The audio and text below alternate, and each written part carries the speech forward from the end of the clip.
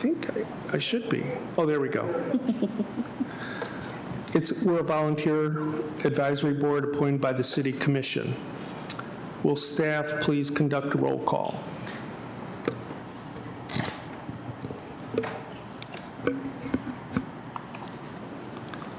Will staff please conduct a roll call? Okay, for tonight's meeting, we'll start with Mr. Sylvester. Present. And Vanden Hamburg. Here. Wark. Here. Harrington. Here.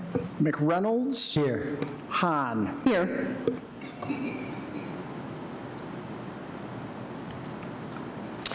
For each public hearing, public comments will be accepted during the times as indicated on tonight's meeting agenda.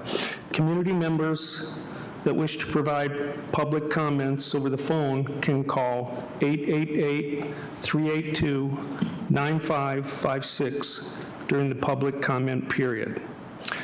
They'll enter a queue and will be prompted to offer their comments in turn.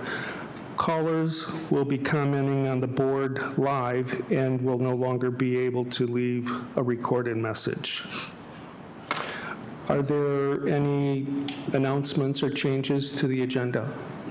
There are no changes to the agenda for tonight. The only announcement I have is that I did get feedback from the city planner on the amendment of the zoning ordinance for the increase in Zoning Board of Appeals membership to 7, and that's going to be on either the December or January Planning Commission agenda. And then we can go through the moving of Mr. Sylvester into a regular seat. Okay. Is that it? And that is it. Okay. We'll move on to the acceptance of last month's meeting or minutes. Are there any changes to the minutes?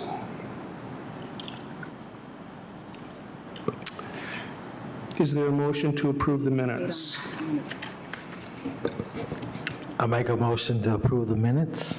Can I get a second? I support that motion. All right. Is there any discussion? All those in favor, please signify by saying aye. Aye. Aye. Any opposed? Okay. I'll now explain our procedure for tonight's public hearing. For each request, the secretary will read the application into the public record. The applicant or representative will have 10 minutes to provide their comments. Following that, the public is invited to step up to the podium, starting with others in favor of the application. Clearly state your name, address, and present your comments within 3 minutes. Following the comments from those who wish to speak in favor of the request, we'll have those who wish to speak in opposition, and they'll do the same. Next, any calling comments will be aired for the board and the audience. After this, we'll close the public hearing upon the request. Once the public hearing is closed, the board will then conduct what is called a finding of fact, where the board states what they feel are the facts of the request. The board must approve the finding of fact of the board. Therefore, the first vote you hear is not a ruling on the request, but of the finding of fact. Then the board discusses the request in order to determine the ruling. The board reserves the privilege to ask questions of persons who have already spoken, even after their public comment portion is closed. Once the discussion is ended, the board will move on to the roll call vote. A full board consists of 6 members with 4 votes required to grant a non-use variance or a use variance. Will the board secretary now read the first application? Sure. Okay. An application for a variance for provisions of the zoning ordinance has been filed with the Zoning Board of Appeals by AVB Inc. The applicant, ZBA number 25-10-16 at 209 and 219 West Cedar Street. The applicant is requesting a use variance from Chapter 50-4.4C 11B to allow a commercial parking lot on a corner lot in the LW-1 district where a standalone parking lot is not permitted on corners, on corner lots in the LW-1 district. Please note that this request will not change the zoning classification of the properties.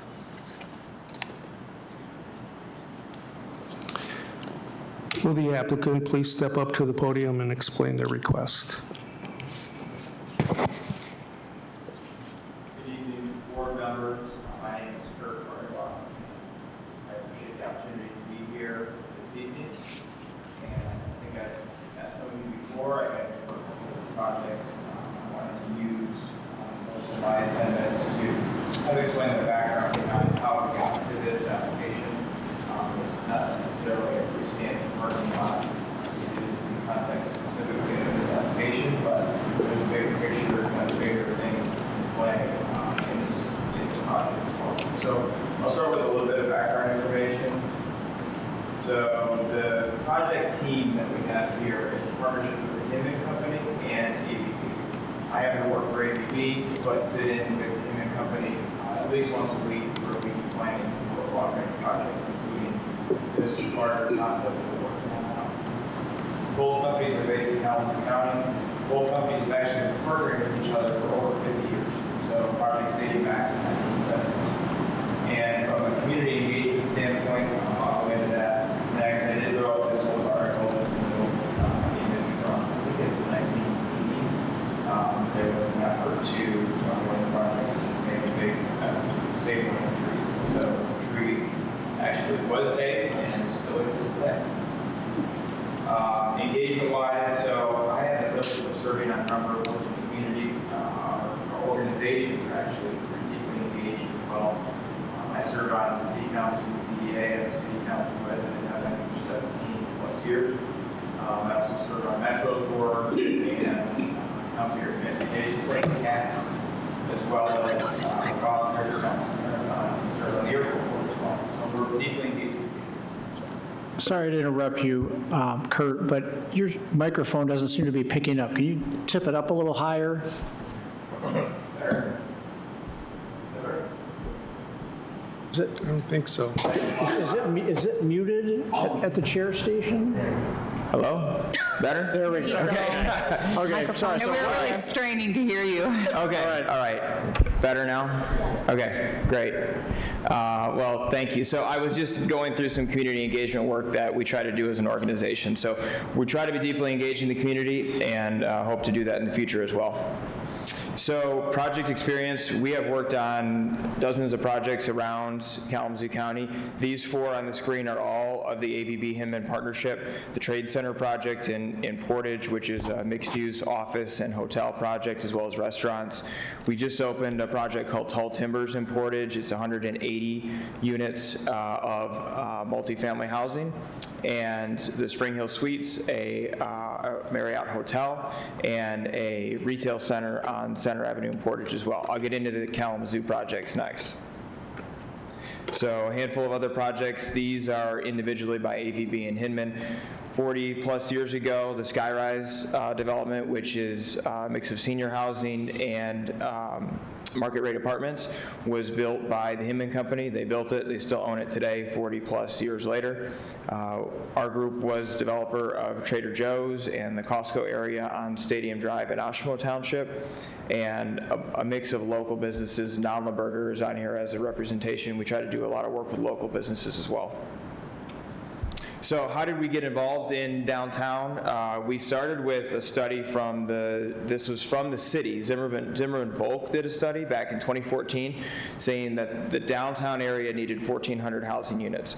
We took that and said, okay, we haven't done downtown work historically in the past, but if there's a demand for it, we'll go and try to fill that demand as best as possible. We found a site that was the old public safety station. That's on the left-hand side of the screen. developed plans, which turned into the 400 Rows project, and you can see the construction underway there. Beginning in 2018 was construction, but really started work in 2014 with that study. That resulted in the 400 Rows mixed-use project. We started with 135 apartments and then did a second building with 101 apartments, added in the factory coffee business on the corner of Rose and Lovell, and now have really added to, we think, the vibrancy of that area from what was once an area with a lot of surface parking lots on it. So to follow up the project we just finished, the 400 Rows, the second phase project, we reviewed the housing study that Kalamazoo County did in 2022. In that study, they called for almost 8,000 units, I think was the total number of apartments and single-family homes and townhouses and condominiums, a mix of housing types across Kalamazoo County, up to 8,000 by the year 2030. So that was 2022. We're here in 2025 now. In the urban center, the downtown area, you can see it highlighted on the screen here. There were 300 in the general urban area, another 250 in the urban center, and another 400 in the urban core. So we took that and said, what can we do next to try to help fill that void, since the housing that we had built was already full? So we turned to the corner of Rose and Cedar, the city's former fire station site. We are working diligently with the city right now and the Brownfield Redevelopment Authority on a project to add 71 new apartments in a new construction building on that corner of Rose and Cedar. To do that, and just a little bit of context, this is an aerial of the site from the city's GIS map in 2018. You can see before we started any work there, it's really a church, a handful of homes. I know some of the neighbors are here. They did some great work on Cedar Street. We tried to fill in a lot of those surface parking lots, though, along the way. This is the same image in 2025. You can see a lot of those surface lots have been filled in with new buildings 7 years later. So a little bit of context on what we're doing. How did we get to this idea of a new parking lot on a lot that had been used for construction staging? We have 136 apartments already built. That's in kind of the center of the screen, as well as 101 in the second building. I just shared a concept for 71 new units at Rose and Cedar at the northeast corner. And then we have another site on Burdick Street that runs between Burdick and John. So we are trying to add all this housing in, but in the meantime, trying to shuffle around some of the parking as well, hoping that as time goes on, the demand potentially for vehicles maybe diminishes as different types of cars and transportation come into play within downtown. In the meantime, though, we're having to shuffle parking around to accommodate the growth of new housing.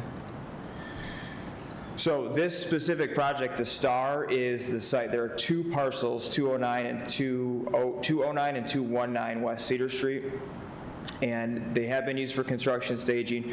We are proposing a move of 2 corner parking uses. So we currently own, where at the northeast corner of Rose and Cedar, we currently own those surface parking lots. The city owns one as well that would be incorporated into that bigger project. And we would move that parking off of that primary urban street corner into the middle of the block. We would also take parking that we are renting right now at the southwest corner and move that parking to the middle of the block as well. The middle of the block is unique here because it has an alleyway that runs through it, and the alleyway is what makes it be technically a corner. In most blocks downtown, this would be the middle of the block, which meets the objective of the zoning ordinance. So we think what we're doing is pulling parking off of these primary corners, moving it into the middle of the block for now, and building new housing on one of the primary corners, and hopefully building on this block as well, but need to shuffle that around right now based on timing. So I just listed here a few things related to what we think this variance request will promote. Existing housing viability in the downtown and Vine area. So we've got, in spite of we don't all want to have cars potentially downtown, but there is still a demand. We've got now 5+ years of management experience with downtown apartments.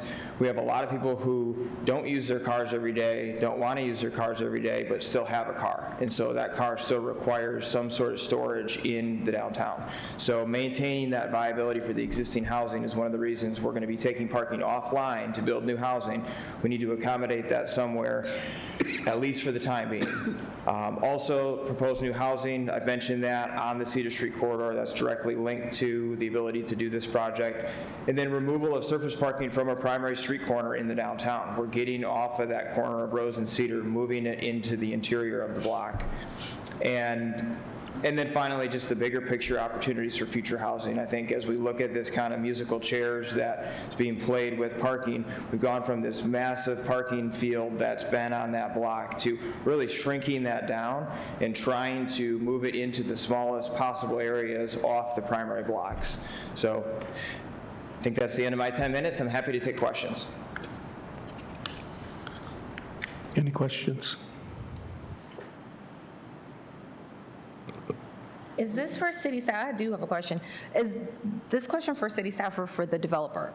Commercial parking lot versus what? What is a commercial parking lot? How is a commercial parking lot defined? And is it distinct than a residential parking lot? Like, what is a commercial parking lot? Well, it's referred to as a standalone parking lot. Typically, it's called a commercial parking lot because in many cases, spaces are leased out, but there wouldn't be any difference, between commercial or residential parking. It's the fact that both these properties will be 100% parking lot with no other primary use. Parking for a fee. Yeah. Commercial parking. Just it's all parking. It's all parking. So like you think about like other developments where the primary use is an apartment building on the property and the parking is accessory to that. In this case, it is the primary use, surface parking lot. Very good, thank you. On the corner. Kurt, I have a question. You said that by moving this parking off of the corner of Cedar and Rose Street and moving it into the block, that would free up that corner property for future development, and that the most likely future development, did I get you that correctly, that your company thinks that future development would be housing and multifamily housing at that? Yeah, correct. Let me go back a couple of slides. So what we are working on right now is on the screen. So you're looking at a site plan for the northeast corner of Rose and Cedar on the fire station site and the old answering service building that sits there now. The answering service building is vacant. The fire station's been vacant for about 21 years. So it is reached a point where it's now a blighted site, I would call it. So we are working on, not only are we working on it, we have been to the Brownfield Redevelopment Authority multiple times, working on a brownfield plan with them.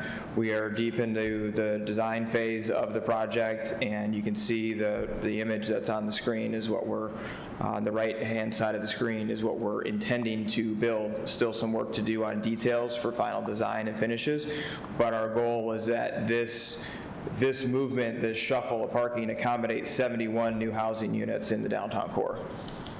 That's not by Cedar and Rose parking though, is it? This is or no? This is at the northeast corner of Cedar and Rose. This would be south of the AT&T building. So the giant AT&T concrete building, immediately south of that, fronting on Cedar and on Rose. Okay, I'm sorry. Yeah. All right. Thank you. Yeah, thanks. Any other questions? Does staff have any comments? Staff has just a few comments. Kurt Ardema covered it quite well, but just to recap, this site is completely void of any use right now. It was cleared to be used as a construction staging site. So, this request before the board tonight doesn't involve any demolition of existing houses or anything of that nature. As it was pointed out, it does front on West Cedar Street and an alley, but that is a public alley, so technically the way the ordinance is worded, it's still a corner lot, which brought it into the sphere of needing a variance for this standalone parking lot project. And then, I think it was really well laid out, the tie-in with redevelopment and, the shifting of parking around, and over time, the removal of other surface parking lots that will result from this, this short-term use of this site, which, could become long-term depending on what gets developed next to it. With that, I want to mention, the staff did indicate 2 conditions that they put with their support for this application. The first was a 5-year sunset provision from the date of this board's approval, and the second is the required removal of the parking lot improvements at the end of the 5-year period, unless a project is built that, that makes this no longer a standalone parking lot. So those 2 conditions are what staff is requesting, and other than that, I don't have any further comments. Thank you, Pete. I'll now open the public hearing and invite those to speak in favor of the project. If there are none, I'll ask for those that are opposed.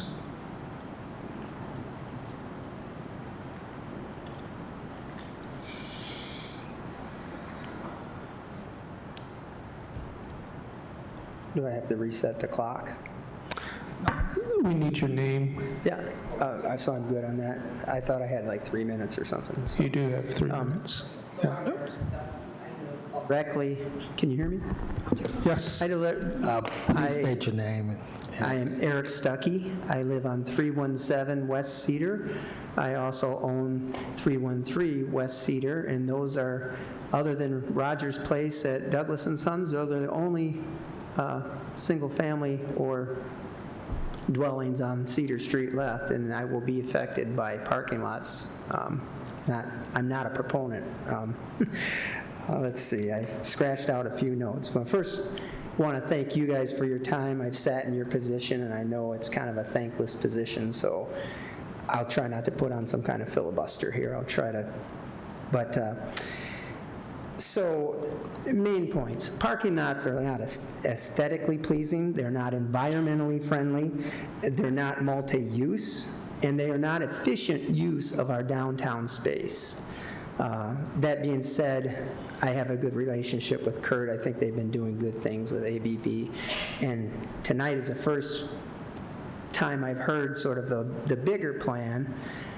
What guarantees do you have that this parking lot's going to only be a parking lot for the first 5 years, or is it going to become a permanent parking lot, which is not inviting, which is not a friendly space, which not is a good use of space for our community that desperately needs green. Want to add in something else. We talk about housing, and they are doing some housing projects, but these parking lots currently, there were housing units there where these parking lots are now. So I kind of look at that as the one on the corner in particular, John Rooney's place, actually was no worse shape than the home I live in now, which is getting to be quite a nice place, in my opinion. So it's like we tear down. The other piece I want to point out about parking lots is you're going to be charging space, private companies making money. We're working on a negative budget. Everybody knows this, right?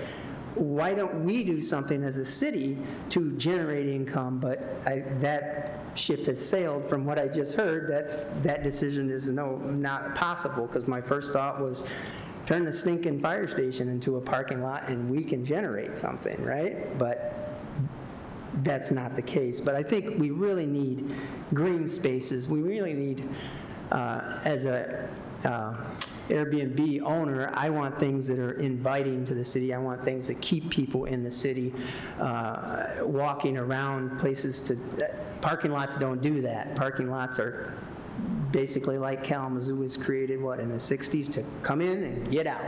I don't think it's a good thing. It might be in the big picture in the long run, I don't know. Yeah, I'm not...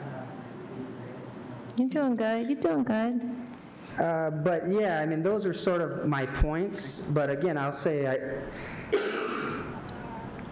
I like the things that they've done and sort of that there is some thought. But what I would really like you seriously to consider with any parking lot ever or any building ever is thinking environmental impact. We didn't do this on Stadium Drive. They had the thing dug up 6 feet deep. Do you think they could have had a way to have the runoff go in and water native plants or trees? No.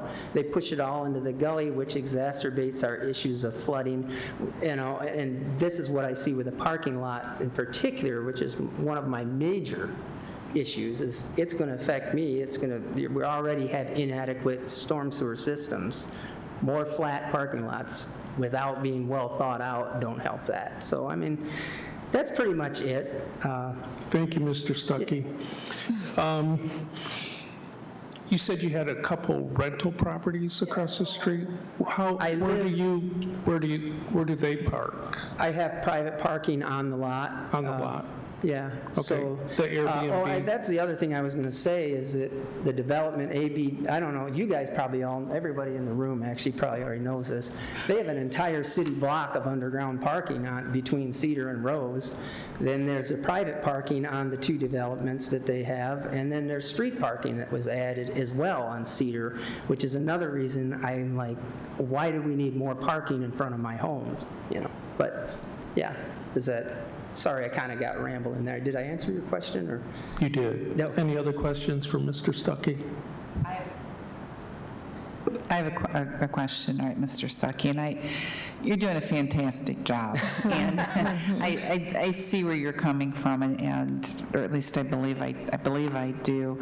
To recap, am I hearing you say that you are okay with this as long as after 5 years they do build That housing? was something I wanted people to think about, because what's the guarantee that it's not a parking lot for the next 25 or 35 years or whatever? I mean, they say temporary. What does temporary mean? I heard 5 years, but what is the...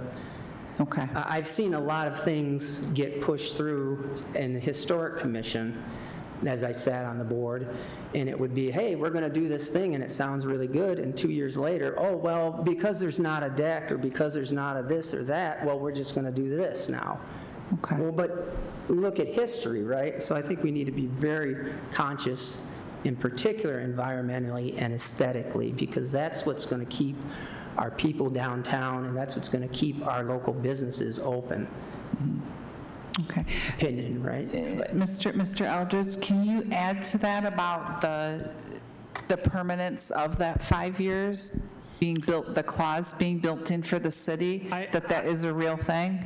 Well, what I can say is if the board chooses to utilize the conditions proposed by staff, that would mean at the end of this 5-year period, the parking lot would need to be removed if there was not a primary use. Whether there's a retail business on the property that goes with the parking, or on a small apartment building, or it's consolidated in with a bigger development.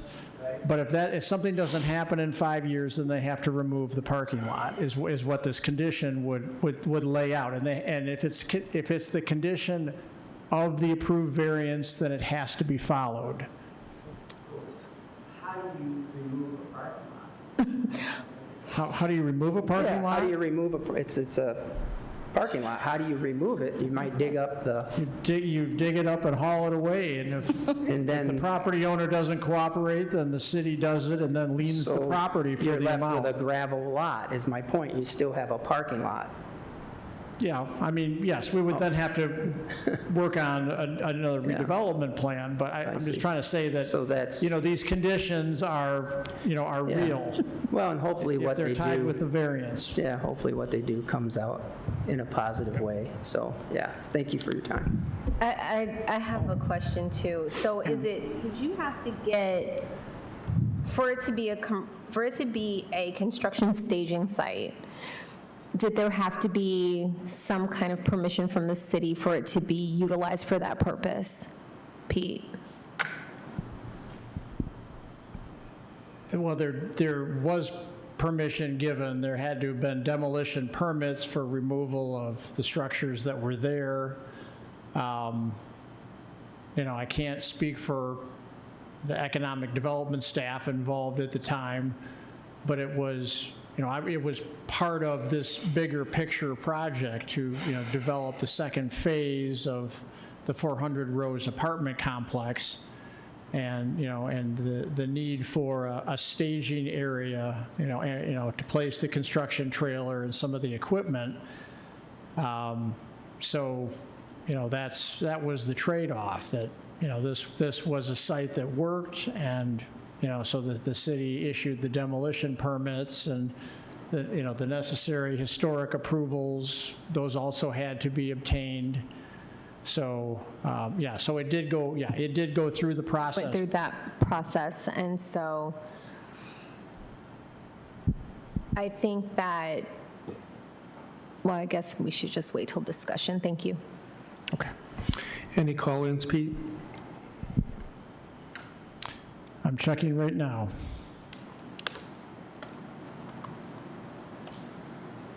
I don't see any call-ins. No, there is no call-ins for this particular request. Thank you. Further discussion from the board?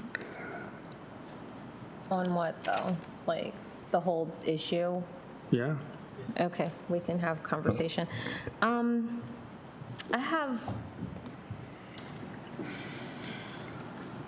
I guess I'm just not clear about how we're activating temporary uses, like, for these types of purposes.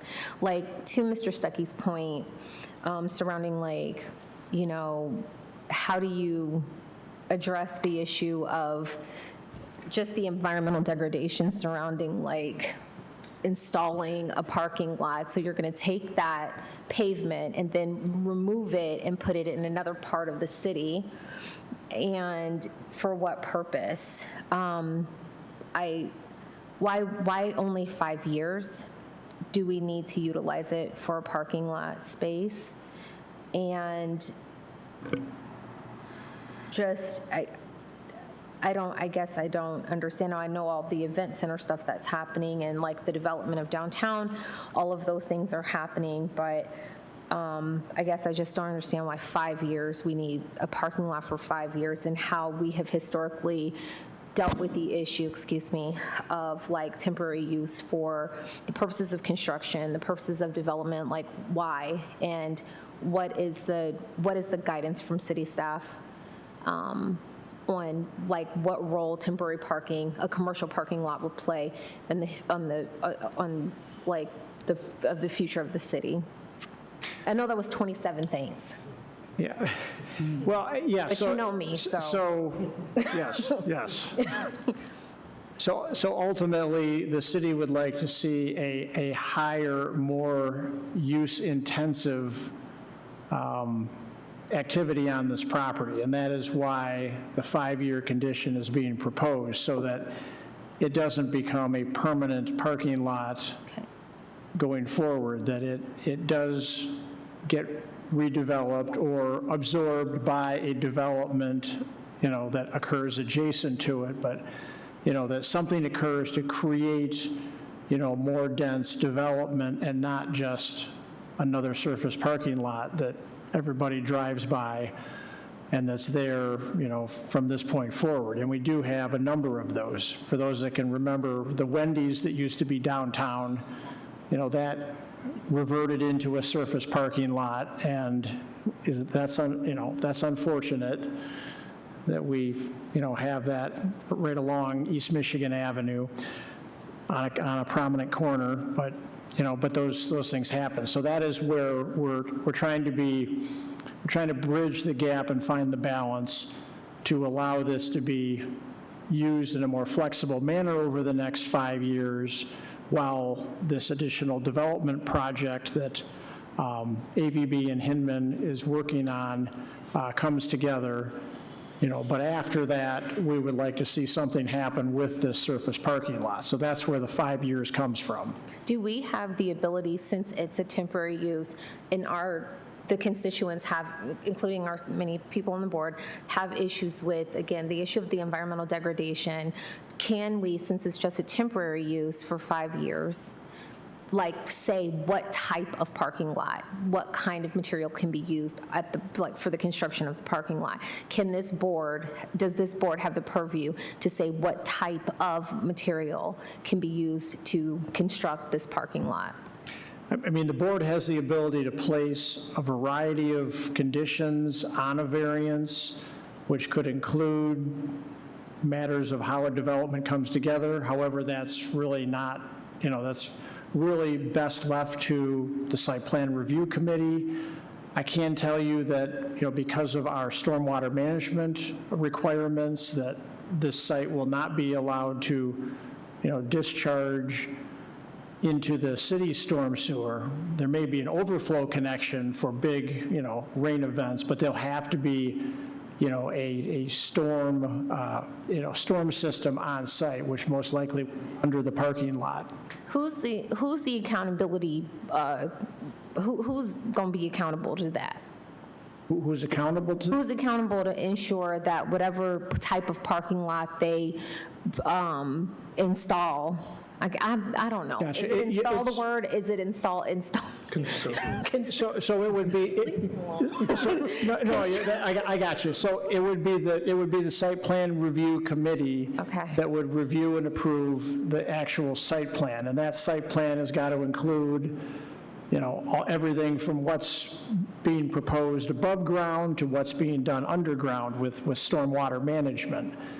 And so that's all on this approved plan, and then the city staff is charged with making sure that as that development occurs, that it complies with the approved plan. So that's where the accountability. That's where the monitoring and follow through come in. But this board still can say we want a specific type of. We can say what type of, because I could just ask ChatGPT right now, what's an environmentally friendly type of parking lot to construct?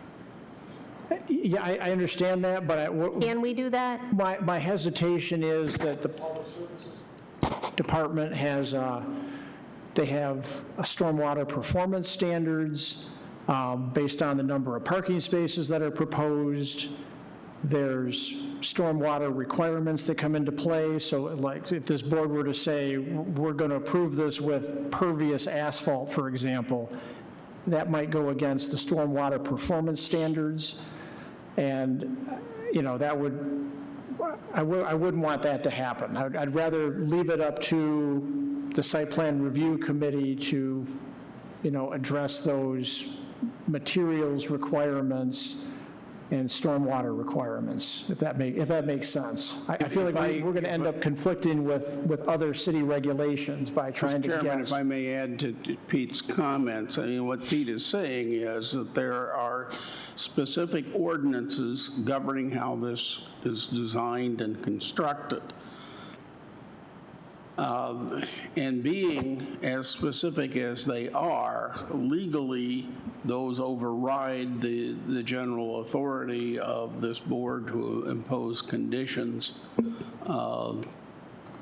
in a variance request. Now, you can impose conditions regarding zoning to ensure protection of the zoning ordinance, but as far as construction, that is to be handled under the site plan review and public service requirements and building and code requirements and so forth.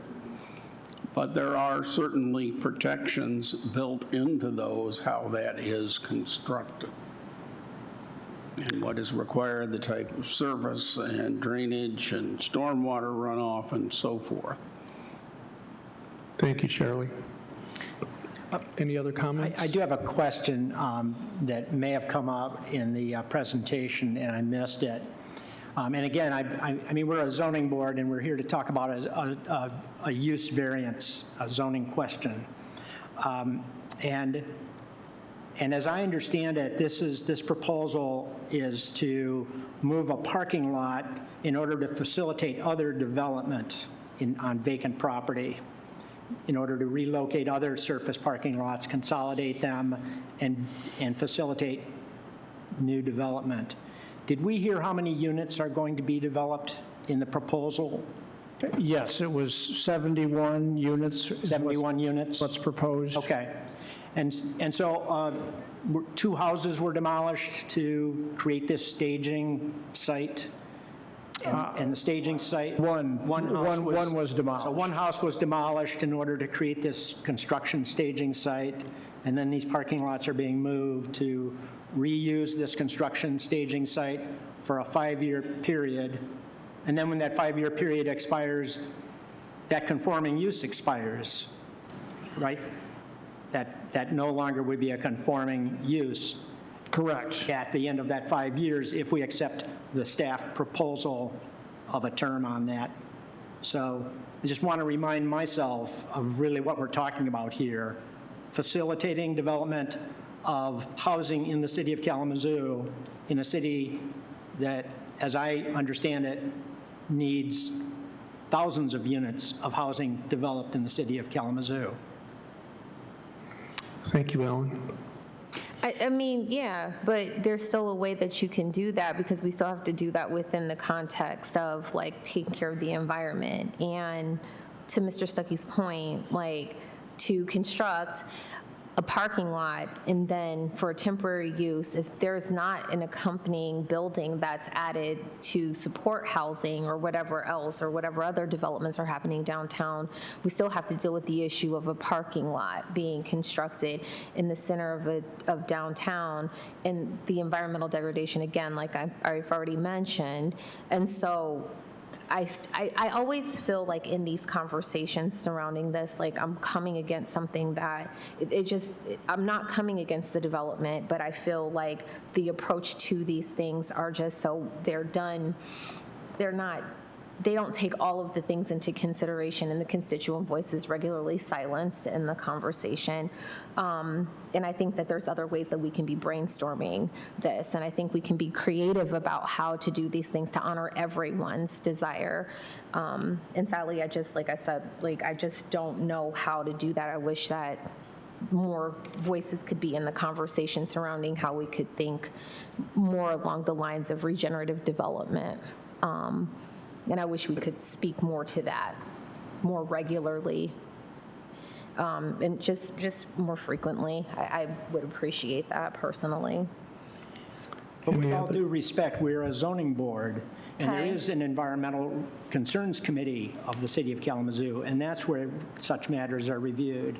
And there's a site and before review, they can even come, like, get there's a site review process. they have to come to us. We are a zoning board, and we're here to review matters of zoning law. Okay, I know what to do. No problem. Any other comments? I have a couple. So at the end of the 5 years, okay, first, am I interpreting it correctly that it's really likely and hopeful that another development happens on this parking lot within 5 years? Like, is that the purpose of this 5-year extension, as you understand it, Pete? The answer is yes. Okay. It is likely, and we're hopeful. Okay. So, like, that there will not be the creation of a parking lot and then the removal have of it a removed. Okay, I just wanted to make sure I understood that, but also, let's say all kinds of economic challenges take place in the next 5 years, and we can't do, they can't do the development as they are hoping and planning to. Could they apply for another use variance at that time? Could they return to the board to ask for modification of the condition? I suppose they could. I'll let Attorney Bear speak to that, though. Yes, I believe they could.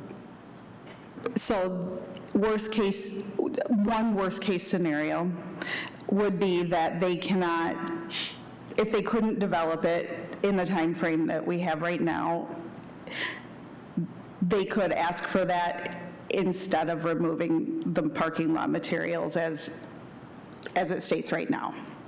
Right, if they filed a variance request, that would suspend any action in enforcing that timeframe until that was considered.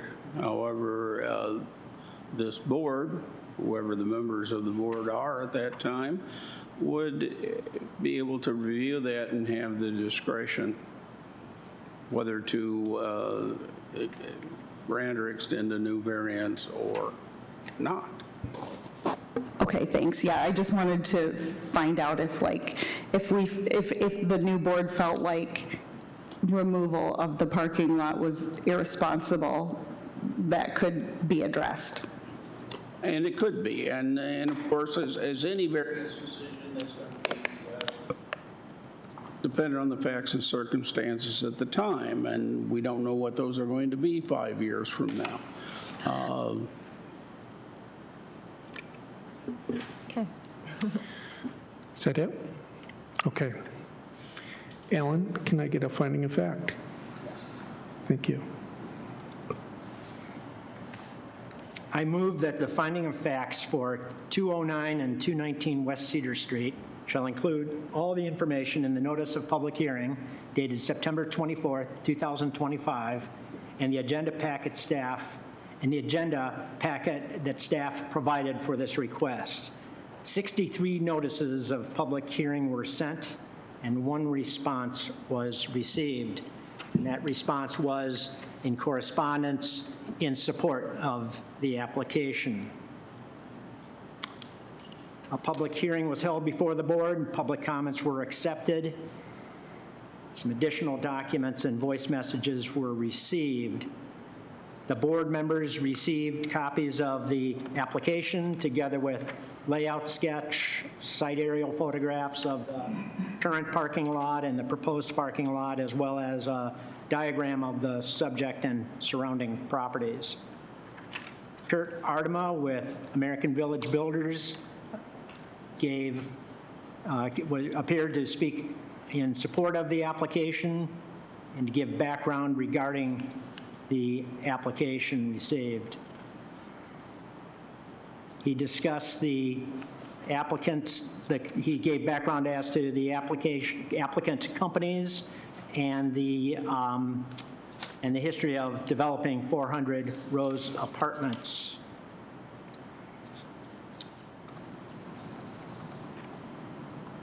The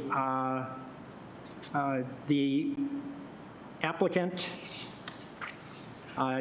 discussed the proposal to use the subject property as a standalone parking lot,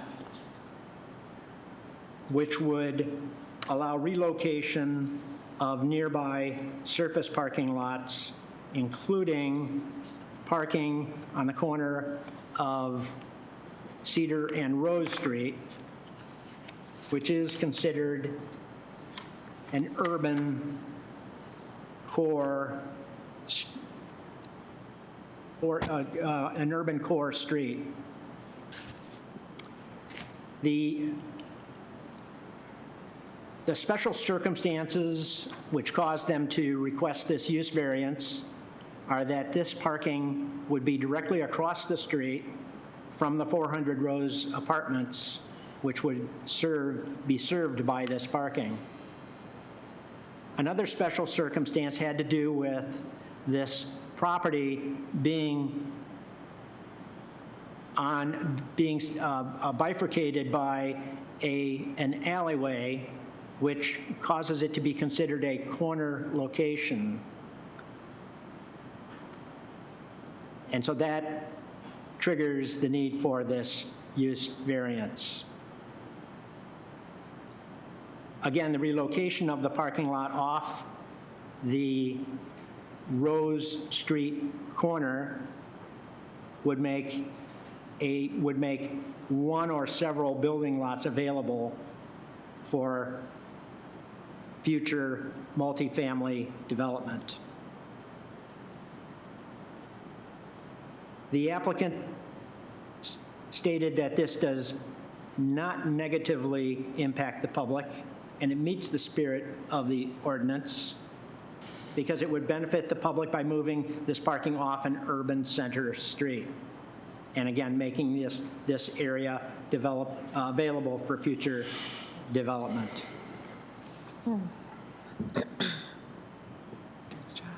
Granting this variance, and therefore by granting this variance, it would be in support of appropriate downtown development. Now, speaking in opposition to this application was, and forgive me if I get your name wrong, Eric Stuckey spoke in opposition to this application. He resides at 313 West Cedar Street, and he is opposed to this and other surface parking lots.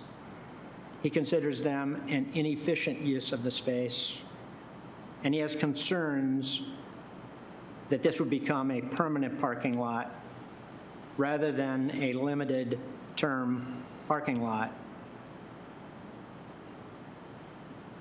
He feels that we need more green space in Kalamazoo and in downtown Kalamazoo, and he has concerns about environmental and other drainage concerns. Staff inserted the comments regarding a proposed 5-year condition for this use as a parking lot, and that at the conclusion of this 5-year term, the parking lot and the improvements for it to be a parking lot would be removed.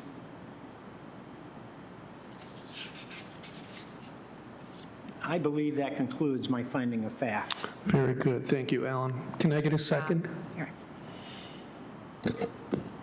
Second that motion for finding the facts. Thank you.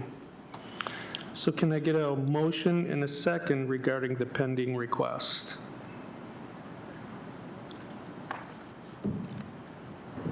I motion to approve the pending request. Thank you. Second? I will second that, I second that, wondering if your motion includes the staff recommendation for the short term. Yes. With that clarification, yes, I support your motion. Thank you. Is there any more discussion?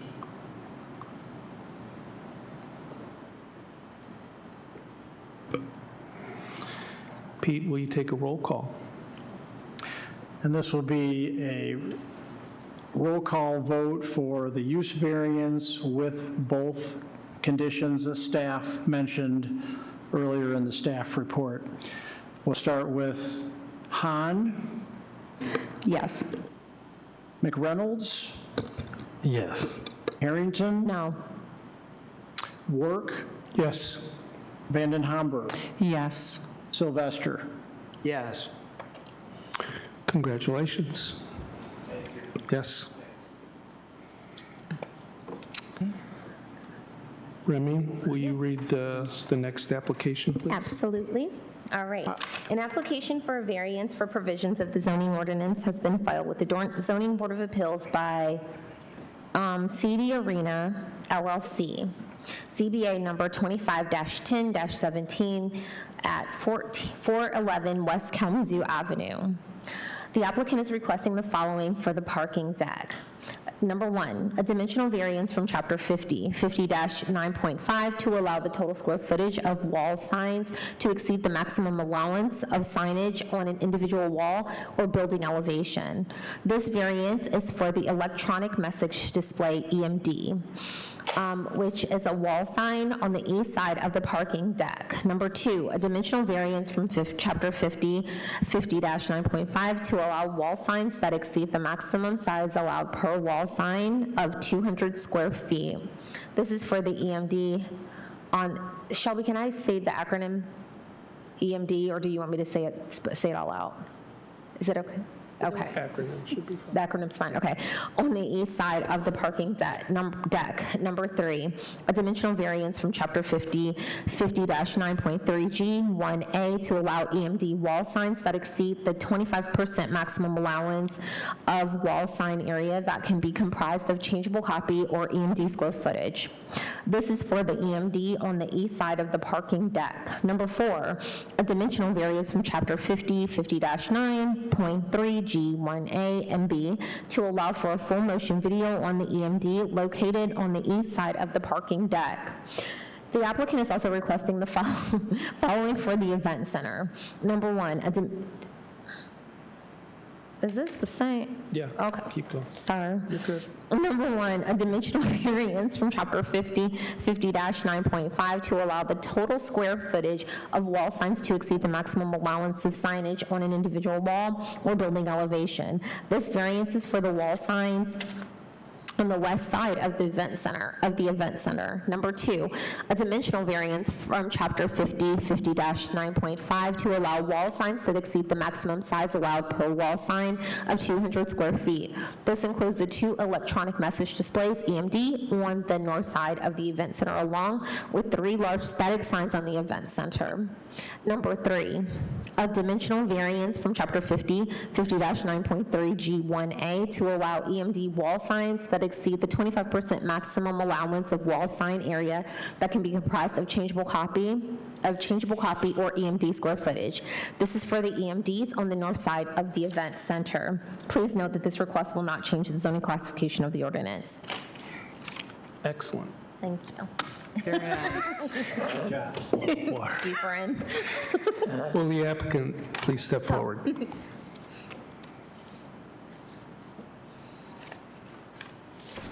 Is it on? Okay. Yep. My name is Kendra Daniel, and I'm with Tower Pinkster, and we're here to present on the variance request for the Kalamazoo Event Center. Let me get this bigger for you. Or maybe not. We'll go with it. We're requesting, as you read, several variances across the entire building. A little background, this is a unique building opportunity, and thus the signage strategy for it is unique and falls outside of what the zoning allows. And so we hope to present to you the things that we found that in good faith meet the zoning requirements for this special use case building. To familiarize you with what is currently being built just north of here is a multi-use event center. There's the ice sheet here is a practice and community ice rink. There are basketball courts for the WMU basketball men and women. The arena is a multi-use sport facility where there will be hockey, basketball, and concerts, and then a multi-use event hall, which is a flat floor space, which allows for any number of different trade shows or events to be hosted. And then to the south is a parking deck constructed along with the event center to support the influx of people coming to use the event center. To give you a preview of the whole package of the signs, we have some illustrative images, just to give you an idea of these signs in scope of the building, since a lot of them by zoning are large, but they fall within a pleasing arrangement on the building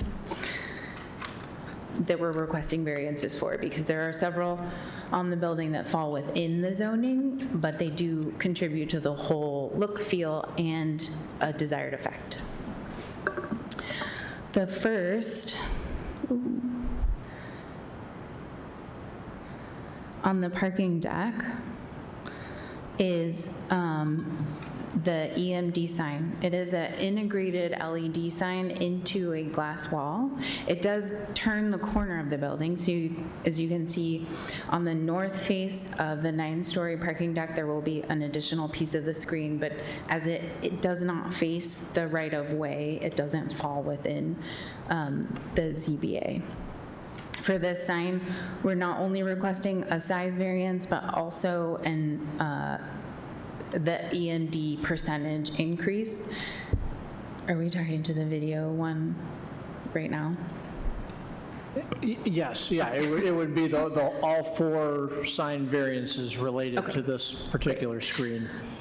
So in addition, there has been a request for full motion video minus sound. So just videos being able to play on this screen in addition to movable copy and static imagery. Now it's not going to let me go to the next page.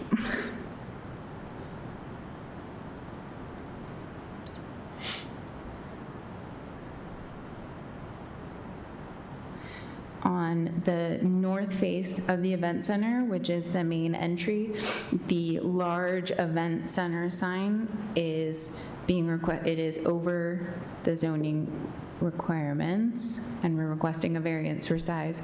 Currently, the content is unknown, but what we have is a sign size and square footage that we will not deviate from. Anything that is proposed in the future will fall within the sign size that we have requested. In addition, on this facade, outside of the zoning, we have signage for the box office and a digital marquee that will have changeable copy that runs around the corner of the building. On the east facades, we have the continuation of that marquee. All signs on this facade fall within zoning. And then on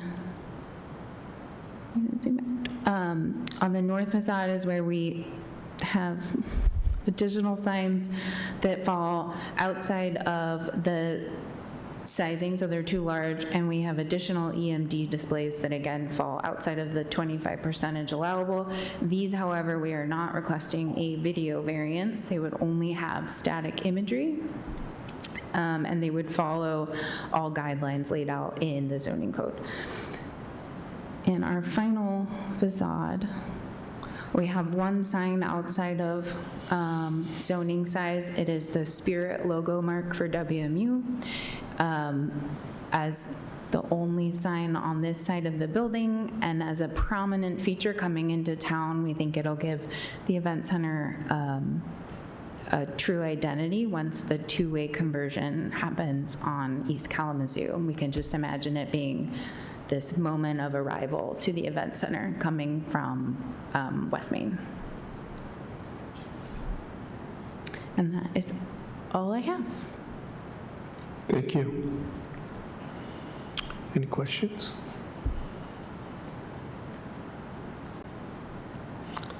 Staff comments? I already asked Pete my questions, so I'm good. Yeah, so I'll just kind of pick up where Kendra left off, and you've already, the background has been covered quite well for these two prominent structures with the 8-story parking deck and the rather large 4-story event center structure. So I want to start by talking about, what is permitted on this site. There's, in addition to wall signs, there's also an allowance for freestanding signs. However, for this development, there is no freestanding signs that are planned at this point. All the signage is going to be on the building. Obviously, in many cases, the building comes really close to the property lines, so there really isn't room for those freestanding signs. But I just wanted to point that out, that there is other signage that is not being exercised by the development team for this project. And with that being said, the other aspect of this is that there are certain signs that are exempt from the sign regulations, the ones that are between the buildings. So the ones on the event center that face directly towards the parking deck, and what's on the parking deck that faces directly north towards the event center structure are not visible or legible, or designed to be, clearly viewed from the public streets. So we're not talking about those tonight. And then also, what's shown in yellow, just looking at the diagram that I blew up, from the plans provided, that is where the marquee is, where there'd be scrolling information, and that is permitted under the ordinance to have a marquee, and so the size of what's proposed there for the marquee does fall within the ordinance guidelines. So, that's this color-coded layout is very helpful to see, where the EMDs are located, where the static wall signs are shown in red, and then, of course, the marquee in yellow. So with that being said, there's, like I said, there's signage, freestanding signage not being utilized. As far as getting into the specifics, Ms. Harrington did a great job of reading off the variances, and obviously you heard a repeating theme because there are similar variances needed for the signs on the parking, the signage for the parking deck as well as the event center. So that if we focus specifically on the parking deck, it's really this one sign, which is the EMD that faces North Park Street, that these 4 variances apply to. And, the first one is, the wall sign allowance in the ordinance is determined by the overall width of the wall that the signage is attached to, or in the case of a building that's 5 stories or more, it's 5% of that wall space it determines the maximum square footage of all the wall signs that can go on that wall. So this is obviously over that 5%, which is, what I calculated here, 492 square feet would be the total amount allowed, and this EMD is 1,921 square feet. So, so that is the first variance, and I just wanted to comment, which I know I'm kind of repeating a few things, but it is a multi-use board. Not only will it advertise the Western sports teams, be used for concerts and other trade shows that may come to the event center, but it'll also serve as a useful tool for community events being held in the plaza that is directly east of where that screen is going to be, facing towards Park Street there. So it is, it's a multi-use board that they're putting up. It is unique technology where when it's not turned on, you can actually see the structure of the building behind the panel. So it's not like this is going to be a big white screen that's when it's not in use, that's all you're looking at. So that is, that is also something different to keep in mind. The second variance is from the maximum size of a wall sign. Now, in this zone district, the maximum size of any one wall sign is 200 square feet.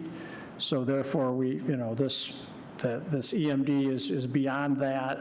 And then the third variance is related to the allowance for a changeable copy board or EMD as part of a wall sign, which is limited to 25% in normal cases. In this case, since the whole sign itself is an EMD, we're at 100%, not 25%. So that's the third variance.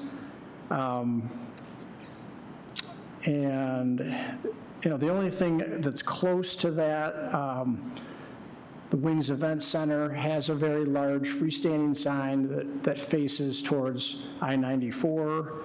I looked at that, and that is, the overall sign is like 1,029 square feet, so it's quite large. It's not as big, but that facility is not as big as this facility either.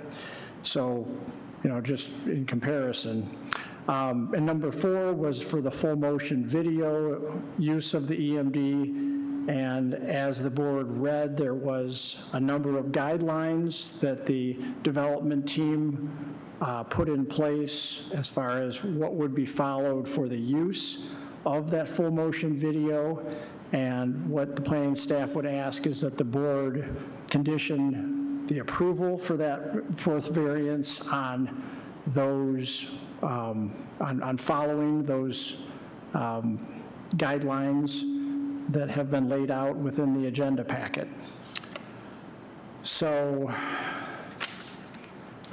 with that being said, I'll just move through the event center signage. Is there any questions, questions about the parking deck first? I'm doing the finding of fact, and I actually feel really good about everything, but if, for one of the points, I've got the electronic message display facing North Park Street, 1. I've got the requirements for that. The allowance for changeable copy and 100%, full motion video, EMD, and we've got some restrictions or qualifiers with that. But then for number 2, I just have EMD, and I was. And for number 2, that was exceeding the 200 square foot maximum for a single wall sign. Okay, all right, thank you. Exceeding the 200 square foot, okay. Yep. Thank you.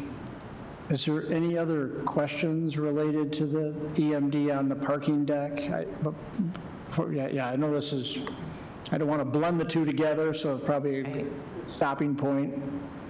This is all the parking deck, got it. Okay. As far as the event center, which was also covered in detail, this, when you're looking at that layout, the variances are only needed on the east, north, and west sides of the building. So, that is that right? East, north, and west sides. Well, and that would be the south side too, because that's where the event center, that's where the event center channel letters are going to be located, so it would be all 4 sides.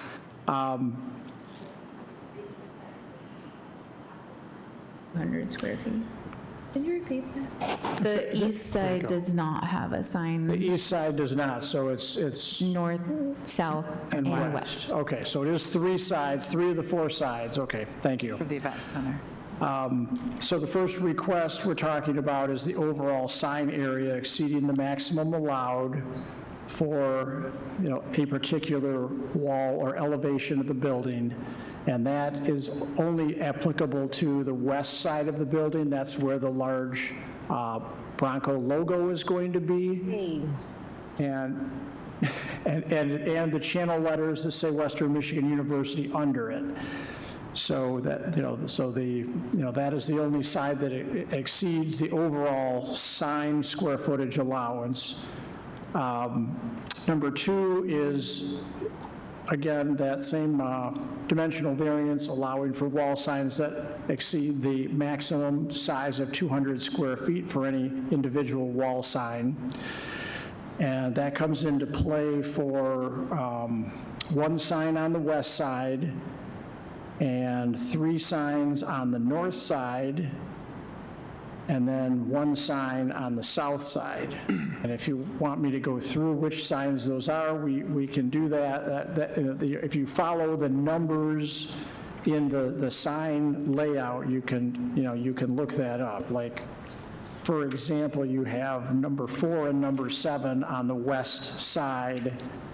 And then on page 2, number 4 is the Bronco WMU Spirit logo, and number 7 is the Western Michigan University channel letters. So, you could walk through that if you have a question about like which sign is being referenced that's over that 200 square foot allowance. And then the third variance related specifically to the event center wall signage is the EMD signs that are going to be on Kalamazoo Avenue, one facing east and one facing west. The allowance in the ordinance is 25% of the sign area. And obviously, these are, each individual sign is 100% electronic message display. So, that is, that's it in a nutshell, and I'm open to any questions the board has. I mean, staff is supporting this due to the unique use of this, multi-function uses of this building, as well as the size of this building. Just as an example, from corner to corner on Kalamazoo Avenue, the building is 567 feet in length. And then along Park Street, it's 423 feet in length. This overall site is over 8 acres, I believe. So, I mean, scale-wise, it is a, large facility when you look at the 8-story parking deck and then the 426,000 square foot event center. So, I think that's all I've got for staff comments. Is there any questions specifically about the event center signs, since we kind of paused for the parking deck? The building's definitely not, we didn't have a building like that size when we made the ordinances, the zoning ordinances. No, we didn't. We definitely did not, and I did take a moment to look back. We have a number of large buildings in the downtown, not of this particular shape, but even like the, what was the example I had? The Fifth Third building, for example, on Michigan Avenue. The wall sign up on the front of that building is 600 square feet, just under that. The Comerica signs on the rooftop of that building are almost 400 square feet. So, there are examples around town of larger buildings, getting approval to have signs over that 200 square foot allowance. Okay. Any questions for Pete?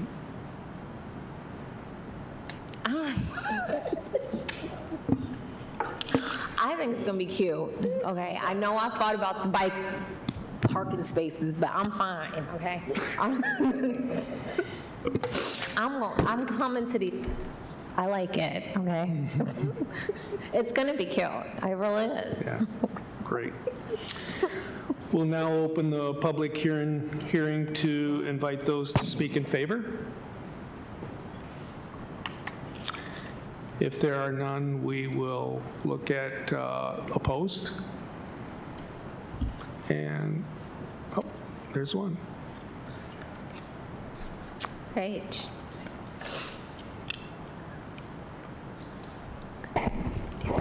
Good evening. Hi. Hi. My name is Matt Conley. I'm the owner of 137 North Park Street. Excuse me, you said Matt Conley? Yes, Matt Conley. Sorry. I was hoping we'd be able to leave that site plan back up so I could kind of point to where. Just that. All right, and Matt, what building did you say you own or you live in? Or 137 North Park Street. 137 North Park, okay, thank you.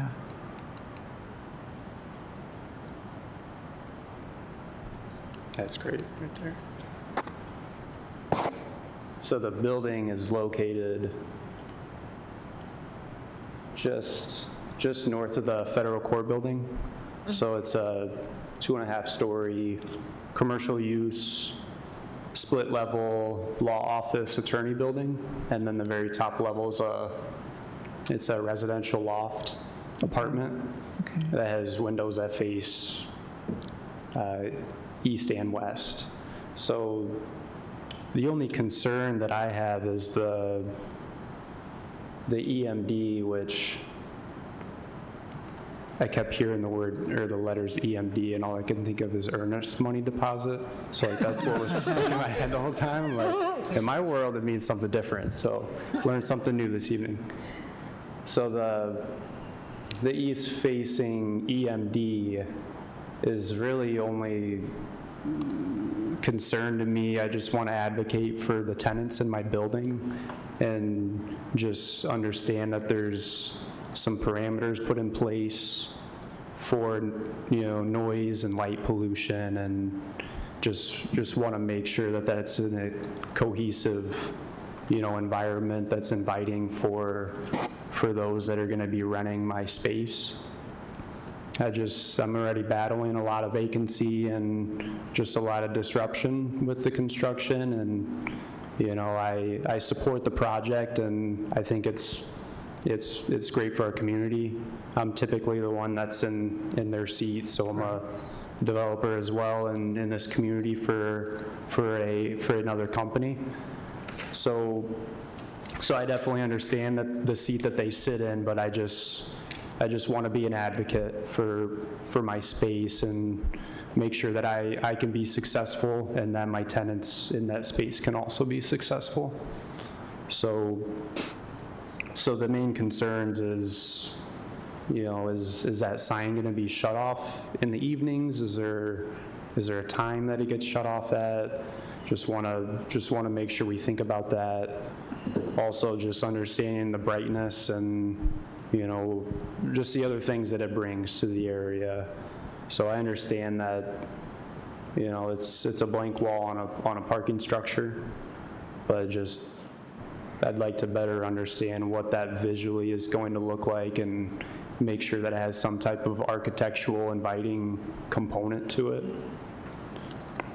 I already asked Peace at 11 o'clock p.m. It's going to be off. 11 p.m.? Mm-hmm. Okay. And it's going to turn back into looking like the building. Okay. Mm-hmm. All right. Yeah. Thank you. Thank you, Matt. Yeah. Appreciate it very much. Thank you. And the board can always bring the applicant back up to answer to any questions that are now being raised. I'll go ahead and check the call-in comments. And the line is open. I don't see any call-in comments for this request tonight.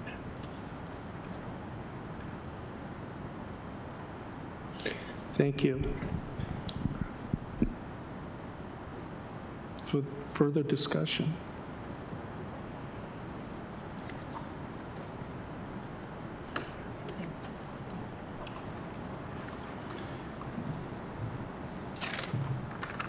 Can I have a finding of fact? Yes, you may. One moment. Thank you.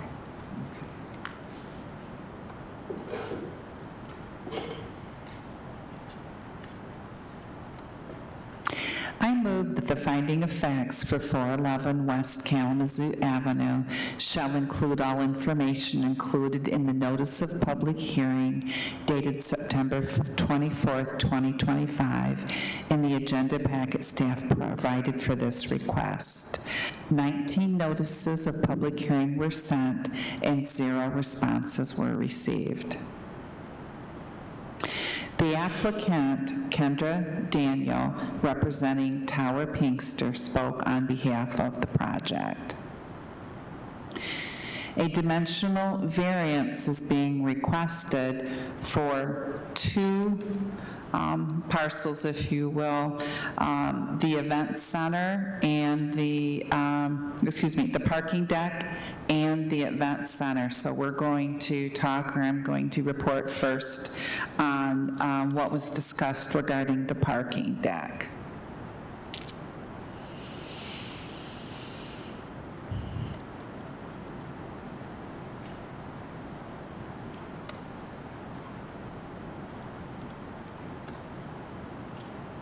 The arena with the parking deck is going to be a multi-use facility with an ice rink, WMU, hockey, basketball courts, events, trade centers, shows. The parking deck is integrated into all all glass. It's going to be an 8-story deck with a wraparound on it. And what they're looking to do is have full motion video without sound. Main entry content is unknown at this time. The box office is going to have a digital marquee also around the corner, static imagery only, a Spirit Horse logo, WMU, greeting people as they come from West Main, headed to downtown Kalamazoo.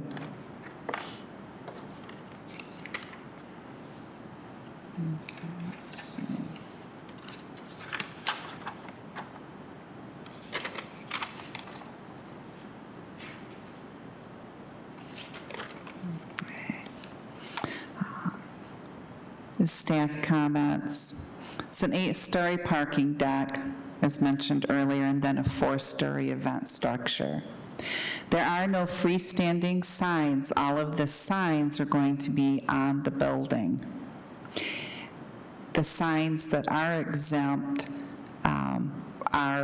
might be any signs that possibly come up that the public can't see that are behind or in between the structure and the parking structure and the event center.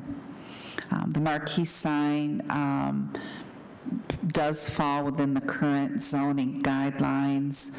There's an electronic messaging display facing North Park Street. They're looking for 1,921 square feet to display, where the current zoning is 492 square feet. Many of the positives of this are it's going to be a useful tool for community events, projecting things into the plaza. It's pretty cool that it's all going to be on the building. Like Remy said, that it shuts off at 11. When the sign is not in use, you can see the building, the architecture of it, so it's not like it's just this blank screen when it's not projecting. Let's see. Some comments about the EMD exceeding 200 square feet for a wall sign, allowance for a changeable copy 100%, full motion video. An example was that Wing Stadium has a 1,029-foot sign outside its building.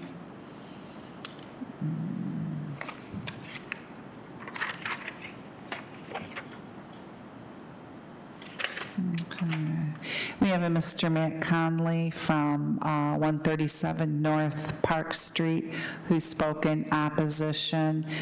He has a 2.5-story commercial building that's a law office and apartment. And while he's positive about the project, he also would like some assurances regarding the light pollution and the noise pollution as regard to the safety and well-being of his tenants. And that concludes my finding of fact. Excellent. Thank you. Can I get a second? Second. All in favor? Aye. Yeah, me too. Me? In favor. Aye. Aye. Aye. Aye.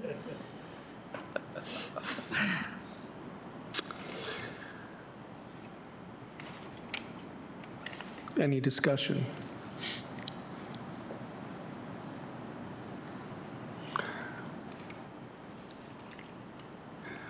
Well, I just want to make sure that EMD, everyone knows that EMD is electronic message display, and it is not an earnest money deposit.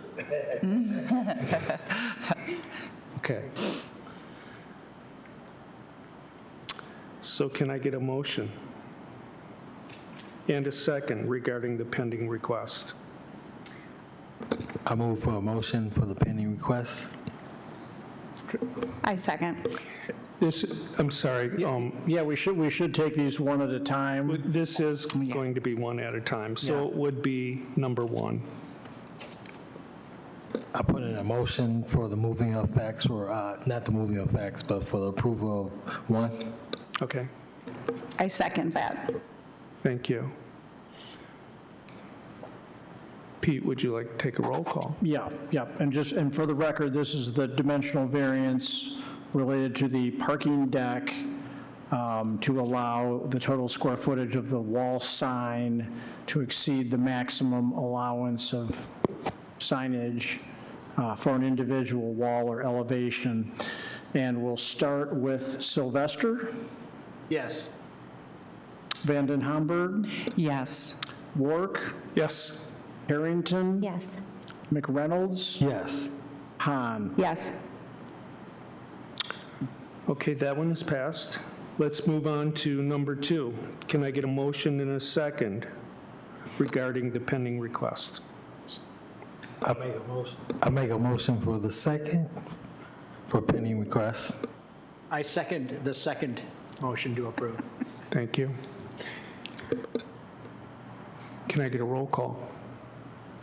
And this will be a dimensional variance to allow, on the parking deck, to allow the wall sign, to allow a wall sign that exceeds the maximum size allowed for a wall sign of 200 square feet. And for this, we will start with Hahn, Yes. McReynolds, Yes.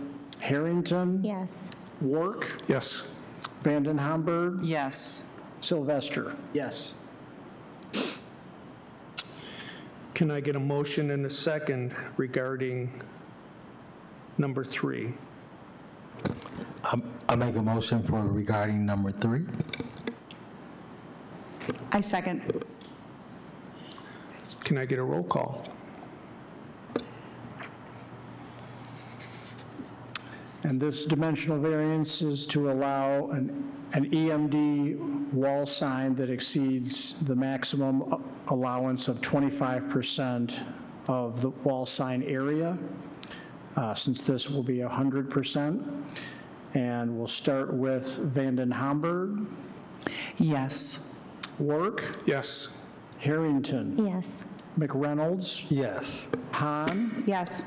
Sylvester. Yes. And that one was approved. Can I get a motion and a second for number 4? I move approval of the dimensional variance identified as number 4. I second that motion for number 4. Can I get a roll call? This dimensional variance is to allow for full motion and video on the EMD located on the east side of the parking deck.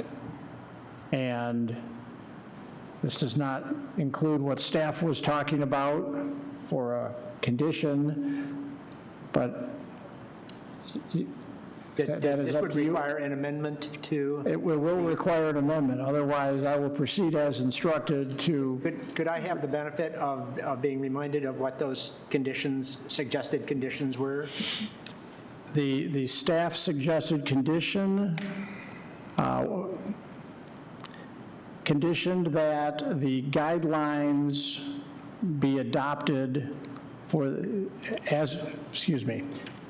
the guidelines proposed by the development team be adopted as a condition of use for the EMDs. I amend my motion to include the conditions as stated by staff. I second that amendment motion. Where is that going to be written into? That will be written into the decision letter that gets mailed out. Just asking. Okay. Okay, since there's been an amendment to the motion, you'll first vote on the amendment, and then if that's approved, the amendment is approved, then you'll vote on the Change. motion as amended. Okay. Can I get a roll call for the amendment? We'll start with McReynolds, Yes. Hahn, Yes. Sylvester, Yes. Vanden Hamburg, Yes. Work, Yes. Harrington. Yes.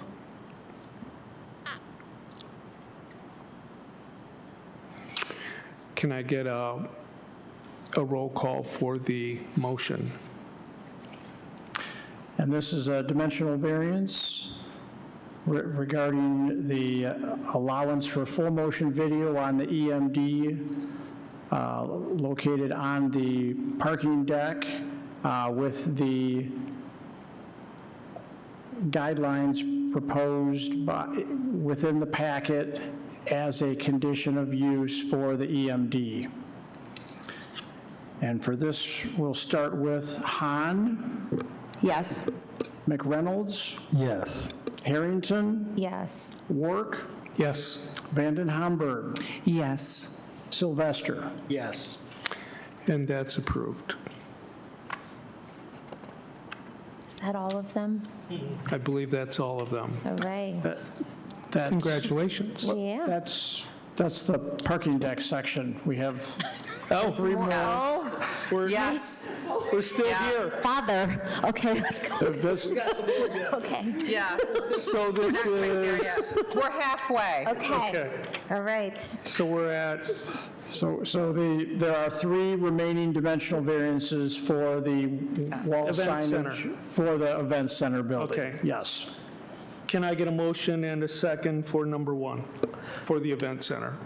I make a motion for the event center 1. I support that. Can I get a roll call?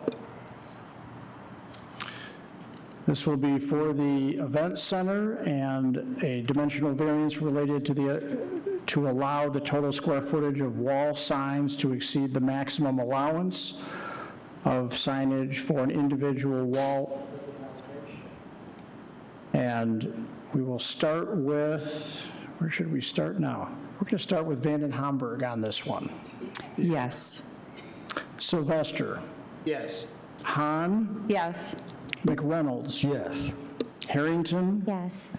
Work. Yes. Can I get a motion and a second for number 2 of the event center?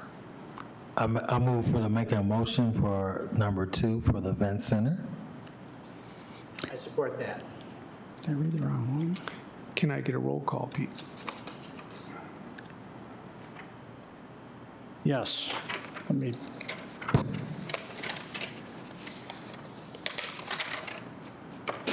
One moment, please.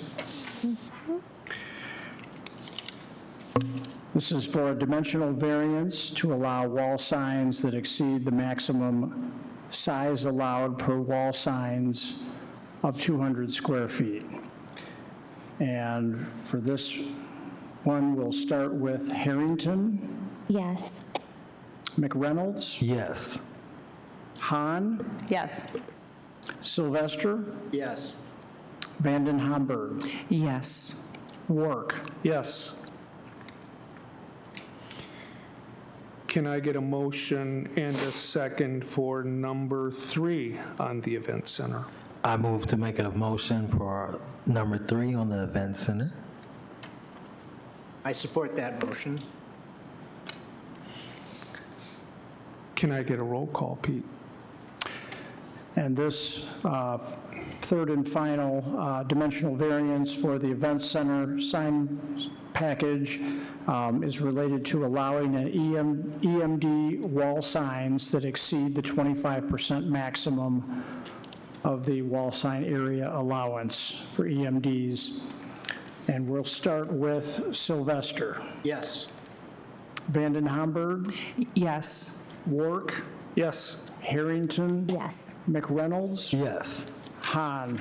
Yes. Again, approved. All right. Congratulations. Yeah. Okay. Yes, thank you for the detailed presentation. Sometimes you just gotta be quiet, like Cat Williams said, so we can make some progress. You know? So. Do we have anything else? We do not have anything else on the agenda. Meeting adjourned.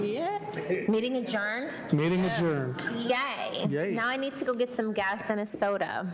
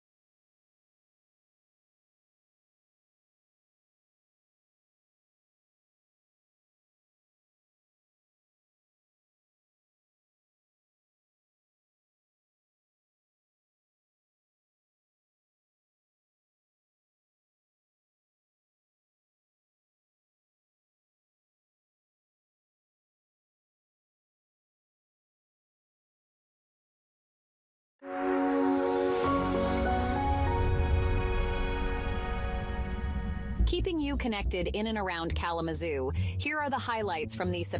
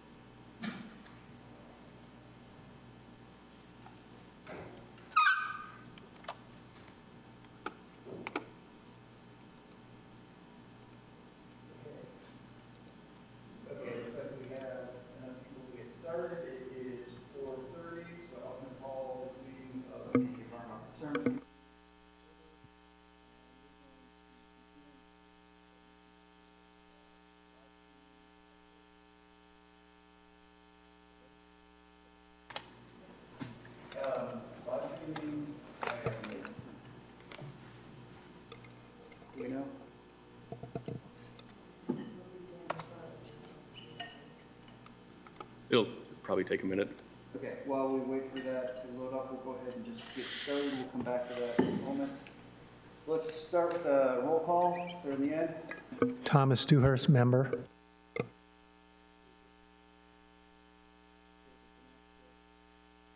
Rachel Yondel, member.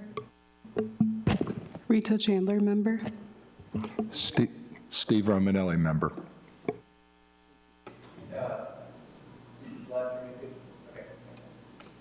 We have an agenda that everyone should have received previously.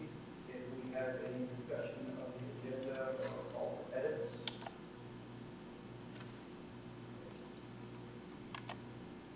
Then I'll take a motion to approve the agenda as presented. I'll make that motion to approve the agenda.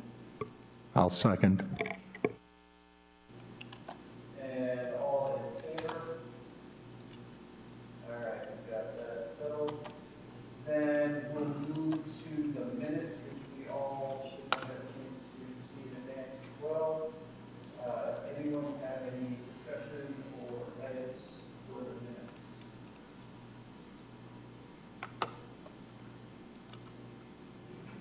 If everyone is comfortable with doing so, we can make a motion to approve the minutes. I'll motion to approve the minutes. Seconded. We got a motion, all in favor? And that looks good, so we got approved minutes as well.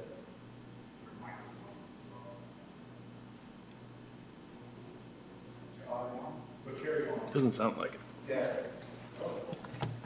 Oh, there we go. Got it. Thank you. Okay, technical difficulties for the month. We always have some. Let's see. So we've got the minutes. That takes us to communication. So let's start. Does city staff have anything to communicate? No communications were received. And I don't believe we got any emails. Did anybody see any emails or other communications from the public? Okay. Then we are moving right along. We are at the point where we'll take public comments. We had some trouble last month, but I think we've got that sorted out. So if you want to call in, we should be good. That number to call in, 888-382-9556. One more time, that's 888-382-9556. Do we have any callers waiting online? None. Okay, we will take public comments again at the end of the meeting, so keep that in mind. We'll come back to that. Also, anybody in the audience? Other than Jiminy Cricket, I think we're good. All right, that moves us to our reports. Let's move through our regular monthly reports, and then after that, we have, we're gonna have a speaker, and we have check back on other business. So, starting with Natural Features Review Board. Yeah, thank you. Wasn't much on the Natural Features Review. They did close this. They did approve City of Kalamazoo, I believe, water line installation at Station 15. They closed the existing wells. They installed new wells further from the body of water. This is at Spring Valley Park. And the wells are now compliant, or the treating will now be compliant to meet EGLE requirements in regards to PFAS, et cetera. That is all that there was. Okay. Questions or comments?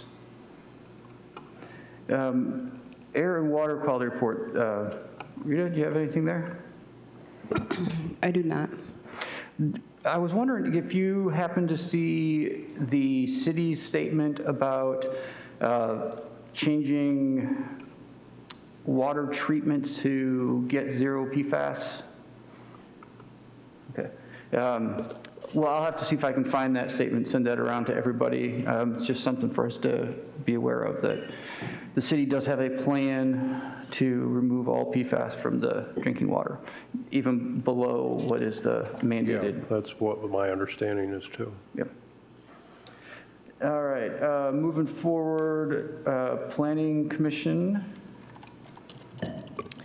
This month at the Planning Commission, the only thing that was discussed was interviewing new candidates for their board. It's about a 15-minute meeting, so. Okay. And just, I had skipped over wildlife and natural resource protection because our two leads aren't there.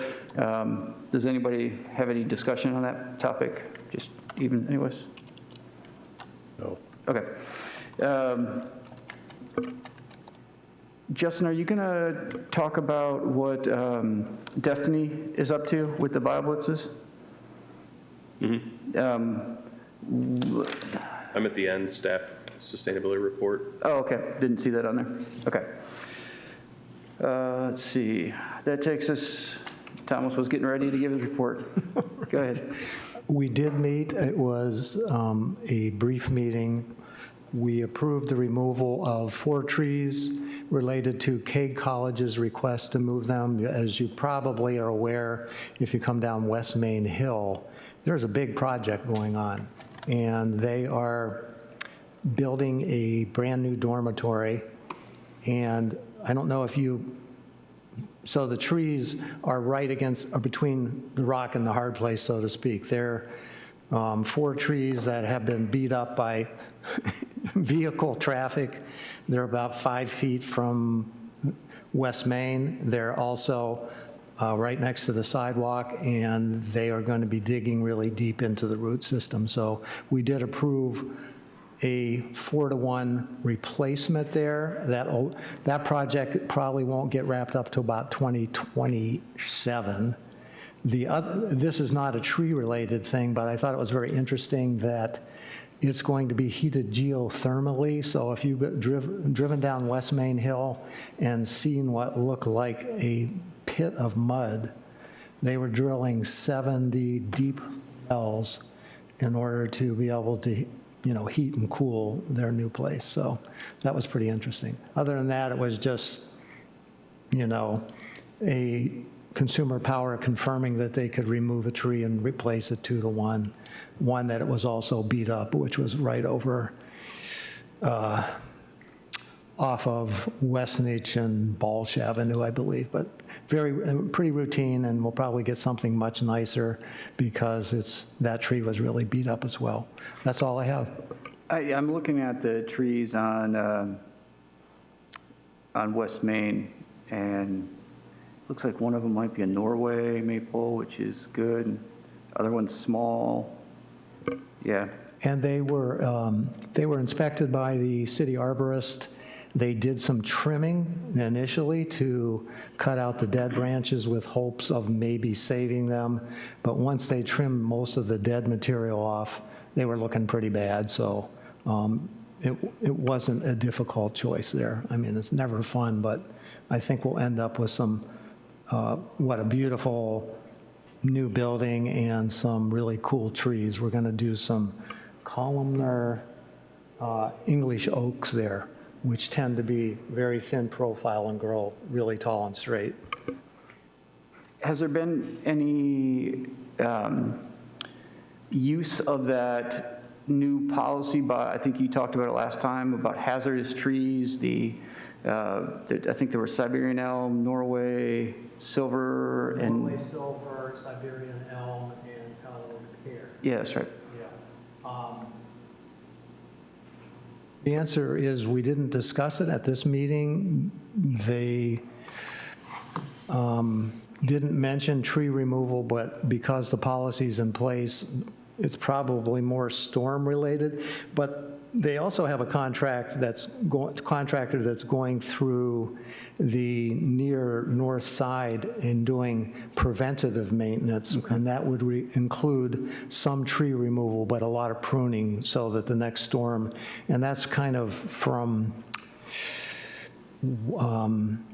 Kalamazoo Avenue north, also following Douglas Avenue up to about Patterson, and then all the way to Riverview Drive. So that is a contract that will be going on throughout the fall, just to remove trees that would be likely to blow over in the next storm or fall on a house or break a power line. Okay. That's the general plan for the fall. Thanks. Any other questions or comments on the tree committee report?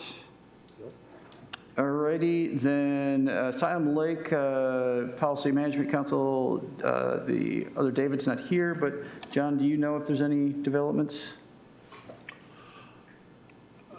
Not really. It was kind of a sparse participation. There was some talk about redoing the Beaver Deceiver, and there was a repair of a trail made. We're putting some signs up to encourage less pedestrian traffic and more natural restoration. Mm-hmm. That's pretty much about it. Okay. While you're at the mic, you want to, anything with Parks and Rec? Parks and Rec, I have not gone to the meeting, and I did not find anything on the City of Kalamazoo website on that, and so I don't have anything to report on that. Okay. On Kalamazoo River Watershed Councils, nothing specifically new. Odor Task Force hasn't met, and that takes us to the Waste Working Group. Stephen? Yeah, a couple of things. Let me pull up my notes. First of all, hopefully everybody got a copy of this. That view from the curb. I'm a really big advocate of this. Keeps us updated, so everything I say, most of it is probably going to be repeated in here. Let's see, next cycle is something that they are continuing to work on. They're, from what they told me, the pitch is supposed to be made sometime in mid-October. So I would think over the next couple of months, we'll probably get some information about that. I just don't know when. They're doing a trash pickup downtown. The first session that they're experimenting with is supposed to be tomorrow, September 18th. And they will probably continue it into October, but they're going to see what kind of success they have out of this first before making a final decision. Woods Lake had an invasive species removal event, but this was a week ago, Saturday, September 13th. And the next one will be October 11th, and there's information on it. It's from 9 to 11. Information is on the city website that you can get that. Let's see, rain barrels, just to bring you up to date, 23 were passed out. So they considered that successful, and now they're looking at possibilities for 2026 for potential additional events. So more to come on that. September 20th will be the Kalamazoo River Cleanup event. And the launch point will be from Mayor's Riverfront Park. That's supposed to be from 12 to 4. And again, you can find information on the city website on that. The EPS foam recycling will be occurring on October 25th. It starts at 10 a.m. and includes electronics, document shredding, oral care products. So just kind of keep that on your radar. And then there's a big, a couple of other things, I'm sorry. They're checking with multi-unit properties to educate property managers regarding and tenants on recycling efforts that are going on within the city. So as you probably know, I mean, I live in a house and I have the recycle barrel, and so I'm used to that. But for people who live in apartments or other types of, they don't necessarily have to do it, but that's why there's discussions going on with the property managers and tenants to try to get them involved in this as well. Finally, the last thing I'll mention is around food scrap recycling. The efforts are continuing. It is in view from the curb. It lists the locations. And I'm just personally figuring out how I'm going to participate in it, even though it's not within my community. There are 6 different drop-off centers that any citizen can utilize. And that's all I had. Justin, was there something you wanted to say about it? Oh, yeah. The 322 East Stockbridge is a centralized location for anyone that doesn't have one closer to them in their neighborhood. Just right across from the Public Services Building on Stockbridge there. And that's all I had. Okay. Any questions for Stephen? Comments? Lots going on. Thanks for keeping us up to date on that. You're welcome. Then that takes us to Rachel, who want to talk about native species? I don't have anything for this month. Okay. Well, that will probably tie into what Justin has coming up. So we are to sustainability updates from staff. Yeah, Stephen did a great job, hit most of the things I was going to talk about. The one thing that we've referenced here previously is Destiny is working on a BioBlitz in Jones Park. That'll be October 4th at 10 a.m. So it'll work on identifying invasive species, how to treat invasive species, really just trying to raise awareness in neighborhoods and the community, because a lot of these invasive species, we think, oh, they're in parks, they're in forests, but they're also in our yards. So the hope is that we can get folks out there looking at these species, identify them in the park, and then they can take that knowledge home and look in their own yards and see if they have any of these species. So information for that, again, as Stephen had says, on the city's website. Destiny will be there leading the charge. And it's the connection between people's yards and the parks that I think is going to be good about this one, because you'll be able to see the invasive species that are kind of taking over the edge of this park, and then you see where they're coming from across the street in the yards that have all the same species that we'll be looking at in the park. Yeah, 100%. And then, yeah, so like any treatment in any natural area, it's only going to go as far as that natural area. So again, yeah, with private property rights and, folks being able to use their yard and lawn as they will, it's important to raise awareness and get folks educated on some of this. It's Jones Park, which is in West Main Hill neighborhood. It is, yeah, it's just, I guess it would be just north of K College's football field. So kind of. It's like a triangle little park. Yep. There's actually it's a split by a road, so there's a triangle little park, and then there's a larger portion of it across the street. So, any other questions? And this is open to anybody who wants to participate, so if people want to come and check it out. And if you want anything in your neighborhood, feel free to reach out and we can work on setting these things up. It doesn't make sense to do 22 different events in all the 22 neighborhoods, but the more information we can get out there, the better. Just one thing I want to, how long Destiny's time with the city is almost over, is that correct? Yeah, so Destiny's term of service ends October 17th, but this is a program that'll continue.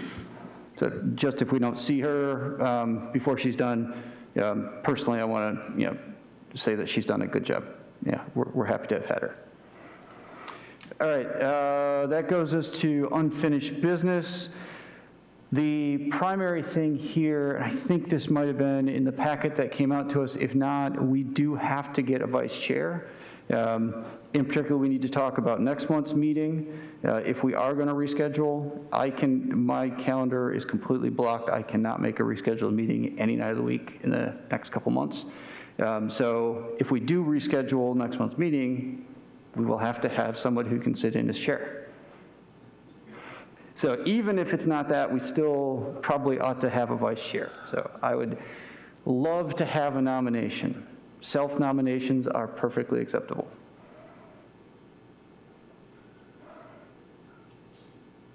I'm not going to look at anybody. I'm looking around. Are you interested, Rachel? I wasn't raising my hand, but I am open to doing that. I don't know if, well, Robert's Rules Chair is not supposed to make a nomination. So will somebody nominate Rachel? I nominate Rachel Jondo for vice chair. I second the nomination. Okay, I third that nomination. All right, we have a valid nomination just to keep things up and up. Do we have any other nominations? All in favor of Rachel as vice chair? That's universal, so thank you. I will try not to leave you in the lurch, and we do have a really handy dandy sheet I will show you that makes it easier.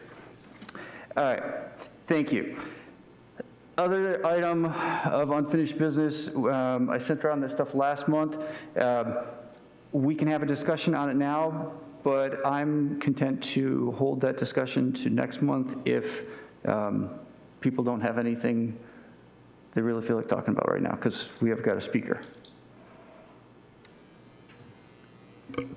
I will be in Italy next month during most of the scheduled suggested dates, so I'm in favor of discussing it maybe after our presentation here today.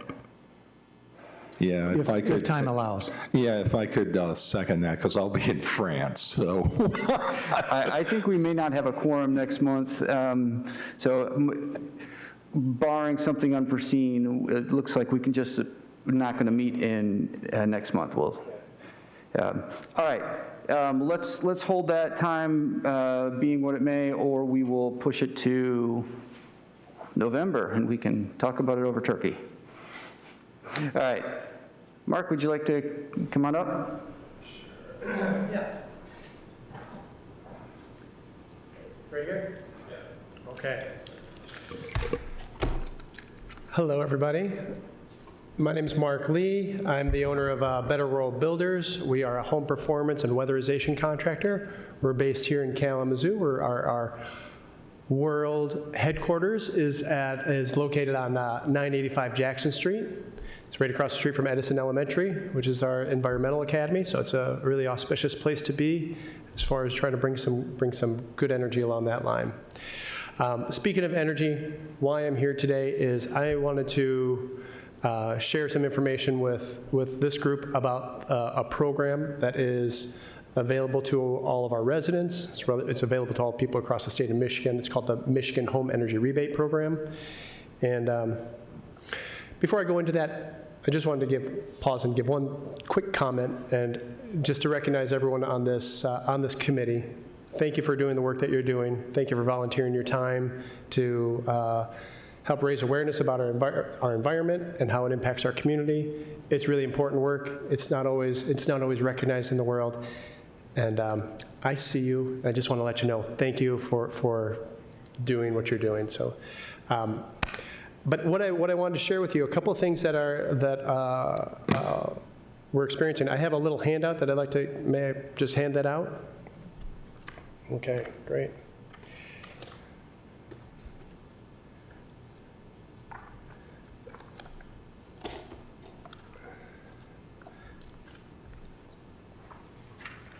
Well, Mark has handed that out. I first met Mark working on one of the Earth Day events and learned something very interesting. Yeah, he went to school here at Western, and he brought us pictures when we were organizing an Earth Day event in 2016, I think it was. He brought us pictures from when he was at Earth Day in Bronson Park when he was in college at Western. So 1992, 91, 92, 93, somewhere in there. But that was, it was Earth Day back in the day was a little more well attended. It was a really happening spot, and it was great when I remember you in our community. But yeah, that was thanks for remembering that day. Well, I just wanted to bring that up too, because we're talking about your business and your involvement with this program, but it is your for-profit business, but Mark's commitment to doing things for the environment and saving energy, is authentic and existed before the business. It did exist before the business, and in some ways I could say that while attending Western, I started at Western in 1989 and graduated in 1995, and I was part of a student environmental group called Students for a Sustainable Earth. I would say that was as well as I was part of the environmental studies program at Western. Real proud to say it was a great program then. I think it's still a great program now.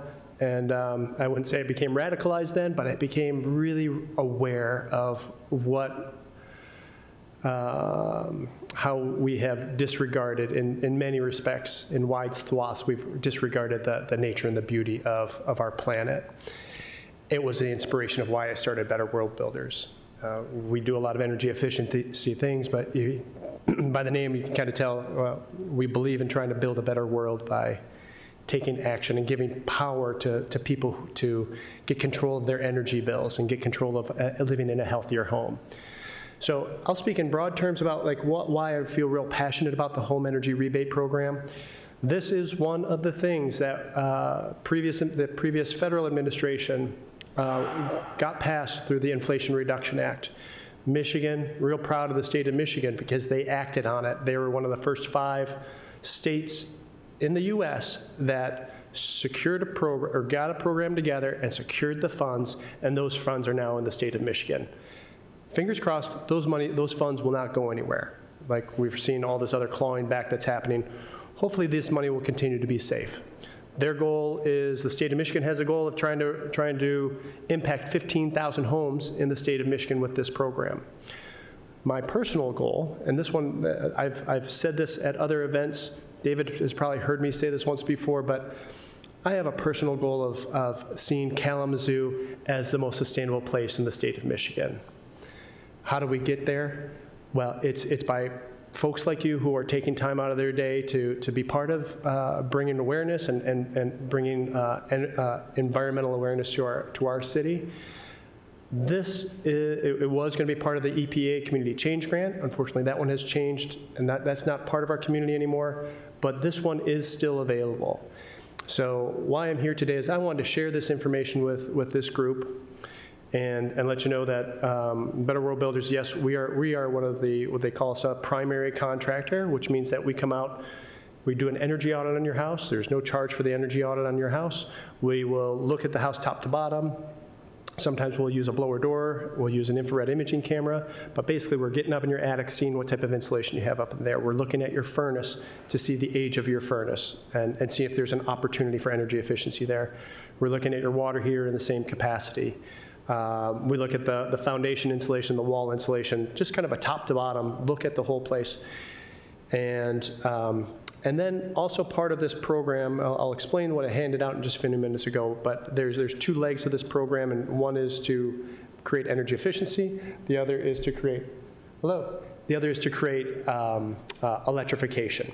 So that's what this program is about. It's called the Home Energy Rebate Program. I see this. The program, so far, it's been overwhelmingly popular. We're actually a little bogged down from it right now. So one of the things I handed out to you is a little job description because we want to create more jobs. The work that we do, it's not easy work. It's dirty work. You sweat, you get dirty, you crawl into crawl spaces, you crawl into attics on hot days, you work in the cold times. But the work is very rewarding because at the end of the day, you know you've helped the family out, making it energy efficient. You know you've done some good for the planet by helping reduce the energy load that they're using on their house. So I shared with you at least one job description, but we're looking for more people to hire, and we want to hire from within our community. 1. And then 2, we also hope to promote this program perhaps at the city level, but also just promote this program more along in our Kalamazoo County area to shift from where we're at on the energy efficiency side when it comes to our homes and our housing stock, and shift to more efficient, energy efficient housing stock. We're going to talk about one other thing. There's oftentimes there's barriers to making a house energy efficient. So as we start to go down this road, this was hopefully where that EPA grant would have really helped us out. Like I said, that one's gone. But as this committee continues to go on and perhaps discuss some of these things, when it comes to our income qualified friends and neighbors, they often live in houses that are that have had a lot of deferred maintenance. Many of these houses can have a leaky roof. Many of these houses can have old knob and tube wiring. They could have asbestos insulation. They could have mold growing in their house. So these are health concerns that can happen in our housing stock. And if anyone can imagine, when you're living in a house that has health concerns, it doesn't help you be healthy. I've often said that a healthy home makes for healthy people, and healthy people make for a healthy community, and a healthy community will make for a healthy planet. So there's the big idea on that one. So I'd like to I'll take a minute with the handout that I gave, and then I'll take any questions you all have. I'll take a minute just to explain how this program is set up, and then go from there and just leave it open to the floor. Yes? Maybe I'm getting ahead of myself. What is the average cost to have somebody like yourself come in and do an energy audit? Is there a cost associated with that? Yeah, typically. Like a typical ranch-style house? A typical ranch house usually is between, well, $400 and $600. So on the private sector, we call it market rate customers, we will come into a house and we'll do an energy audit. And it's usually between $400 to $600. Really big houses are going to be a little bit more because there's more area to cover. But that's a great question. Thanks for asking. Thank you. And when we do an energy audit on the private sector, we're applying basically the real similar service to what we're going to do for our income qualified neighbors. But what we're doing for you is we typically do a lot of tests in the house. We will, like I said, we get up in your attic to see the condition of your insulation up in your attic. A lot of houses have really old insulation that's been tore up by rodents, tore up by mice. Every year a mouse gets into an attic and it starts to tear up your insulation. The insulating power of your insulation just starts to diminish. And so many houses have gone through this for decades. So we like to know what we're dealing with, and then we can share that information with you, and then you can make good choices about what you should do next in your house. Usually we'll usually do a blower door test to find out where the house is loose and where drafts are, and then we'll use an infrared imaging camera to see where it's like it shows us where hot spots and cold spots or missing insulation is in the wall structures or in the ceiling structures. And we also do like health and safety checks. We sniff gas lines, and then we sometimes we'll do, not every time, but oftentimes we'll do a combustion analysis off of your furnace and your water heaters to see if they're operating safe. So that's what we do in general. That's what we do with this MyHer program also. And like I said, the MyHer program is really great because if you go down on here, this is what I want to share with you is as you look at this, there's this chart right here. The MyHer program was designed to help our most vulnerable population. If you are 80% AMI, area medium income or less, that qualifies you for the enhanced rebates. This program, it's called MyHer, H-E-R, MyHer Home Energy Rebate Program. There's two pots of money in the MyHer program. One pot of money is called Homes, and the other pot of money is called Here. Homes is the goal in Homes is to insulate, is to model your house and find ways to make it more energy efficient. The pot of money called the Here side, that's to electrify it. So if I break this down, I'm just going to break this down real quick, but the great thing about this program, 80% or less AMI, you can see kind of the numbers for Kalamazoo County. They're approximate. Please don't hold me to exact numbers. When you apply at the state, they'll let you know where you fall. But this program also spans from 80% AMI all the way to 150% AMI. And this is a sweet spot for many Kalamazoo residents. The rebate is a fraction of what it would be for enhanced applicants, but still it's a great place to start and a great place to get going on it. What else do I want to share with you on here? So what upgrades can you receive? You get the energy audit, you get, and during that energy audit, we're just looking for ways to make it energy efficient. Usually those measures include insulation, air sealing, duct insulation or duct sealing, especially sealing up ducts that are outside of the thermal boundary. Sometimes we find duct work up in an attic or in a crawl space. It can mean a new furnace. It can mean a new air conditioner. It can mean a new electric heat pump. It can also mean a new electrical panel for your house. And it can upgrade the wiring so your house can have electricity lines go to power heat pumps in a house. So that's part of the whole design of this program. Just so this body is group informed on what this is about. For households that are below that 80% AMI, we take all of the information about your house, we take in your energy bills, and we then run it through this model. The model is a pretty sophisticated model. It actually normalizes your expected energy use based on how much insulation you use, how much energy you're using, and how cold it is outside. So it actually factors all that stuff in. So I can't fool the model, ultimately. It is what it is on the model. But when we get with that model and we can model a house and we can identify true savings that achieve 20% or more energy savings, that house could be eligible for up to $12,000 worth of energy efficiency improvements. Sometimes that's just simply all insulation. Sometimes it's a combination of insulation and a furnace. Very rarely will it involve doors and windows, because those usually don't have the same payback, but sometimes it does. Sometimes it involves a water heater. So there's some things in there that work really well. If we can then take that same house and it's really loose and really uses a lot of energy to heat it during the wintertime or cool it during the summertime, and we get to that 35% energy savings, we actually could invest, that house would qualify for up to $20,000 of installations. So really exciting about that. Oftentimes the goal is, when you're in this 80% category, that we try to make it so that there's no out-of-pocket expense. The reality is, I'm finding out and knowing how to deal with this program and all that's involved, sometimes there is a minor copay, but when I say minor, it might be anywhere from $1,000 to $5,000.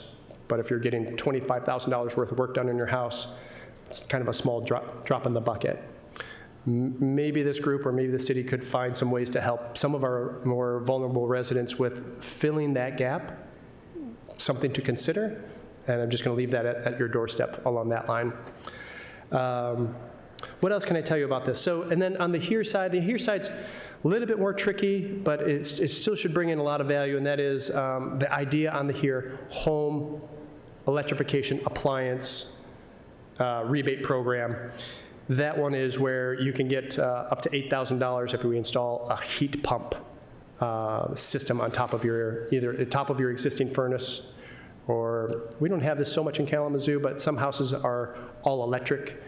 And if you go to, you could make, they have electric resistance heat, which is super expensive.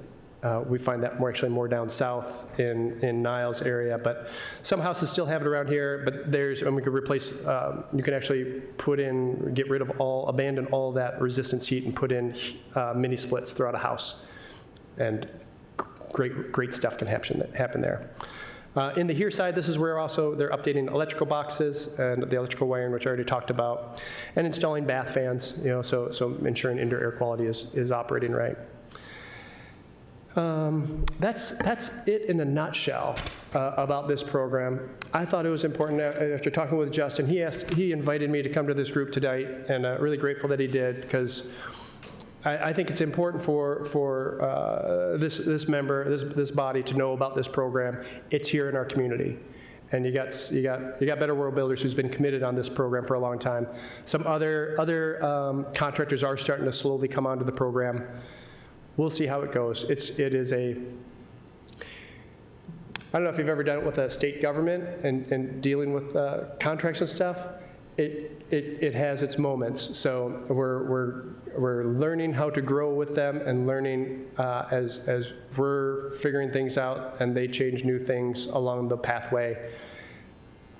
We're just trying to breathe through we're exercising and breathing and just trying to find our inner zen, but it still can be very frustrating. Outside of that, I'm really anticipating this program working out a lot of its bumps in the next 6 months. So if I were to just share that with this group of, if a whole bunch of people start calling us right now, it's not perfect because we're already working on a backlog, but come the beginning of the year, I think it would be a great opportunity for the city to begin to promote this so that we can get more of, there's $200 million at the state level that is available to our most vulnerable populations, as well as the moderate populations. Families who are still trying to make ends meet, or families like myself. We're all trying to make ends meet and finding little pieces to help us along that pathway. That's where this program also really is really effective too. So, ta-da! That's what I have for you all. Yes. Do you keep statistics on Kalamazoo County or the city of Kalamazoo, like how many applications you've received? That's my first question. And my second question would be, how long do you anticipate this money sticking around? Great questions. So we probably, right now, we have at least 20 to 30 households in Kalamazoo that have signed up for the program. We've done kind of already. We've done about 70 energy audits, and now we're starting to pull those proposals together to submit to the state to get things going. It's a long process. So once again, I'm trying to also tamper expectations. It's a slow process, but about 20 to 30 residents of Kalamazoo have signed up for the program. You sign up for the program. It's through EAGLE. It's administered through EGLE, and you could type it MyHer, M-I-H-E-R, and you'll find it, and you could sign up for it. Anyone can sign up for it. And once you get approved through MyHer, you have to give them some financial information, some last couple pay stubs or a 1099, or not a 1099. Well, that's one of the things that they could ask for, or a tax return. And that's how they figure out where you fall under the qualification, your household size, your household income. And then the program will then tell you, hey, you've been approved as either standard or enhanced. Now it's up to you to find a contractor to work with. And then they can go to the website and then select a contractor. So we're getting calls from places like all over the state. And we've been going around an hour routes outside of Kalamazoo to service that, and we're trying to shrink that down now because really my heart's here in Kalamazoo. So how, continue to, just want to capitalize on that.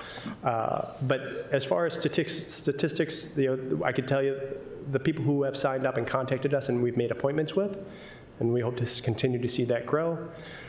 As far as anticipation for how long this program should be around for, they've been telling us they anticipate the program being around for about 3 years. We've already burned through 1 year. So,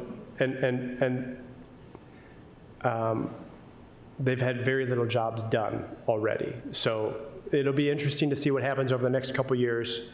And that's a little bit of why I wanted to share this with you all, because if you know of young people who want to upskill and try a different career, this could be very rewarding. This can also lead to new careers for people who, you do some of the grunt work that we do. You become very attractive to a master electrician. You become very attractive to an HVAC company. You can become very attractive to a plumbing company. So part of the original goal with the Holistic Healthy Homes grant that was going to come into Kalamazoo, that was in Kalamazoo, that was in our hands. One of the big goals of that was to really help develop clean energy workforce development. And I was part of that. Rita was served on a board for home care coordination. That was going to be a leg to do clean energy workforce development. The opportunity is still there for clean energy workforce development. The stipends that was going to go along with it and all of that stuff, well, that's not there anymore. But the jobs can be there. And I sincerely hope, just kind of like what we were hoping to achieve with the Holistic Healthy Homes Grant, was that we bring new skill sets to our neighborhoods. Bring new skill sets to our neighborhoods that if you've worked for Better World Builders for a while, you know how to fix certain things. So you'd be able to call that guy down the road and say, hey, Eddie, I need someone to put on a screen door for me. Can you do that for me? And hopefully they'll have, hopefully it's somebody from our neighborhoods that could have a job at Better World Builders, but could also be helping their neighbors out. So that's a little bit of the dream there. So you said that it is expected to last for another couple of years. So I think that's important to emphasize, because there's all the news about the federal funds being withdrawn. This is not in that situation. This money is available, and if you want to get on the list, you probably want to do it pretty soon, because it sounds like it's a lengthy process. Yes. One thing I wanted to ask about, like, getting on that list and participating, the information you gave us is very useful in terms of before people go through all of that applying and knowing with some certainty if they're gonna be able to do it. Is there information where you can go online to? Okay, so, excellent. So for people watching, it's if you're just listening, MIHER, so MyHer, and that's a state website. Yeah, it's run by EGLE, E-G-L-E. And so thank you, Justin, who's bringing this up? Yeah, thank you, Justin, for bringing this up. But yeah, it's as simple as kind of clicking through here. Great things, if you could read some of this in advance. I will say that as you start to apply, having a couple pay stubs or your tax return, having that ready, kind of in electronic format so you can upload it, will just help your process a little bit. There have been,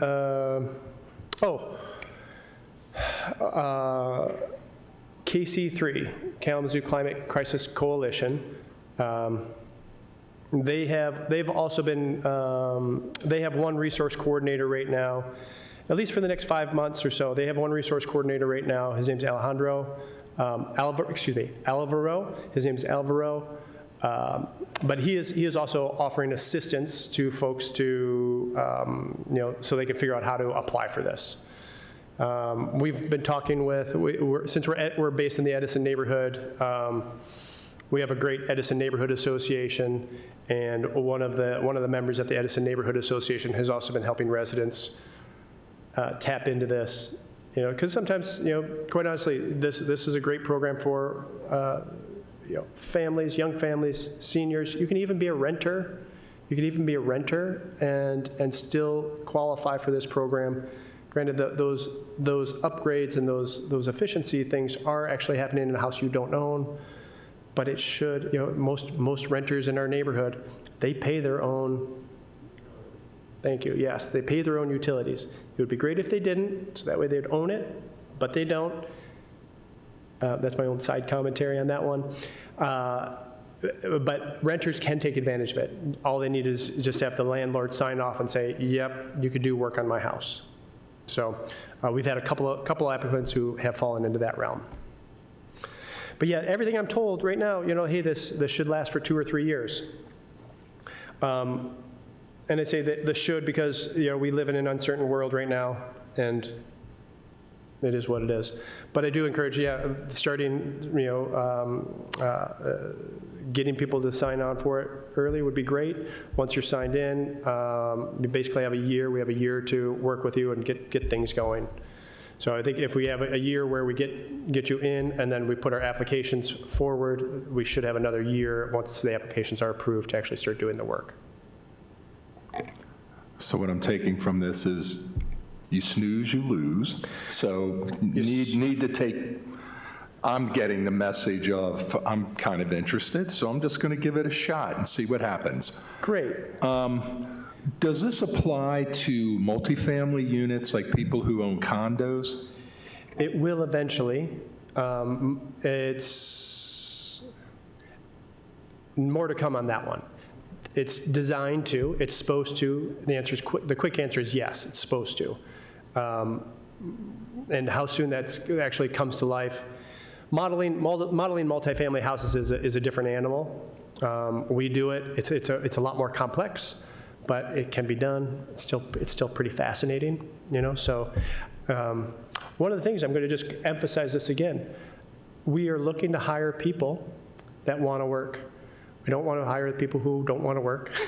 We don't need that. But why I'm emphasizing that is the best traction for us to have the greatest impact here in our town is to have more people who want to do this work, and then get them trained, and we can get them to work, and then hopefully, you know, meet this teeter-totter of, you know, as a business owner, I've been through this for, I don't know, almost 20 years, but there's a teeter-totter when you own your business, and that is you either have more work than you can handle and not enough people to do it, or you have more people than you want on your payroll and not enough work to pay them.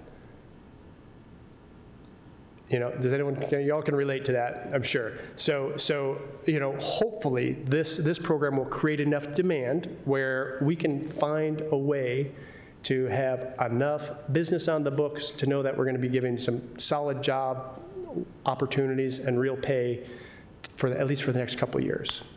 And then who knows what happens after that. Maybe something great will happen. Something great is happening. And so that's, you know, there is some positive parts. I want to just play up the optimism, because we need optimism right now. We need hope, and we need, I think this is part of that program. What else? Anything else? Any other questions? Energy efficiency, it's fun stuff. It's not super sexy. It's not solar panels, but it is downright the nuts and bolts of good, comfortable living. Thank you very much for coming and presenting this in a really positive light. I know it has its bureaucracy hurdles to get through. I'm wondering, in just talking with you, Justin, are there ways that we can promote this program to the city, you know, the city residents? I don't know, next view from the curb, or I don't know, something on the home page, a link. I'm just curious. Yeah, I mean, I can't make any decisions here now. You know, yeah, we've been sending out this information to neighborhood groups and things like that for a while. So I think some of it's just getting folks to sign up. And to that, Mark, can you talk a little bit about, I think money talks a lot, like savings people might see? You know, it seems like a lengthy process. What's the return on that investment? Okay, yeah, great question on that side. So I'm going to start off by saying this, you know, so promoting the Michigan Home Energy Rebate Program is not promoting Better World Builders. We just happen to be a contractor involved in it. So I think there's a decent enough separation of like, hey, you're not actually just promoting one business that you all happen to love that's based in Kalamazoo that loves its city. As far as the parts of return on investment or return on savings, so on average, most of our houses, we spend about $2,500 a year on our energy costs. If you're in a house that has a lot of deferred maintenance to it, that has a lot that hasn't had updates done to it, your energy costs could be significantly more. Oftentimes, we're talking to people who are paying $700 a month in their energy bill. Yeah, and that's in like November and December. Then they hit January and February, and it even gets worse. And then are supplementing because it's so cold in somebody's room, they'll put a electric heater in that room, and then the dial starts spinning even faster. So in some cases, like on average, for an average house, we might see a 20 to 30% savings. That's just, I would say, even if it is 25%. So out of $2,500 a year, 25%, I should have said 30%. Anyway, I'll say 20%, so that way, you're saving $500 a year on your energy bill, if you could drop your bill by 20%. If you're in these other houses, that we've achieved as much as 70%. One house that we did over in the Bronson Boulevard neighborhood a long time ago, big stucco mansion, we dropped their bills by 70%, so it's huge. The best part about energy efficiency is, like, once you start to lower your need, you're lowering your bills, and you're lowering your carbon intake, and you're lowering everything from that point moving forward. So it only continues to compound over time. But those houses that are probably paying $5,000 a year, if we can achieve, those are the ones that we can actually see a 40% drop, a 50% drop in their energy bills, which is real money. That's real money. That's not everybody, but there's a good population of folks in our town that are getting smacked with big energy bills. And those are the ones that are most important and most vulnerable. And I just want to bring this up again, because if we get into that house and we start to look at it and we find knob and tube wiring, program says, knob and tube wiring, sorry, you're on the deferred list. If we get into that house and they have a roof leak, once again, sorry, your roof is leaking, can't put insulation in there. It makes sense. I mean, same with asbestos. And those households, just once again, those households, they're paying a bunch of money, and then they have this opportunity to access this program, but they can't because of a barrier. And those are the ones that my heart goes out to the greatest for, because those are the ones that we see their energy bill, we see what they're paying, and then we want to help them, but they need a $10,000 roof, or they need $5,000 or $8,000 to replace some knob and tube wiring. How do they get there? We offer some loan programs, but if you're already on the brink, getting into a loan program is not the way to go. So that's a problem that I don't have an answer to. We do work with KNHS. We do work with Community Homeworks, and as well as Milestone. They've been doing a great job of continuing to do outreach, and they really proud that we have these housing nonprofits in our community that care enough, but they don't have everything for it. Ooh, Michigan Saves, yeah. Michigan Saves is like the energy bank for the state of Michigan. So this is one option that some people can use, homeowners can use, business owners can use, and they have a really great model, but they've been around. They're also a nonprofit, but they've started off and they've been around for a long time, 16, 17 years. But they've made energy efficiency accessible to many homeowners. Nice part about the Michigan Saves program, real quick comment, is that it is the loan is actually an unsecured loan. It's a personal loan, kind of more like using your credit card, and it does not attach a lien to your house. So if you default on this loan, no one's going to come in and take your house away, and it's been surprising. Like, they have statistics. I do not know them off the top of my head, but I know this group because I've been a contractor for them for a long time. They have a very low default rate. I think part of it is because that you're saving some money off of your energy bill, and that can help offset a portion of your loan payment. Yeah. A lot of information to take in. Okay.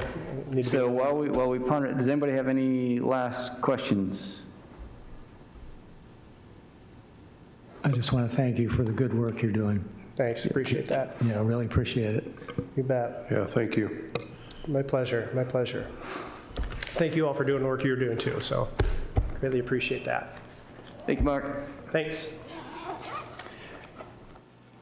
Before we do anything else, I want to note that we missed one thing for the unfinished business, which was the bylaws. I don't know that we need to spend a lot of discussion on it. I made the changes that we approved in the past. I think you've all seen. Justin sent that back around. We will have to wait on the city to change the ordinance to move it from 11 to 9 members. The only thing that the attorney flagged, I think I had put in there up to 9 members instead of 9 members. I think we're good with just leaving it at 9, so. Yeah. I think it also impacts the quorum, because I think you wanted to have, like. I think I said 50% plus 1 or something, but I saw in the edited version, I can't remember, I think there was a little change, but it was a quorum is constituted by a majority of the members. Yeah, so it was just, the quorum and the number of members just had to be a little bit more concrete, but everything else seemed fine. Any discussion on that? Do we have to, we're waiting for a final version before we can approve it? Is that where we stand in the process? What I would say is where we are in the process, we can formally send this to the City Commission for their approval. And it's going to be on the City Commission as to whether or not they're willing to make that change from 11 to 9 in the ordinance. If they choose not to make that, then I think we'll reconsider the bylaws if we approve them today. I think we can approve them today if we're ready to do so. Do we have a motion? I move that we approve the ECC's bylaws as amended and take a vote. I second.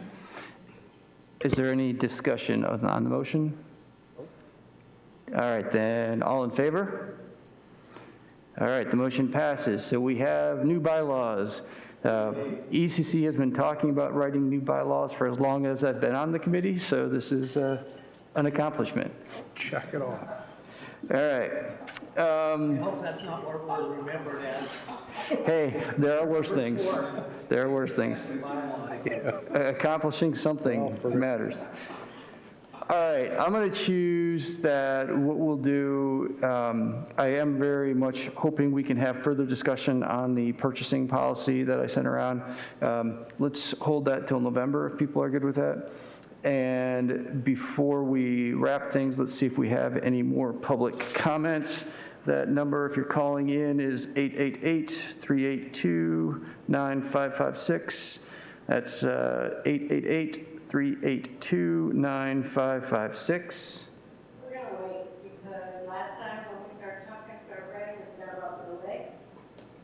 And then we missed a call. Like, oh. Okay, so we're sorry if we missed your call. There's a short delay, so we're going to have to wait to make sure that that passes through. While we're waiting, any comments from the audience? It looks like that's a no. And anything with the call?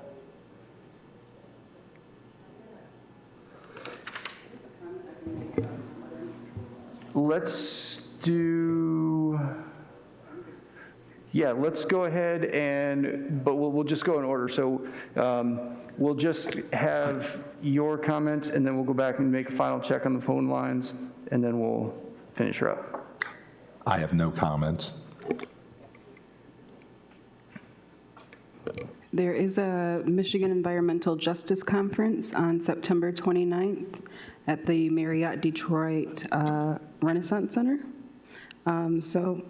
Excuse me, the registration's open until the 22nd. I really encourage people to follow what the Michigan Environmental Justice Coalition is doing.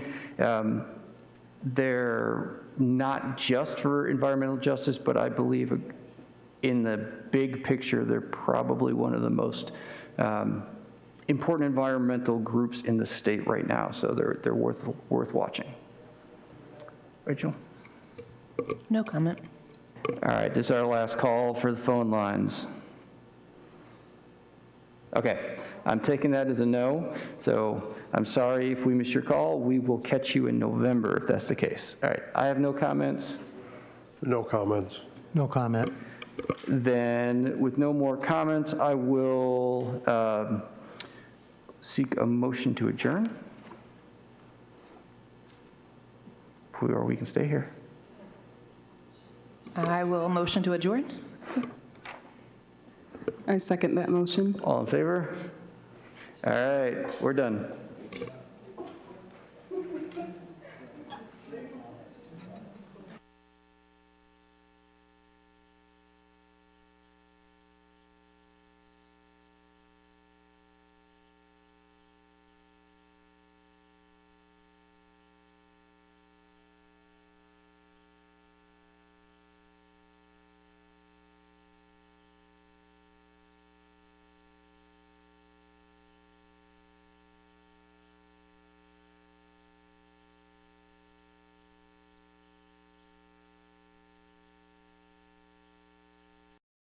Hello from Acorn, where we expand choices and build community.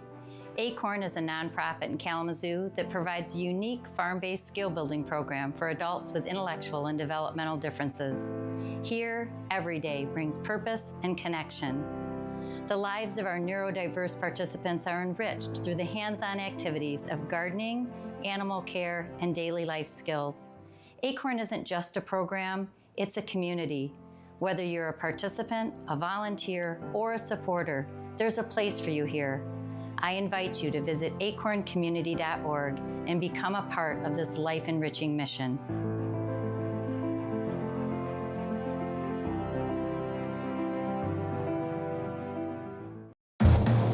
Motorcyclists are hard to see. Car drivers, most crashes with motorcyclists happen when turning left. So look twice, save a life.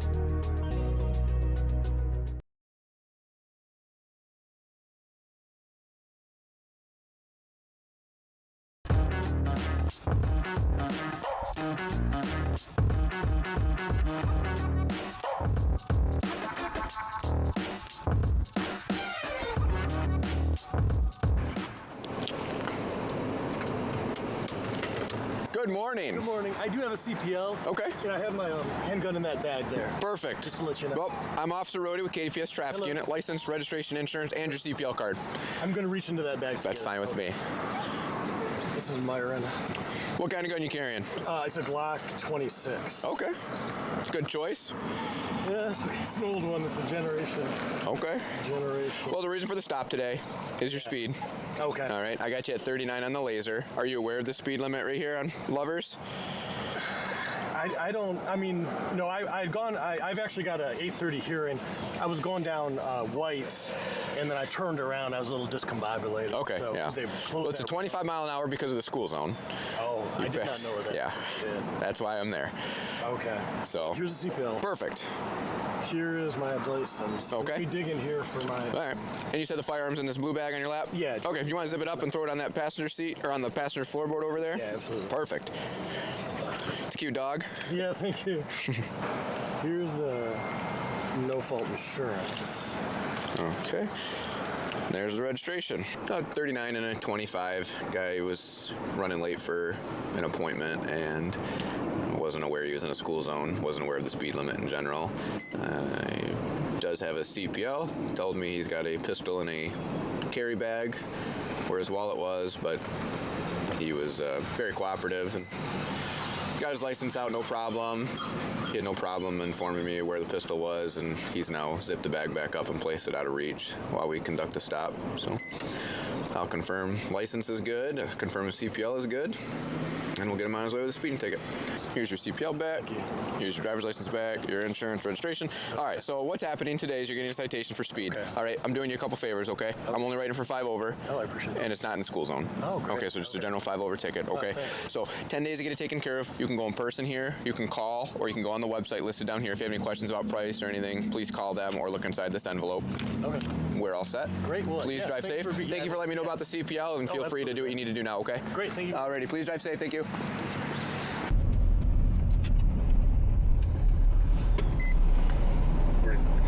Good morning. I'm Officer Rhodey, KDPS Traffic Unit. License, registration, and insurance. All right. Reason for the stop today is your speed. 57 miles an hour as you headed southbound. Huh? Okay. Are you aware of the speed limit? No, I wasn't aware. You don't know what it is? No. It's 35. So you're 22 miles an hour over the speed limit. Okay. Any reason why? No, I'm just trying to make it home. Trying to make it home? Yeah. Okay. Where's home? Over here. Okay, so it's not. No. Okay. You said you're trying to get to. Yeah. That way. You're going so fast, you passed street. Yeah. Gentleman said he was heading home to his address on Street, which I informed him was back that way, and he laughed and said he missed it. Currently has 6 points on his license and has 2 speeding tickets for 25 plus over, not on a highway since May of this year. So he will be getting a full citation. He is clearly not understanding his driving behavior needs to change. No roadie special? No roadie special. All right, you're getting a citation today for 57 and a 35, okay? You've got a couple recent speeding tickets. Like, you gotta start slowing it down, all right? So 10 days to get this taken care of. You can go in person, call, or go on the website here. 10 days, okay? Please drive safe. Thank you. 10-4, I'll check it out. A business alarm over at a business off of Stadium Drive. That zone is tied up right now on a call, so no one else close that's available, so I'm gonna head that way.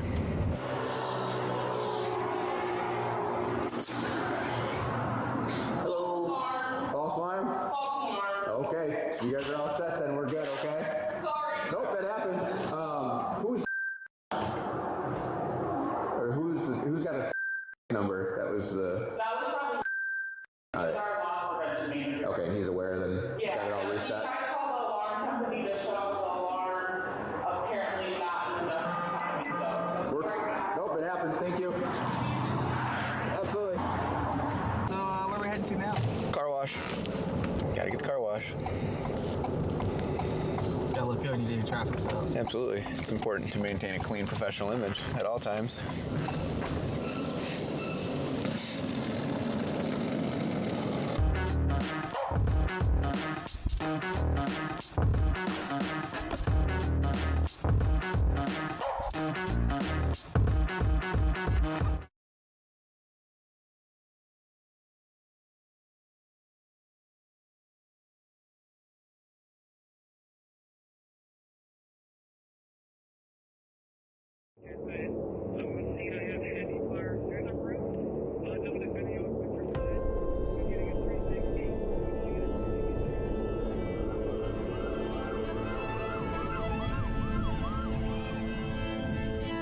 Being a public safety officer, you wear many hats.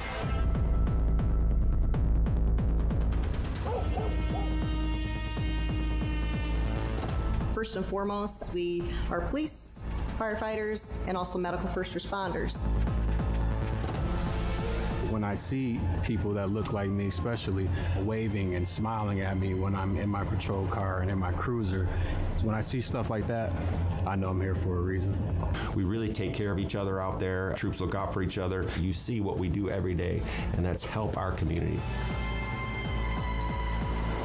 What keeps me going every single day is knowing that that next person that I come into contact with, that I could possibly change their life.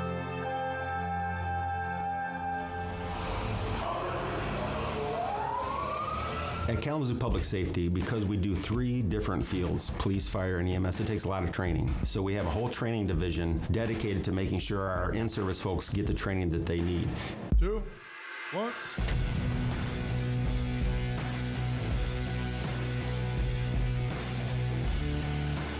We have a countywide Metro SWAT team. We have canines. We have a drone program. We have a bomb squad. You know, we have a drug team, a drug unit. We have a community service team working with disadvantaged folks in the neighborhood. We have honor guard. We have a detective bureau seeking justice for victims and working with victims and their families. We have also created a technical rescue team now, so you can get even more specialized training. If you want to do it here, you can find something that interests you.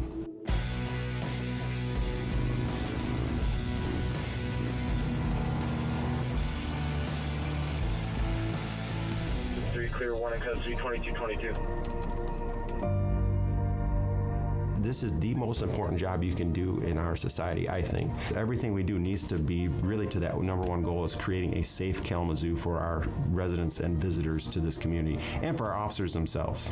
Not every day is an easy day. You still keep doing the right thing. You still keep doing your job. That's what keeps me going every single day. Working together with the people that are at Kalamazoo Public Safety really makes this job a great profession to have.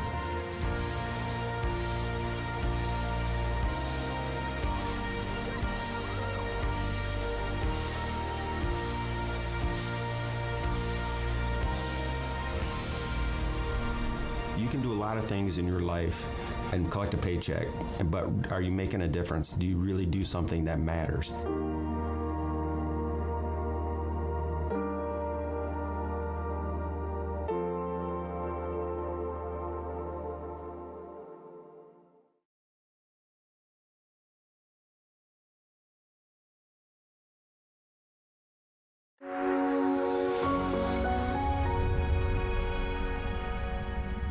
Keeping you connected in and around Kalamazoo. Here are the highlights from the September 11th, 2025 City of Kalamazoo Utility Policy Committee meeting. Committee members discussed proposed rate changes for residential, commercial, and industrial customers, recommending a 6.5% increase for residential rates. They reviewed the capital improvement plan, which outlines significant infrastructure investments. The committee also addressed the service area agreement between Galesburg and Comstock Township, finalizing details for future water services. Additionally, they approved professional service invoices and set per diem rates for non-compensated members. The next Utility Policy Committee meeting will be Thursday, October 9th at 8:30 a.m. from Oshtemo Township Hall. Watch the live meeting on publicmedianet.org and watch gavel-to-gavel coverage of a variety of local municipal meetings on demand on PMN. Public Media Network is streaming on Roku, Apple TV, and Fire Stick and online at publicmedianet.org.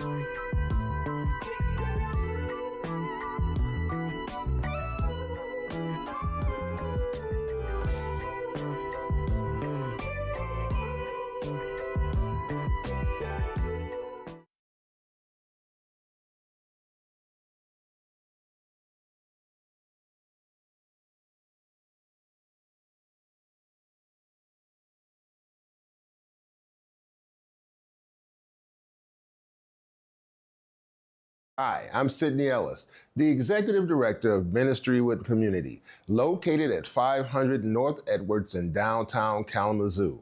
Our mission is to empower people to make positive life changes, and we do that from 6:30 a.m. to 4 o'clock p.m., 7 days a week, 365 days a year. We do that with a variety of services. We serve breakfast and lunch, and we have a variety of social services, including allowing them and helping them to get birth certificates, take showers, and laundry. Again, we're located at 500 North Edwards, and we need you to help empower the people of Kalamazoo, Michigan.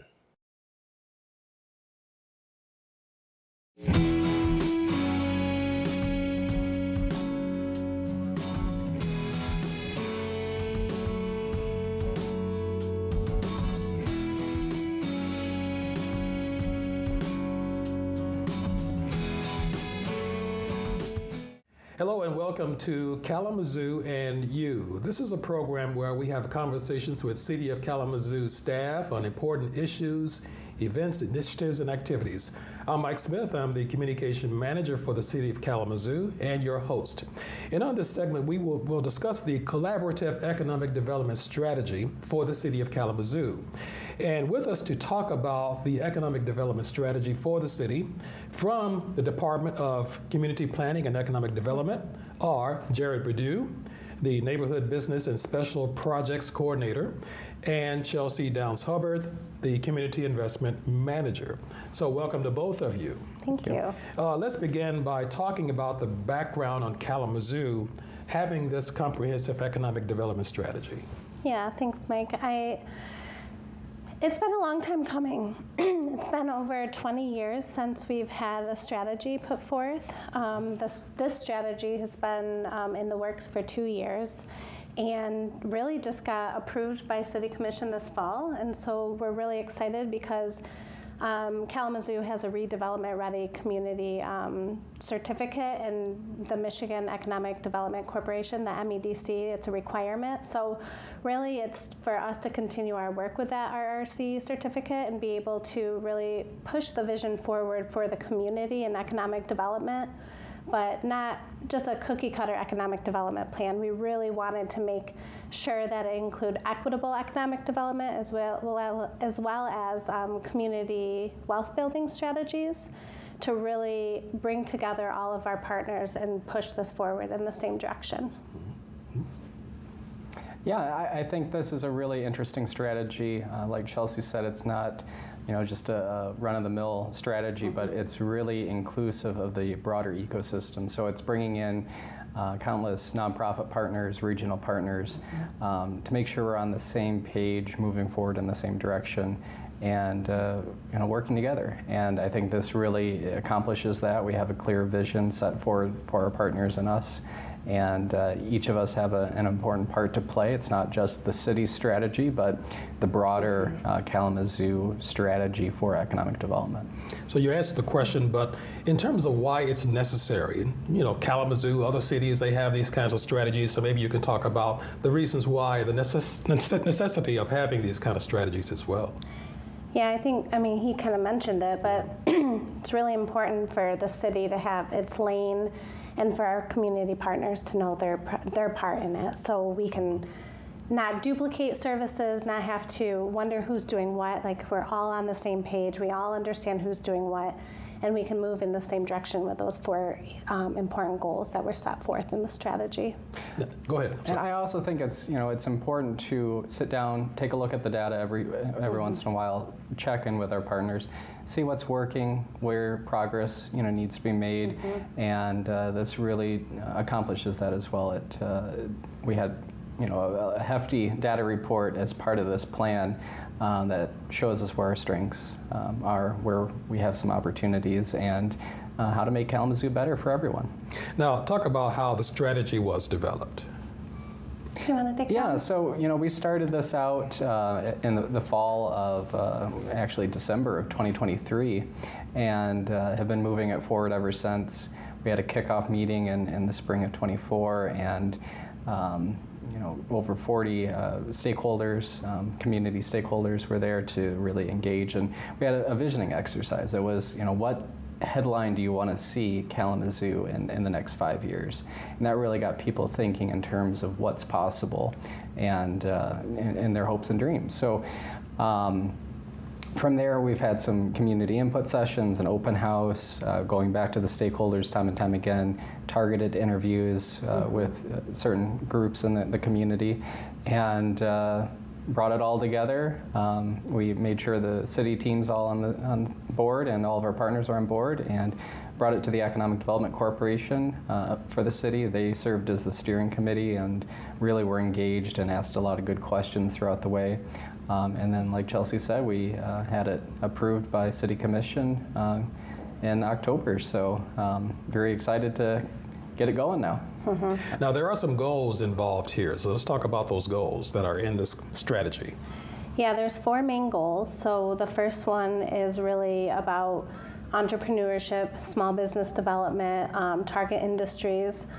And when you look at the strategy, you'll see, tons of action plans underneath those. So we're not going to get into that, but I really encourage folks to get online, look at the strategy, and be able to look at that further. So the first one, like I said, is small business development and entrepreneurship. The second one is where we really thrive as a city, and that's really strengthening communities and connecting to neighborhoods. The third is advancing conditions for growth, really setting ourselves up for success. And then the fourth one is really activating our downtown. So those are the 4 main strategies, and like I said, there's lots of activities underneath those, and they're split by immediate, short-term, mid-term, and long-term. So the strategy is really going to be our team's blueprint for the next 3 to 5 years. Now, everybody talks about downtown, the importance of downtown development, and as well as neighborhoods too. So can you elaborate a little more on those two? Sure. Yeah.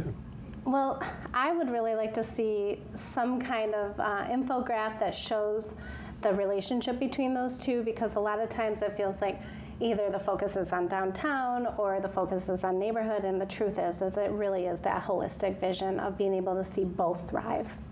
Yeah, I would agree with that, and it's really, we need neighborhood businesses, we need places for folks to be able to walk to, commute to easily, and then knowing that our downtown is really the downtown for the region, for the county.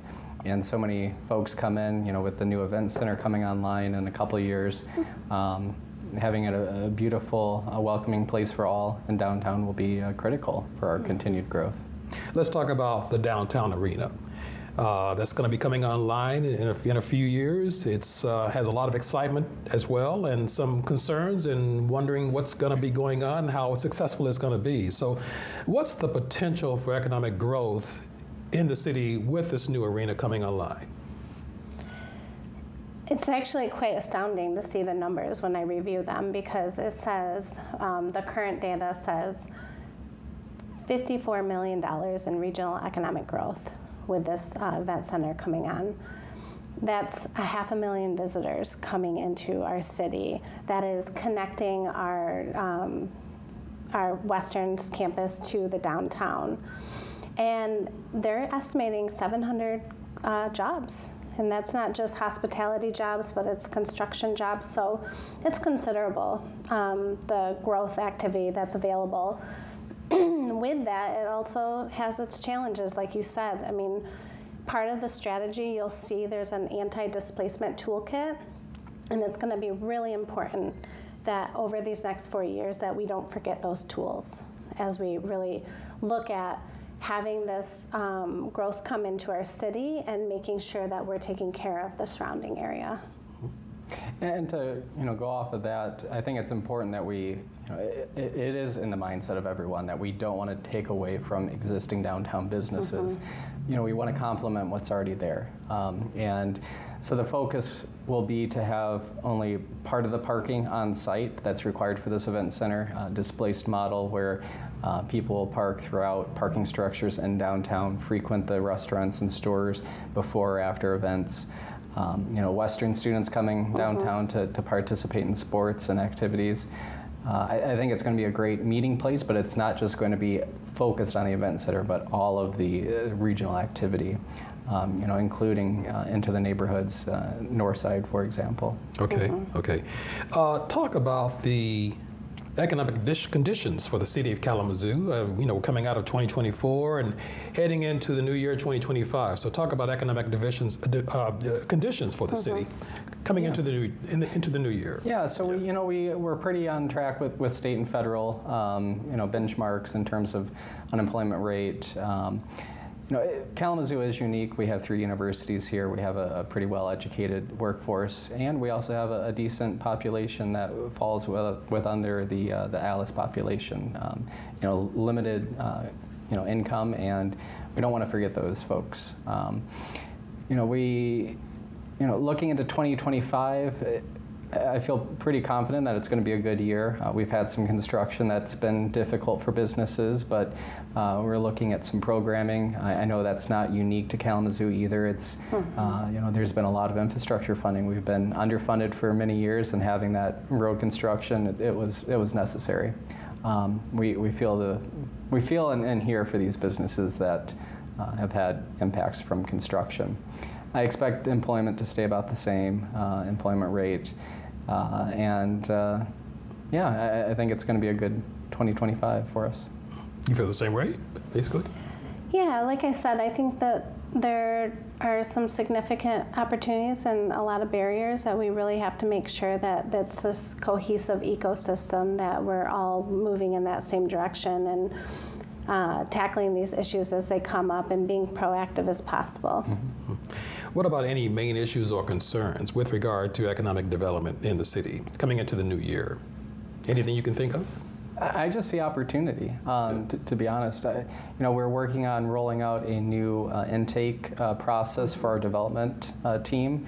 I think that's really going to help, have a single door approach to the city and the development that wants to take place here. That was a common complaint that we heard during the economic development strategy outreach. So we want to become more friendly towards development to small businesses and really broadcast that we're open for business in 2025 and onward. Okay. We talk about the neighborhoods changing, we talk about population growth, population and demographics and all that. So how are they affecting our economic development and growth? Yeah, I mean, we've seen the numbers, right? Our diversity is getting more. We're getting more diverse. Our population's getting younger, and I mean, it's going to significantly change how we move forward in economic growth. I feel like being able to continue to utilize these 4 goals and the action plans, knowing that the workforce is changing, knowing that the demographics are changing, it's going to have to be an iterative process to know, okay, that's not going to work. We need to go here. This is what we need to change. This is where we need to stay the course. So it's hard to see the crystal ball and what that looks like going forward, but I feel confident that this strategy is going to really be able to at least keep us in the same direction, but be able to twist and turn as we need to. Mm-hmm. How do you feel about that? Yeah, I think being nimble and in terms of our approach, I'm very excited about the Career Technical Education Center, the new KRESA facility that's coming online. That's going to be tremendous for our workforce development. We're going to bring in companies from around the world to Kalamazoo and highlight that we have the workforce ready for you.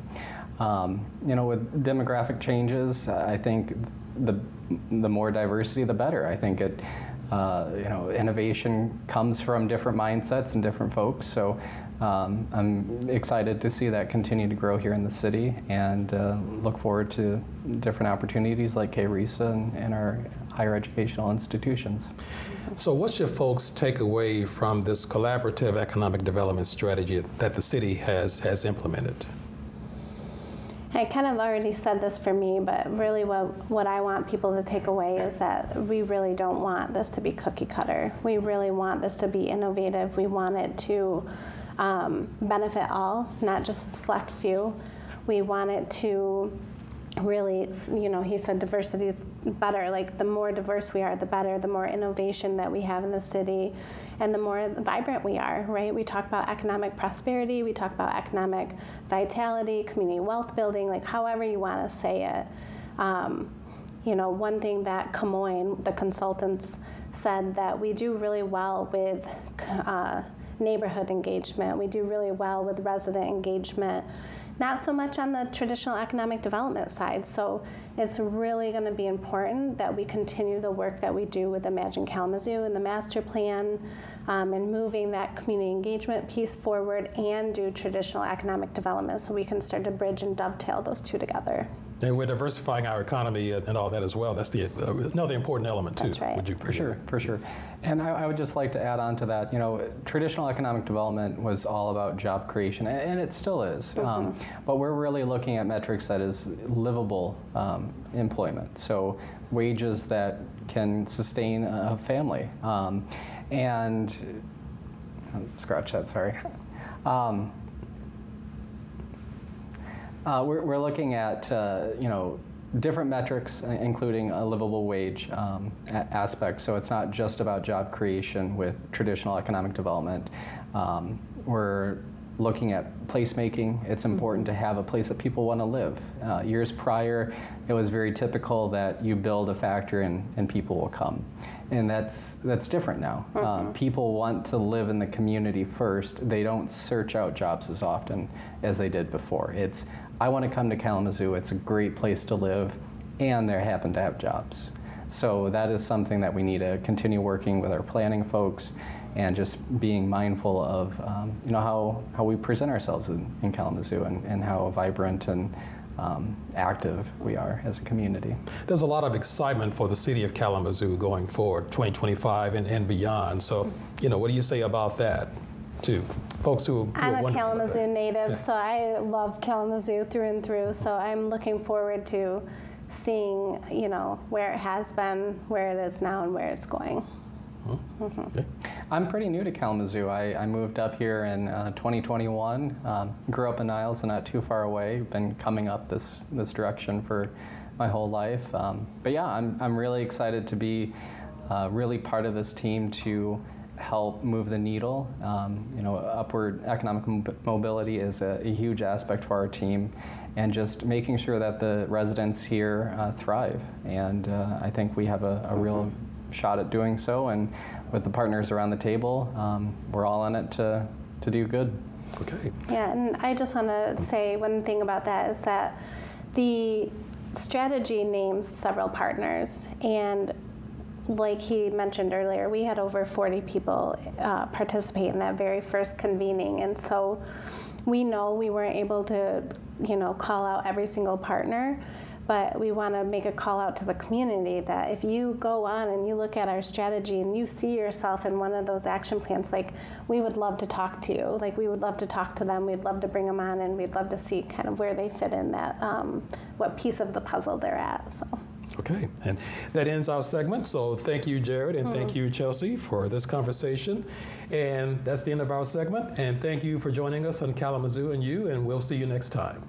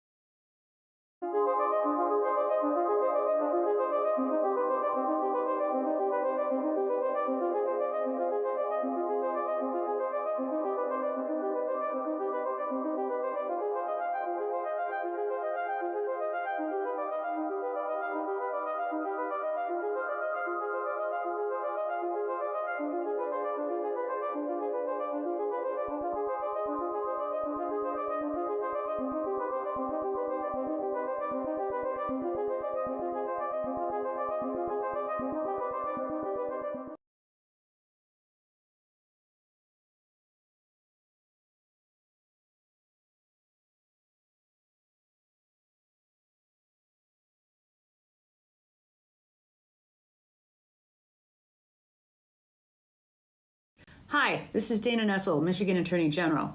I want to talk to you about a retail scam I just learned about myself that we now know is being actively run here in Michigan. In our efforts to crack down on organized retail crime, my force team charged 2 men in Oakland County for, allegedly, running a gift card scam that works like this.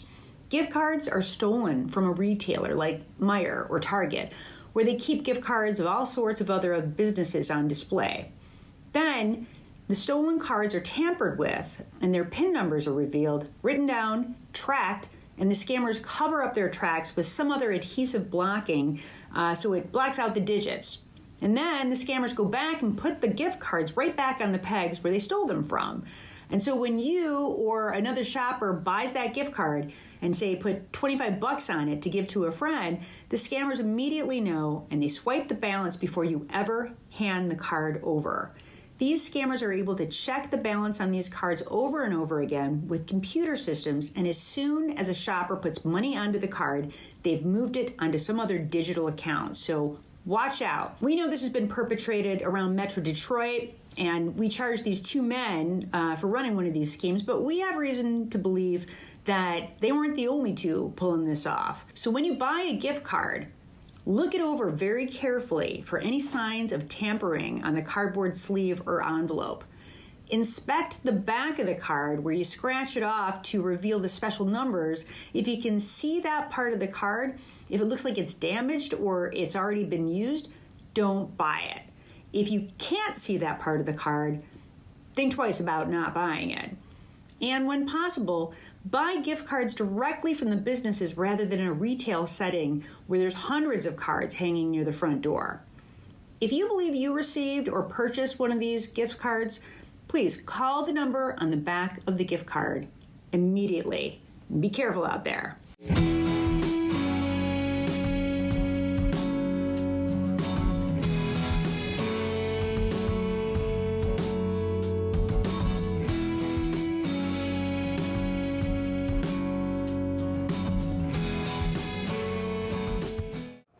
Hello and welcome to Kalamazoo and You. This is a program where we have conversations with city staff on important issues, events, initiatives, and activities. I'm Mike Smith. I'm the communications manager for the city of Kalamazoo and welcome you to this program. On this particular segment, we are discussing lead replacement and lead exposure and radon. And with us to talk about this particular issue is Rachel Smith. She is the lead-based paint manager in the Department of Community Planning and Economic Development. So welcome, Rachel. Yes, thank you for having me. So let's talk about who you are, what you do, and why you love doing this work. Yes, thank you. I have been with the City of Kalamazoo for a little over 16 years. Been in this position for a little over 2 years, managing and overseeing the program for our lead-based paint hazard remediation, and healthy homes also that addresses radon and radon hazards within a home. Homes that were built before 1978 have a likelihood of having lead-based paint in them. Homes that were built in the 40s have the greatest risk of having the lead-based paint in them. Lead is a heavy metal that settles into children. Usually under the age of 6 is when our bodies absorb toxins at a higher rate than an adult. And so lead is not a naturally occurring in our bodies, so we don't have a way to expel it from our bodies. So lead affects children more than adults because of the developing brains, developing bones, and it can lead to learning disabilities, cognitive behavior issues, kidney diseases, and these are lifelong problems that children can struggle with. Now, January is also National Radon Awareness Month. Yes. And in the beginning, I mentioned radon as well. So what's the difference between lead and radon?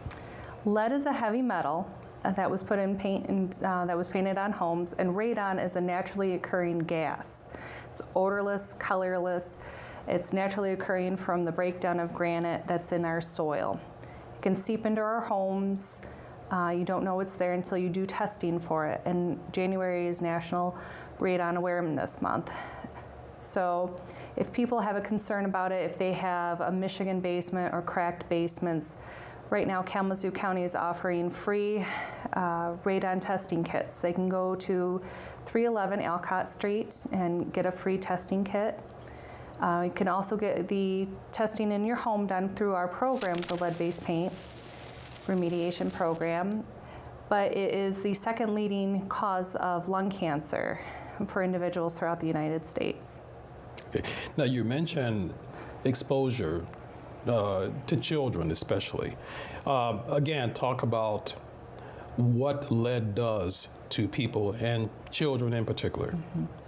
So because lead's a heavy metal, it settles into our bodies and can settle into our brain to make it where children can't learn as well. They'll have behavioral issues, they'll start lashing out.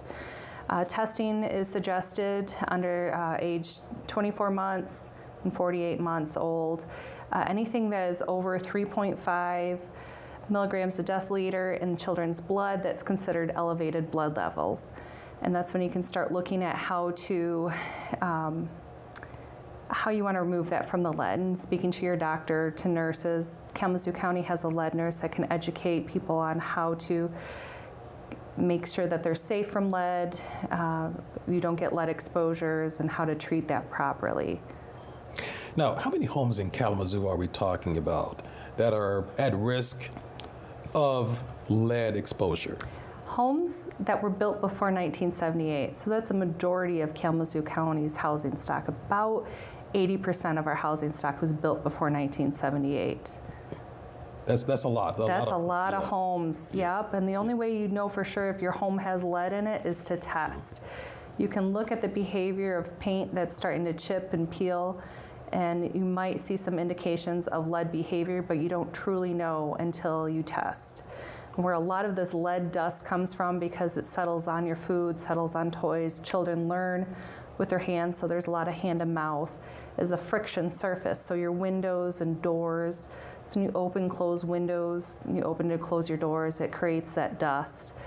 Most common people think that children are just eating paint chips. That's one way, but that's the lead dust that is in the homes and in the soils of where children get the poison from. But now we've been hearing about this issue for decades, since the mid or late 1970s. Yes. 2025, it's amazing that we still have this particular issue. Still struggling with it to this day. Kalamazoo's been a leader in addressing lead concerns in the city. We started this program in 2018. We're still going very strong in 2025 and plan to take this further into the future until all homes are safe for children. Now, you briefly mentioned efforts, local efforts. So talk about those local efforts to remove and abate lead in the home. Yes, so we have a partner, Kalamazoo Neighborhood Housing Services. They have a very knowledgeable staff that are dedicated to doing the lead-based paint remediation within homes. We have an application process for them. They work hand in hand with the staff on a daily basis. It does take a little bit of time, and there's a little bit of an application process, but the staff walks with the applications through the whole process until the home is safe. And with that, we also do a healthy homes aspect of it. So not only you have your lead inspection and lead abatement, but you'll have your home inspected. If there's mold, they'll do radon testing. If there's any issues, that make sure that the home is fully safe for living conditions. Now, what are the methods the city of Kalamazoo is implementing to eliminate lead? Not only in lead-based paint, but also in the water supply as well. That's right. Yep. Yes, we just celebrated our 5,000th water line being replaced, and our goal is to have 10,000 done by the end of 2028. Okay. And can you talk more about that, some of the things that we're doing? And I can talk a little bit about that. That's more of public services side of that. So we like to call the city of Kalamazoo likes to say that we are being a leader in the community for lead abatement. We want every home safe. We want all of our drinking water safe. So we work partnership. My department and public services work hand in hand together to bring the safest drinking water, the safest homes for people as possible. Now, where can people go and who can they contact if they have concerns about lead in their homes? They can contact for lead in their homes, Kalamazoo Neighborhood Housing Services. We also have the City Kalamazoo website for lead. We can put that link up there as well. And then if you have concern about lead in your blood and want to do some testing for young children, contact the county at 311 Alcott Street to have testing done as well. And in the city of Kalamazoo, you have 311. People can call 311, there. yes, that's a great resource. If you have any concerns or questions, you can't quite find that website you're looking for, calling 311, they're very knowledgeable staff that they can help direct you and talk into what your needs are. Okay, anything else you want to tell us about removing lead from the home and the importance of that? Get your home tested. Yeah. If your home was built before 1978, get your home tested. Okay. That ends our segment, and thank you, Rachel, for having this conversation. And thank you, and we'll see you next time. Thank you very much. Have a great day.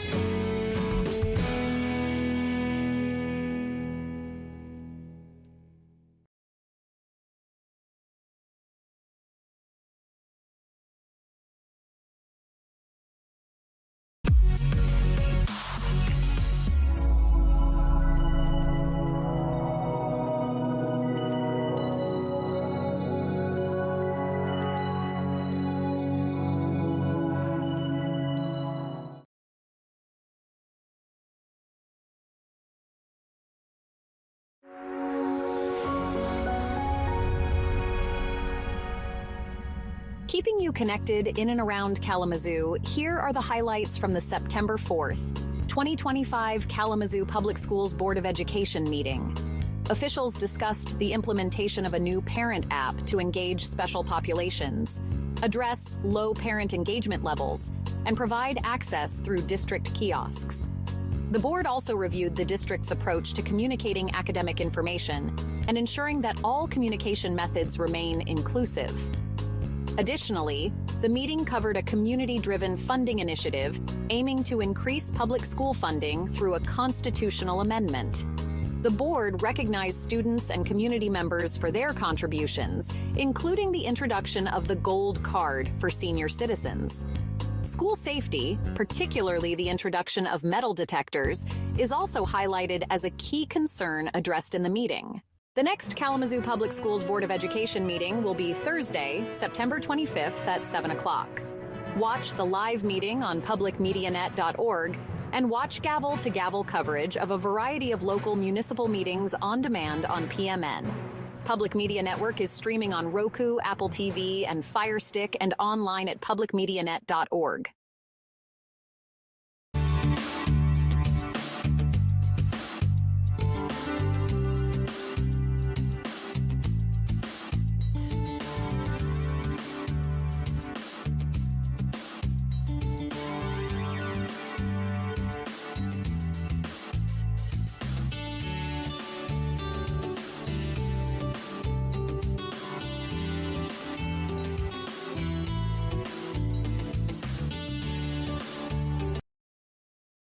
Hey everybody, I'm Ian with Trash Love KZoo.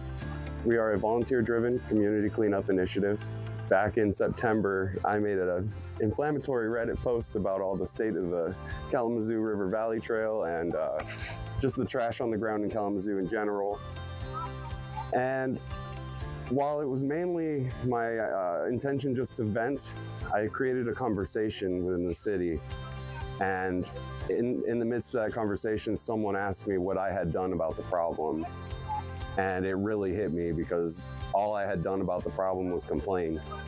So what I did was got right back on Reddit, created an opportunity for people to just meet up. We didn't even have a name in those days. We were just gonna meet up and pick up trash, and that's exactly what happened. We started doing it every single month and really just out here making a difference for the city of Kalamazoo and the township of Kalamazoo.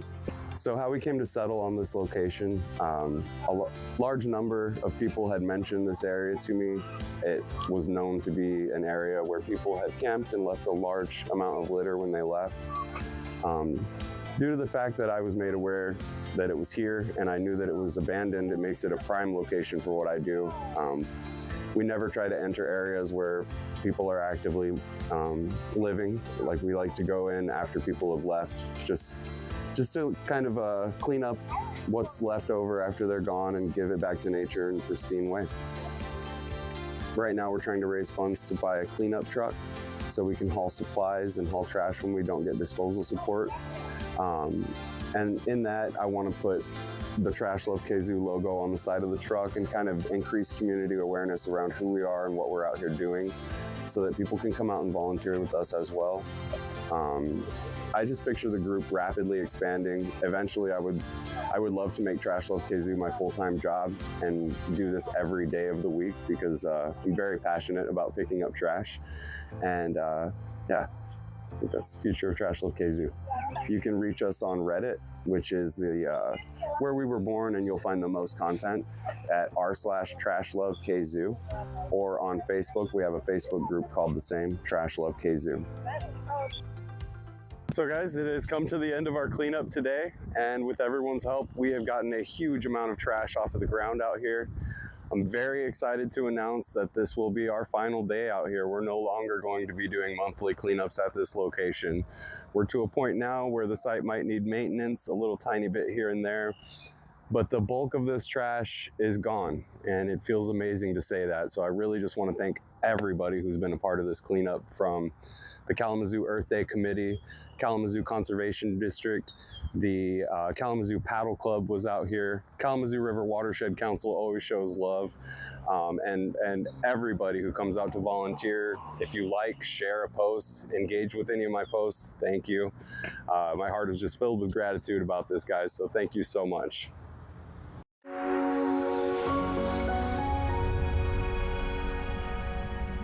Stay up to date with local meeting highlights and live local coverage. Here are the highlights from the September 22nd, 2025 Kalamazoo Township Board meeting.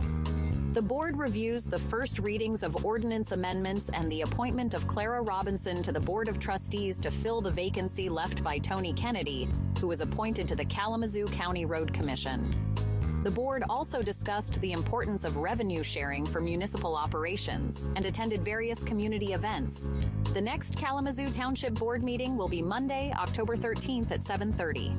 Watch the full meeting live on publicmedianet.org and watch gavel-to-gavel coverage of a variety of local municipal meetings on demand on PMN. Public Media Network is streaming on Roku, Apple TV, and Fire Stick, and online at publicmedianet.org.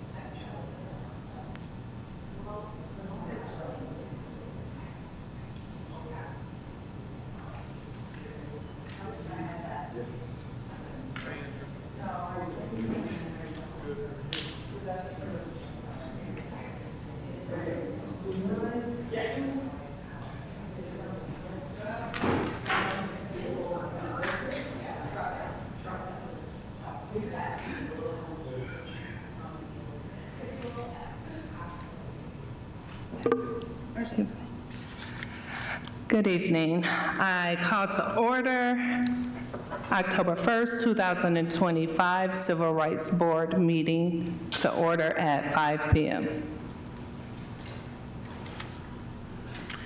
Director Hewitt-Smith, can we have a roll call? Yes, you can. Thank you, Chair Faison. Chairperson Faison. Present. Director DeBauer. Present. Director Sipling. Present. Director Calderon. Present. Director Doyle. Excused. Director Burpee. Excused. Vice Chair Lukeman. Present. And Commissioner Hoffman. Present. Thank you. Thank you, Director Hewitt-Smith. At this time, can I get a motion to adopt today's agenda? Motion to adopt today, October 1st agenda. Is there a second? Second. It has been a motion by Vice Chair Lukeman and second by Director DeBoer. All in favor? Aye. Aye. Aye. Opposed? Any discussion? Abstentions? Today's agenda for October 1st, 2025 has been adopted.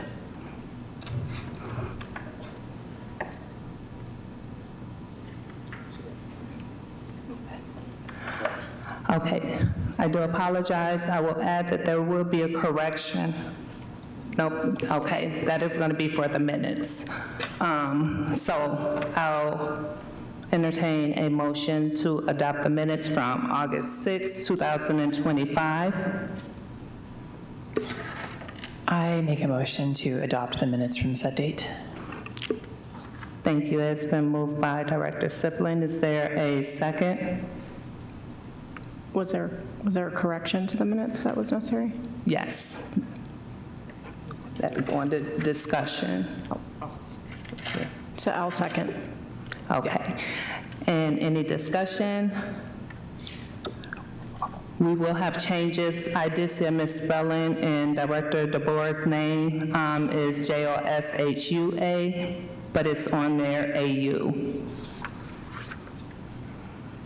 There's also on the back page, it just says Directors Boer.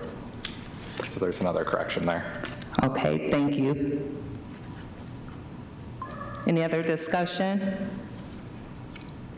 All in favor? Aye. Aye. Aye. Any opposed? Any abstentions?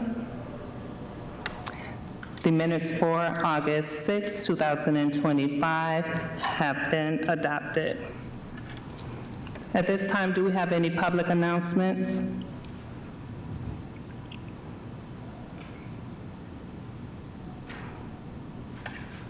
Nothing, Law? Okay. So we will move to our first item for discussion. And that will be Education Subcommittee updates and discussion around appointment. I will provide an update from the Educational Subcommittee. We have had 3 meetings thus far. We've been meeting on a bi-weekly cadence. Our first meeting, we took the opportunity to discuss the goals of the Educational Subcommittee, come together and discuss who in the community that we'd like to draw into this subcommittee as well. Once we established that goal, we set our cadence meeting rate and when we were going to meet. We meet on Mondays bi-weekly. Our second meeting, we came together and very briefly discussed a meeting agenda because there were few members of the subcommittee that could join for that meeting. Thankfully, on our third meeting, we were able to pull together a list of community members from the subcommittee board members, and we have extended invitations out to a variety of community organizations, landlords, as well as directors of other community agencies that the subcommittee chose to be fit. Wonderfully enough, we have our fourth meeting on Monday, which will then partake with those community members that have been invited. So ultimately, we're looking forward to now having some community participation after we were able to get ourselves established on what we were doing with the subcommittee. The question being, what are we doing with the subcommittee? So the intention is that we are going to put together a flyer, for a better word. So making like a threefold brochure that can be placed at the city, landlords, community housing agencies, schools, other agencies that are involved in housing as well as employment. So creating flyers, once we are able to create marketing material, then the intention is to then be able to spread that marketing material out into the community. And I think after we have that material, at that point in time, we will engage community in event creation as well. I would love, if the board has any further recommendations or input on what I have, said that educational subcommittee has put together thus far. Would love to hear any other additional input or answer questions maybe about what we're doing. Yeah, I think in some of the subcommittee meetings with the ordinance review, some of this has come up too about the education part, about educating the community and filling out the complaint forms. So just knowing that that is something that's available for people, and figuring out how to get more people to fill out those complaints if they are there, right? I mean, we hear that there are civil rights complaints, but people aren't filling out the form. So it's a matter of, do people know that that form exists? What are the expectations, right? And kind of aligning the expectations about what can be done and where we are in kind of a stepping stone area. And Willow, I don't know if you want to add on to any of that. I think our concern, the form is being adjusted, which I'm sure we'll talk about in our update, but having the form be used for things that are within our scope of service was kind of our primary concern. And so I think we've discussed how we might be able to partner with the educational subcommittee, so that way we can ensure that people know about all of the things that we offer, but can then make use of that form in a way that fits with what we have the ability to do. So I'm going to lift up two. I believe this is going to be also leaning a lot towards the event side, the community engagement, because sometimes people don't take the time also to look at the brochures and stuff. So I do want to make sure we are very intentional on having events that will educate the community and lift up everything that we want them to be aware of, so that they can start utilizing the Civil Rights Board.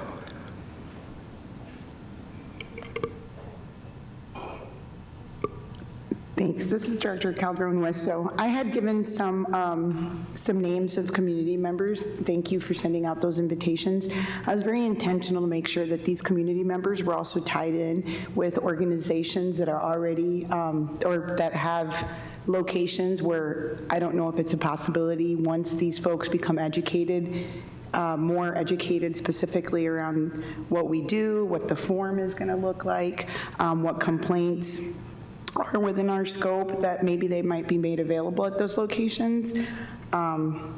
Just to be transparent, that those were individuals from El Concilio, Isaac, Outfront Kalamazoo, as well as the Disability Network of Southwest Michigan.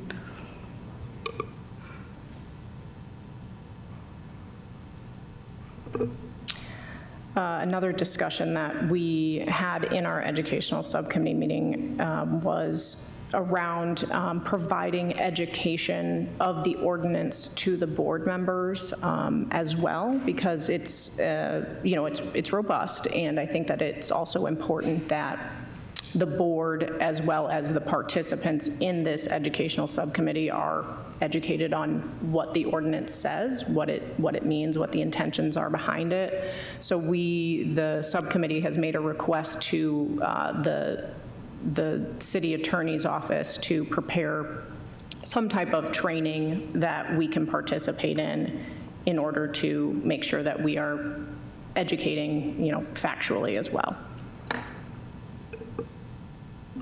Yeah, I think one of the other things that we discussed too was figuring out what educational things are already happening within the city and how can we piggyback off of that.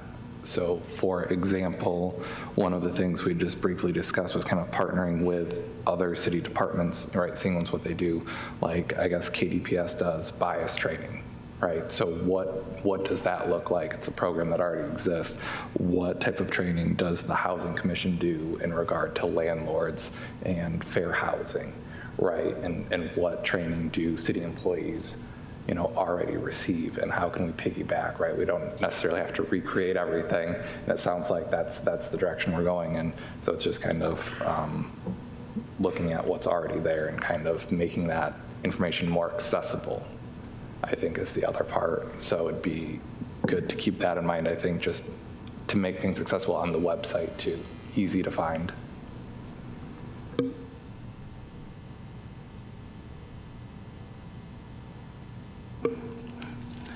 Thank you. Is there any more discussion? Well, the next meeting will be, is it October 6th?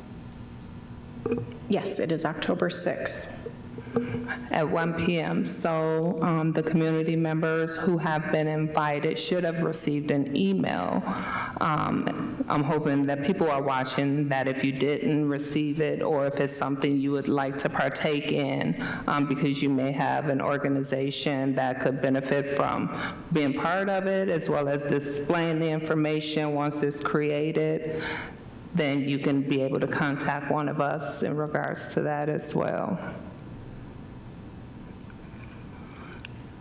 So with the education subcommittee, we did have Director Calderon as part of it. We have that on discussion because she did resign from the education subcommittee. I did attend the last meeting, but I did want to ask again and open it up to see, are you sure that it is something that you want to stay away from at this time? So my concern was just being able to make the times of the meetings scheduled, and want to be consistent, want to be able to show up, and the times were not, the times of the meetings that we had were not fitting into my schedule at the time. So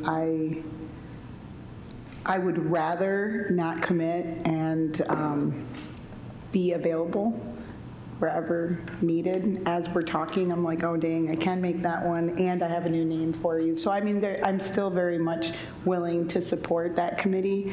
I just don't want to, I guess I don't want to commit to something that I might not be able to do, quite frankly.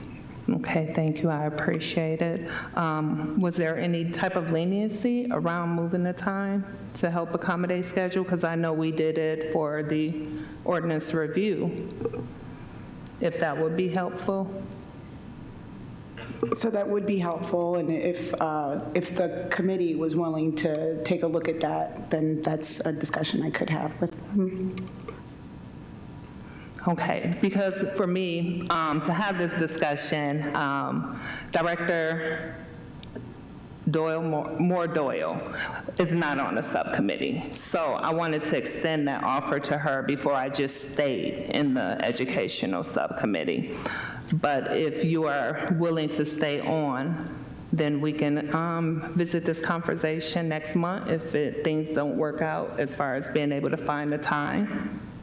Yeah, that's something I could connect directly with you, Madison, about, or with other members, maybe start that conversation so we can report back. I know that I can make this meeting, so yeah, so I can commit to being there for that meeting. Yes, absolutely. That the meeting schedule can certainly change. I think as we do start to grow to more community involvement, I think we really need to stay consistent with whatever that time is. I'm very happy to hear you can make it on Monday. So if we could plan on that, and then we will take it offline, as they say, for maybe some other availability. Sure. Cool. Okay, thank you. I appreciate it. I just want to make sure that we're trying to at least accommodate those that are part of the board. And I understand, like, when community, if they can come, they'll come. As we said, too, there'll probably be some that may come in only when needed. And so. Yes, I will have one final comment on that is the intention around the start of this educational subcommittee is that we would like to pull in as many members as possible, but at some point we have to charge forward. So we're charging forward right now with this group, and then what we'd like to do is, if at some point a board member is able to drop off, we pull another board member in that has more, has event planning or has more connections to whatever type of event that we're planning and pulling up. We can be fluid with the community members and the board members as we charge forward with a path. Okay, thank you. Any other discussion? Okay, we will be moving on to our next item, which is the ordinance review subcommittee update. Unfortunately, I was not able to make our last meeting. Would you be okay giving an update? Thank you. This is Director Sibling, absolutely. Just to highlight a few things that we've been talking about and things that we've been working through. One thing that we are very excited about is updating some of the criteria on the actual form that's able to filter for folks who are within our area for complaints that meet the criteria of the Civil Rights Board. So we're hoping to begin that process for implementation. And that way, it's not as if we are not wanting to receive the complaints and things like that, but we want to ensure that we are receiving the relevant complaints to us. And so having a form online that asks about the location, if somebody is not in the Kalamazoo area, it directs them to the broad Michigan Civil Rights Board and other opportunities for them to be able to find options. A few things that we discussed in our meeting as well was what all we can do in terms of being more involved in the process. We've all, I think, expressed a desire to be involved on the front end of the investigatory process. We've explored some options there, but we also looked at the various types of tasks that a civil rights board can perform. One thing to celebrate is our board actually does most of what civil rights boards are capable of doing. A few options or a few things that are within the scope of civil rights board include basically all of what we offer, from the mediation process to the investigation process to bringing a legal complaint and so forth. So just one thing to celebrate for the commission that has been working on these types of things for a while, keeping us very relevant and up to date for what we can do. We talked about some other things that we might be able to do to support other parts of our city and basing that on what some other boards might do. Obviously, these boards have different makeups and different things that they are allowed to do due to their size. But some interesting things that we did highlight, for instance, was in New York City, that their board can not only receive complaints, but they can initiate them as well. We noted that in Portland, their board directly collaborates with their police board on police-related complaints as well. So these are just some ideas of some various ways that we can, as many of us have expressed, have a greater desire to be involved in what our community is asking about and how we can support them. I think those are probably the main points that we discussed in our most recent meeting. Thank you, Director Sibling, for that update. So I do know, did you have any updates? Director Sipling, I think, summarized it very well. Thank you, Director DeBoer. We are still just working diligently to make sure that the Civil Rights Board is engaged from the beginning, making the process easier, and the collaboration with the education side to make sure community is aware of how everything works, how it moves, making it as simple as possible, and just being able to really start moving some of these complaints in, or encouraging people first to get them in and being able to move them forward, and the Civil Rights Board being in the process from the beginning. Thank you, Commissioner Hoffman. Thank you, Chair. I have a question about something that was said earlier around assistance with the application process, that we could offer that. One, where would one go and who would they contact to get that assistance? Is that on city staff? Is that, like, where would that happen with the application process if one needed assistance with filling it out? My understanding is that is currently on city staff, so I know that LUL is available to help people fill that out. They can also call the 311 number of the city and get assistance that way as well. Thank you. And I think the difference is because the makeup sometimes is different. I know Ann Arbor, actually, their complaints go directly to their board. And so that is one of the discussions we would have to have also, because I'm not sure what is the capacity of the work that the city staff has, what they are supposed to be doing, and if there is a way that it can also be directed to the Civil Rights Board to be able to take care of it. Maybe that is where we're saying creating that subcommittee to be there from the beginning. That was my point in asking. We have a small but mighty team, and they are already doing a lot as a team of two. And so to put that additional responsibility on them, I think that's something that we should talk about, and then look at maybe the CMO's office to get some guidance, and maybe from the attorney's office as well. Thank you for adding that. As well as I do believe the education side could also entail, like, the help with that. That's why I was saying the events, maybe creating some type of PowerPoint, just kind of making things a little simpler, but also to where some of it can be a little bit more self-sufficient for others, and not having so much that is on other people's shoulders, or if so, it's on our shoulders. I had asked a question about, what the educational subcommittee could request from the city to do, and there's a lot.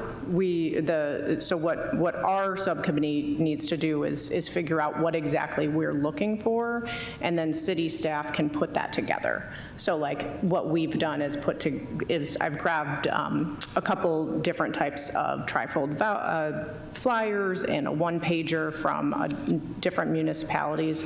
So as examples of, like, what we might be looking for the city to produce to us. So I don't, at least as far as I'm concerned, I don't think our small but mighty subcommittee is going to be producing marketing material and those things. So I think that there is obviously a lot of support that we can receive. We just need to be able to provide examples or requests specifically what we're looking for.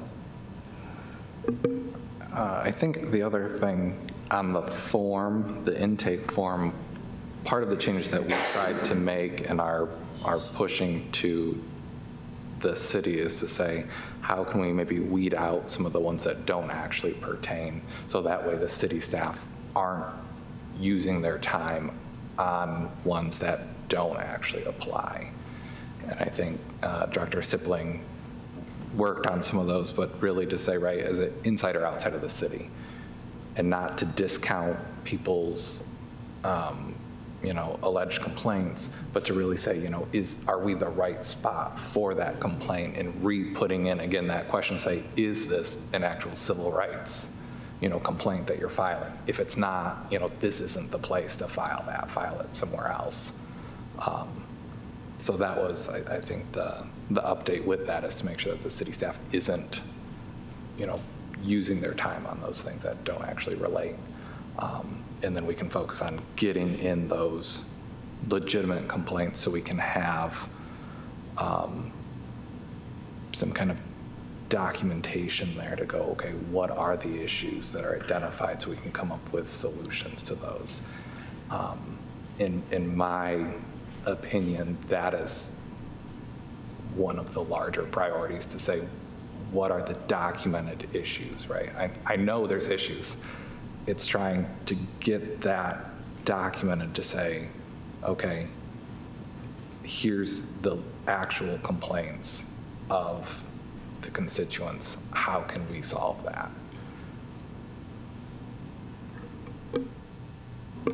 Thank you, Director DeVore. And I think the only thing that I question is where will the other complaints go through? And maybe that may be a process of education too, because I also don't want the complaints that are not for the Civil Rights Board to get lost.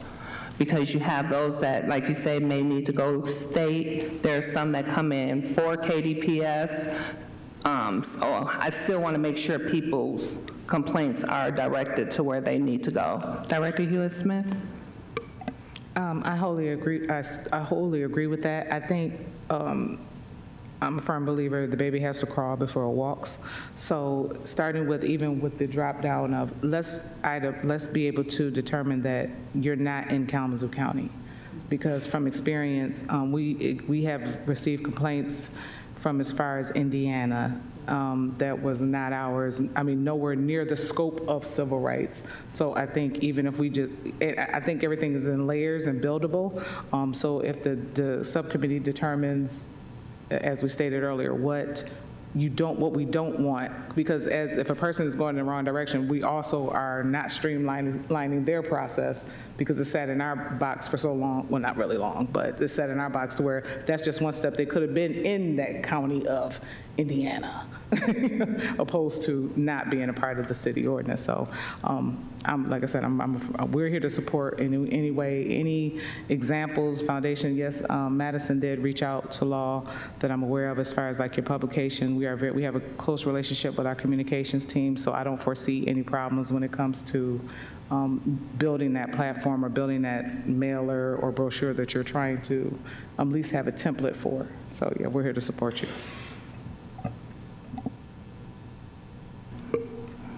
Thank you. Any other discussion?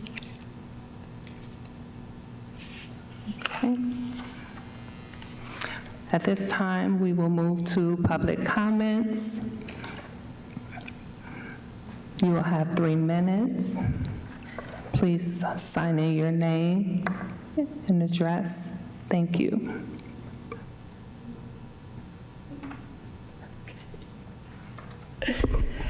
Hello, my name is Maggie Adams. And I want to start first of all by just, again, smiling that everybody's here, and I really loved the discussion and the movement that's happening. But I also had some reflection as I heard some words from, like Trustee Lukeman, you said something like charging forward with who you had, and it made me feel a little nervous when I hear those kinds of words, because I feel like we're moving into that sense of urgency as opposed to, slowing down and doing our best to really address the inequities that we are here to assemble for in the first place. And the word of community engagement, I always ask myself when I'm, sitting in front of city council, who are you inviting and who are you leaving out? Because kind of what I heard is I actually heard people who might actually be impacted by this are being left out in the process of this idea of education. And I'm afraid that it would be like this talk-at session to folks, and I don't even know who these people are, because we've already said many times, these people don't show up because they've already been impacted by the system. So how are we going to have them all of a sudden show up to a event? How do they know who they are? And a lot of times they know who they are, right? But they already feel marginalized and impacted by the inequities of the system. So I appreciate you said El Concilio, you said Isaac, I think out front, that's great. But it's similar to what we had with the city when they did their stakeholders meetings. They left out the stakeholders, the very people impacted. So I'm just asking to reflect on that. The people who are actually impacted, what education would they say they need, and how would that be delivered best for them? Thank you. Thank you.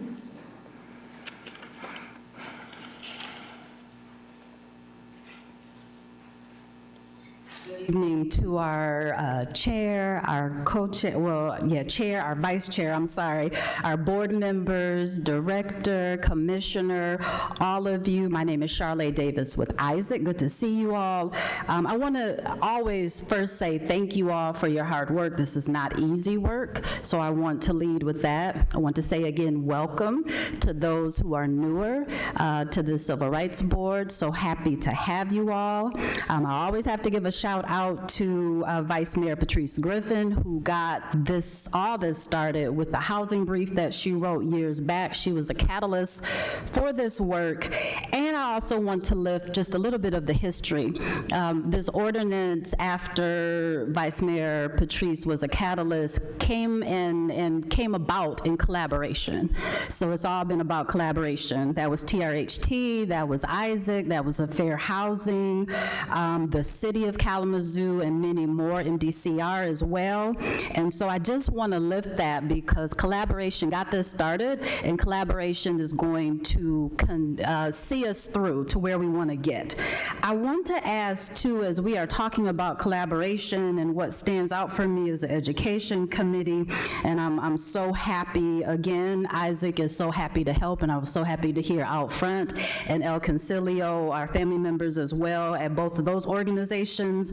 I want to lift that this is an opportunity to lean into, like Maggie said, that community lens. And so we, as a system, there's always usually this disconnect between systems and community. And this is a perfect opportunity to be able to bring systems and community members together for shared decision making.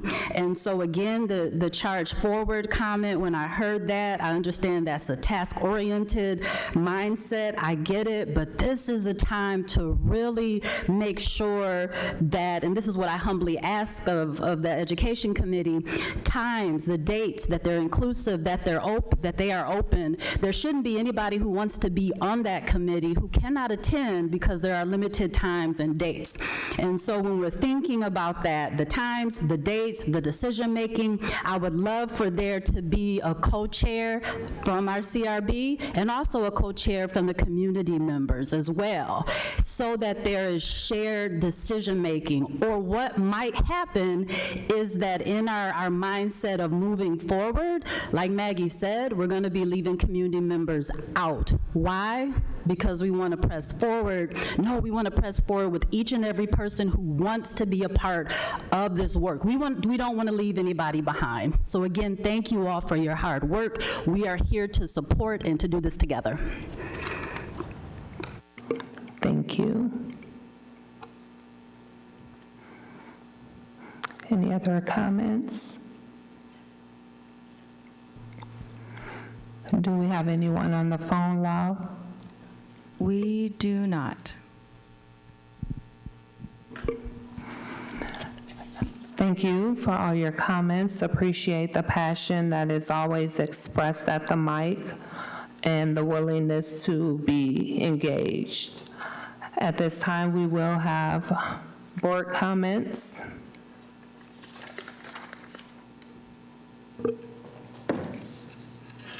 This is Director Lukeman. I'd like to announce to the community that our educational subcommittee is meeting on Monday, October 6th at 1 p.m. If you're interested in joining, unfortunately I can't offer any other board member seats due to quorum. But if you are a community member and would like to participate, please reach out to Lowell. Recognizing that we can't reach everyone, but I can at least extend an invitation out.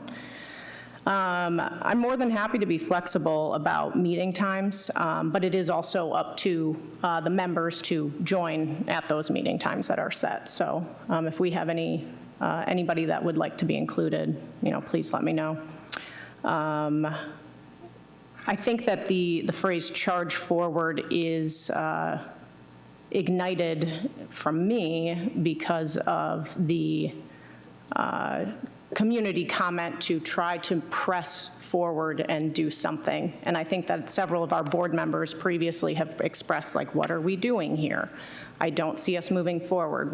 What are we doing? I come to the board meetings and, I'm not sure that there is anything happening here. So my notation of charging forward is really to try to take action and do something versus be inexclusive. So I would leave it on that.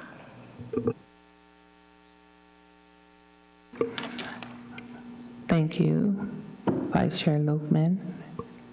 Anyone else? Director Sipling.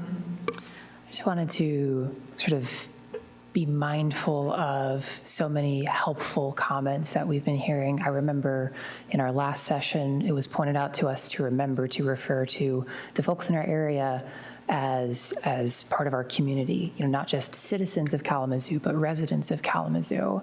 And thinking through the language that we've discussed here, how do we not lose people in our desire to have an efficient process, and some of the comments that are also made tonight. So I just wanted to express my appreciation for the co-learning that is happening, and I appreciate all of our colleagues here for that contribution. Thank you, Director Sipling.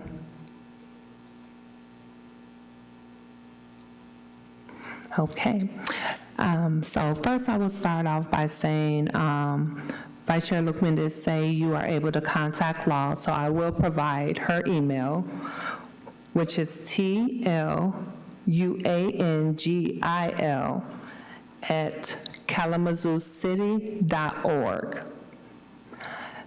So feel free to contact Law if you are interested in being part of the Education Subcommittee. I will also add, maybe as board members that are part of that subcommittee, the same way we look to see who might have been a good fit from an organization. I think so many people work with directly impacted people that maybe we can suggest someone to add that have lived experience. I also want to say thank you also once again for always coming to the mic, expressing, because I do have to agree, sometimes it does give a different scope, to be mindful, because sometimes, and I know from doing this and working on the ordinance review subcommittee, it seemed like we was doing so much and pushing so hard to get things done that sometimes you get a little frustrated and you're trying to move and get things done, and sometimes some things can slip. So it's good having that collaboration. It's good having other individuals who can kind of pull you by the coattail and say, wait a minute, maybe you should try this as well as always having that open mind. And so I do want to make sure community is engaged with how we're moving with the education, because they are the individuals who we need to make sure are educated on the process. In doing this work, I know everything doesn't work one way for everybody. So we have to be mindful to make sure we're reaching people on different levels in order to be able to get the complaints in. I also want to say, now that we do have a full board, everyone except one of our directors is on the subcommittee. So I would like to say thank you for all the work that everyone does as well.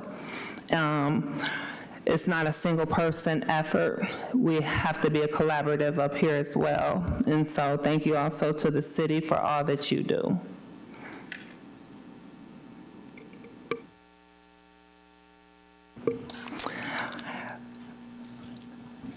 Director Hewitt-Smith.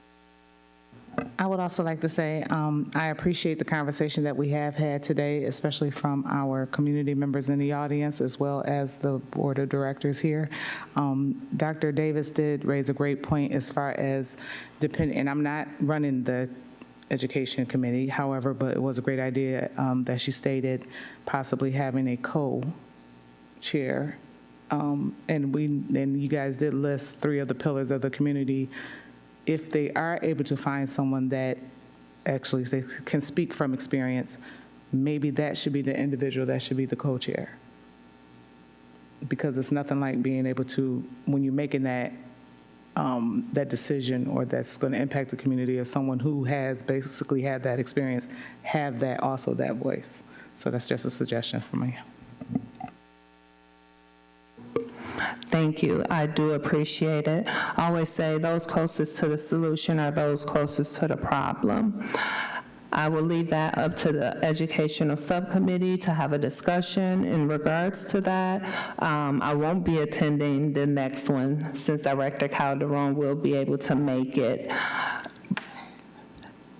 But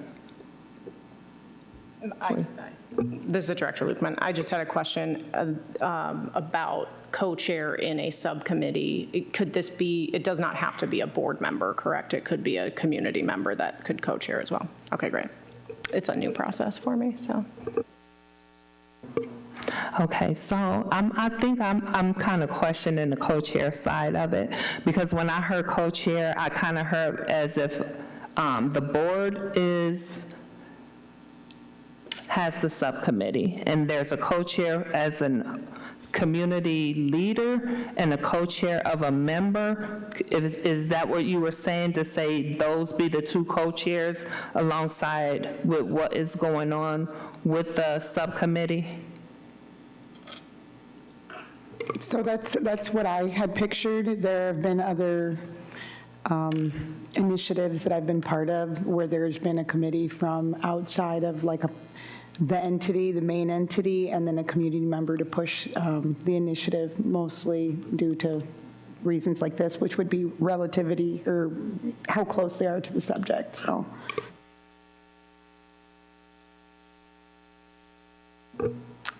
I would love the participation of a community member as a co-chair participant, and to help me, move things along as well, because I think, at least as far as, again, having lack of experience, if you will, in subcommittee, city board, and then being able to pull in another person to, again, I don't know, we don't like this word, but charge things along and help charge things along.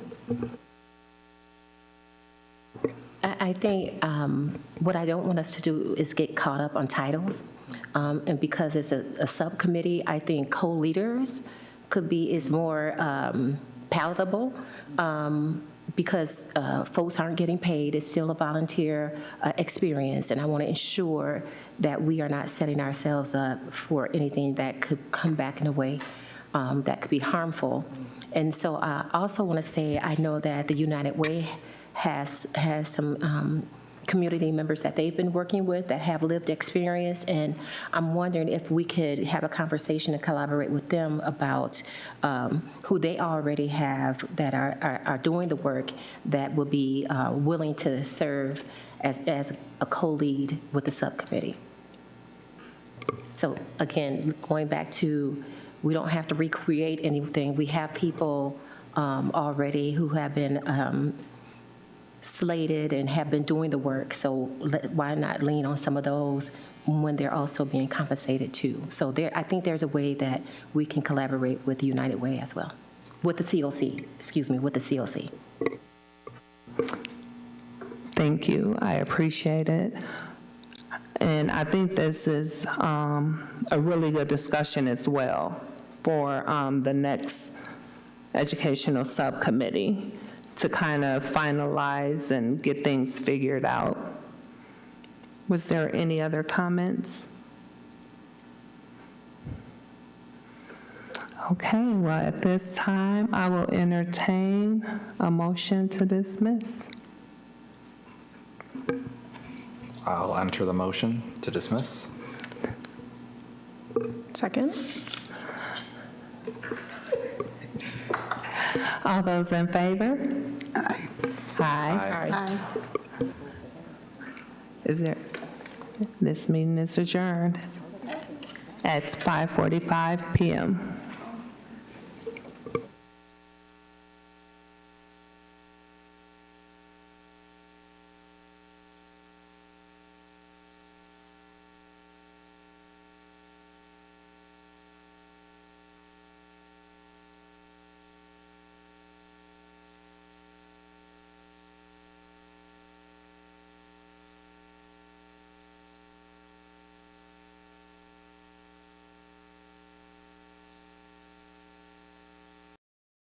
Hey everyone, this is Officer Manny from Lloyd Norris High School. With the new school year starting, we wanted to give you a couple of quick safety reminders for students and drivers.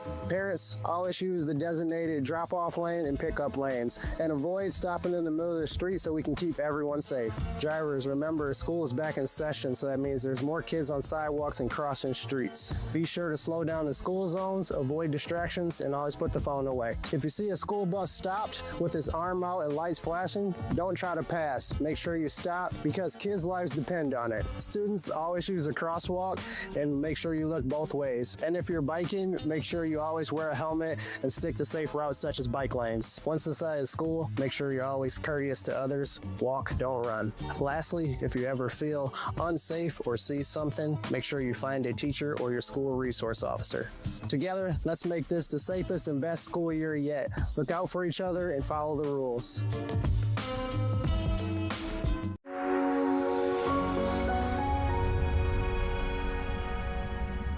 Keeping you connected in and around Kalamazoo, here are the highlights from the September 2nd, 2025 Kalamazoo County Board of Commissioners meetings.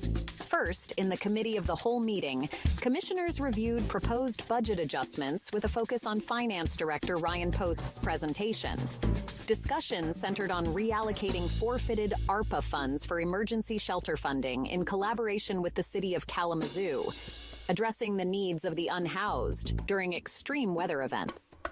The meeting also delved into the draft housing tax increment financing, TIF policy, with input from Brownfield Administrator Macy Walters, aiming to balance affordable housing components with development feasibility. Additionally, the Commission considered the allocation of disaster relief funds, weighing the needs of public versus private infrastructure. Various commissioners expressed views on environmental impacts and housing vouchers, seeking to refine policy directions. The meeting included first readings of proclamations for National Recovery Month and Suicide Prevention Month. In the regular meeting, the board discussed budget priorities, emphasizing the need to align spending with strategic goals and community needs. There was a significant focus on housing initiatives, particularly the renovation of the former County Inn suites for use as a support facility for families, known as the Landing Place. The board also reviewed amendments to the Purchasing Policy and Procedures Manual to streamline processes and support local businesses. Annual reports from departments such as Human Resources and Equalization were presented, highlighting departmental achievements and future plans. Public comments addressed issues such as the opioid crisis and the need for a drug alert system. Overall, the meeting emphasized strategic planning and community engagement to tackle pressing local issues. The next Kalamazoo County Board meetings will be Tuesday, September 16th at 4, starting with the Committee of the Whole meeting and the regular business meeting at 7. Watch the full meetings live on publicmedianet.org and watch gavel-to-gavel coverage of a variety of local municipal meetings on demand on PMN. Public Media Network is streaming on Roku, Apple TV, and Fire Stick and online at publicmedianet.org. Hi, everybody. Coming back to you with our weekly intelligence update, where I talk about one economic issue, one national security issue, and one democracy issue. This week on economic issues, the big, beautiful bill, Senate edition. We have the Senate version. I want to talk about what it's going to do to healthcare, because there's important changes. Number 2, on national security, we got to talk about Iran and the Middle East, what's going on there. And number 3, on democracy, we had political assassinations in Minnesota and what that means for our country going forward. So first, on the big, beautiful bill, Senate version. The Senate has now produced their own version that the House already voted on. This has lots of changes in it, but a really important one is on the issue, again, of health care. Remember, the theory of the case here is they're looking for cuts in things like Medicaid, food stamps, Medicare, so that they can pay for a big tax cut for the wealthy. And while the House version of the bill already risked cutting health care to 13 million people and raising the cost for everyone else who has private insurance, the Senate bill is even worse. It goes after something called the provider tax, which is just another way that our hospitals, particularly rural hospitals, pay their overhead, their bills. So the House bill was bad on cutting people off Medicaid. This makes it even harder, and we're hearing from some hospitals, again, particularly rural hospitals in Michigan, where they could be losing tens of millions of dollars and have a trouble staying open, right? Imagine a rural hospital closing because they don't have enough money coming in because of Medicaid cuts. So keep your eye on that. We're going to start to vote on that bill next week. Number two, the issue of national security. I wanted to talk about Iran and the Middle East. Look, there's a lot of discussion going on about this. I would say, as a former CIA officer and Pentagon official, my view on what's going on is deeply connected to my 3 tours in Iraq, right? When I served in Iraq, I saw up close and personal what the Iranians were doing to target Americans, kill civilians. I saw their terrorism up close and personal with rockets and mortars landing on our bases. I saw ballistic missiles fired by the Iranians, and then obviously the big threat is them ever getting their hand on a nuclear weapon. So I have no love lost for the Iranians. But I think at the same time, my experience in Iraq really taught me we have to be deeply concerned about getting into any other kind of forever war, right? We also thought Iraq would be a quick war. We thought Afghanistan would be a quick war. And 20 plus years later, we were still in. So today I had the opportunity to talk to Secretary Hegseth in a hearing and asked about, not about the military operation. I believe the U.S. military is the best in the world and could conduct an operation. That's not the question. It's the day after. What kind of planning and work is going on now if we're ever going to consider getting into this war? So those are the things that most worry me, and the risk of escalation that goes on in any war. When things happen by mistake, planes go down, things happen. I don't trust that this administration and the leaders in this administration are going to manage that escalation.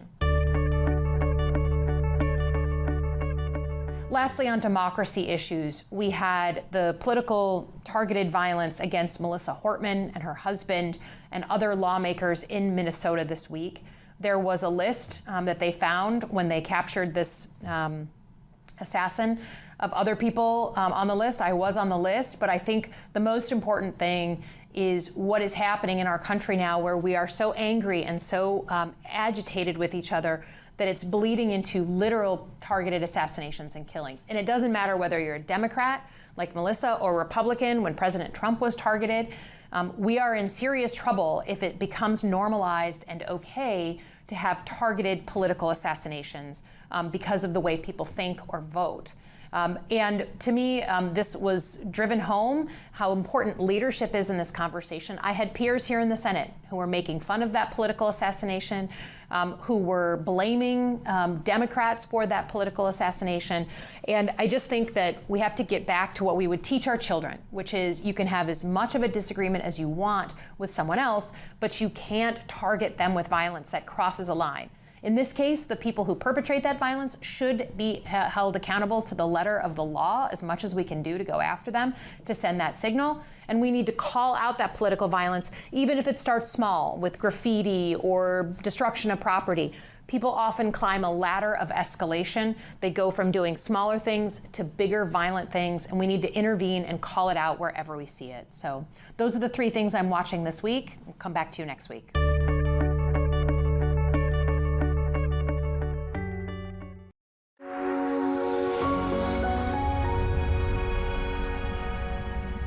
Keeping you connected in and around Kalamazoo, here are the highlights from the September 2nd, 2025 Kalamazoo City Commission meetings.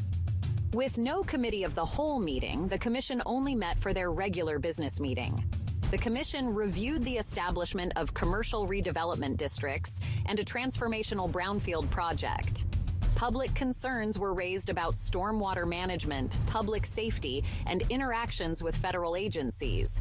The Commission addressed these issues, emphasizing ongoing efforts and policies. New developments in housing and infrastructure were highlighted, along with the city's commitment to fostering community engagement and transparency. The meeting also covered updates on the city manager search process and various public comments reflecting community interests and concerns. The next Kalamazoo City Commission meeting will be Monday, September 15th, starting with the Committee of the Whole at 5 o'clock, followed by the regular meeting at 7 o'clock. Watch the live meeting on publicmedianet.org and watch gavel-to-gavel coverage of a variety of local municipal meetings on demand on PMN. Public Media Network is streaming on Roku, Apple TV, and Fire Stick, and online at publicmedianet.org.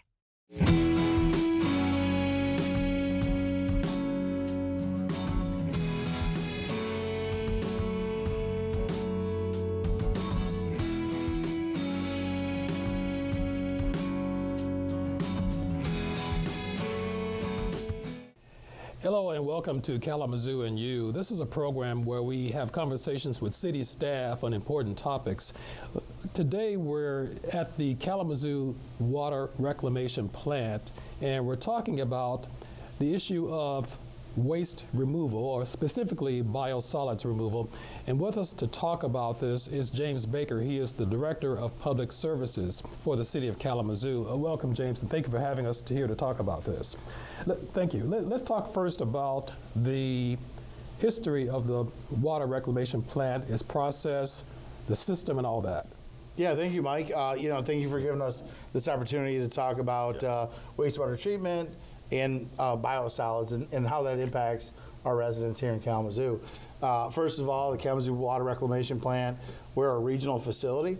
So if you live in Kalamazoo County and you pay a water or sewer bill, your stuff comes to this plant. So anything that goes down your drain, anything you flush down the toilet for citizens of Kalamazoo and 21 other municipalities within our metropolitan region comes here to this plant for treatment.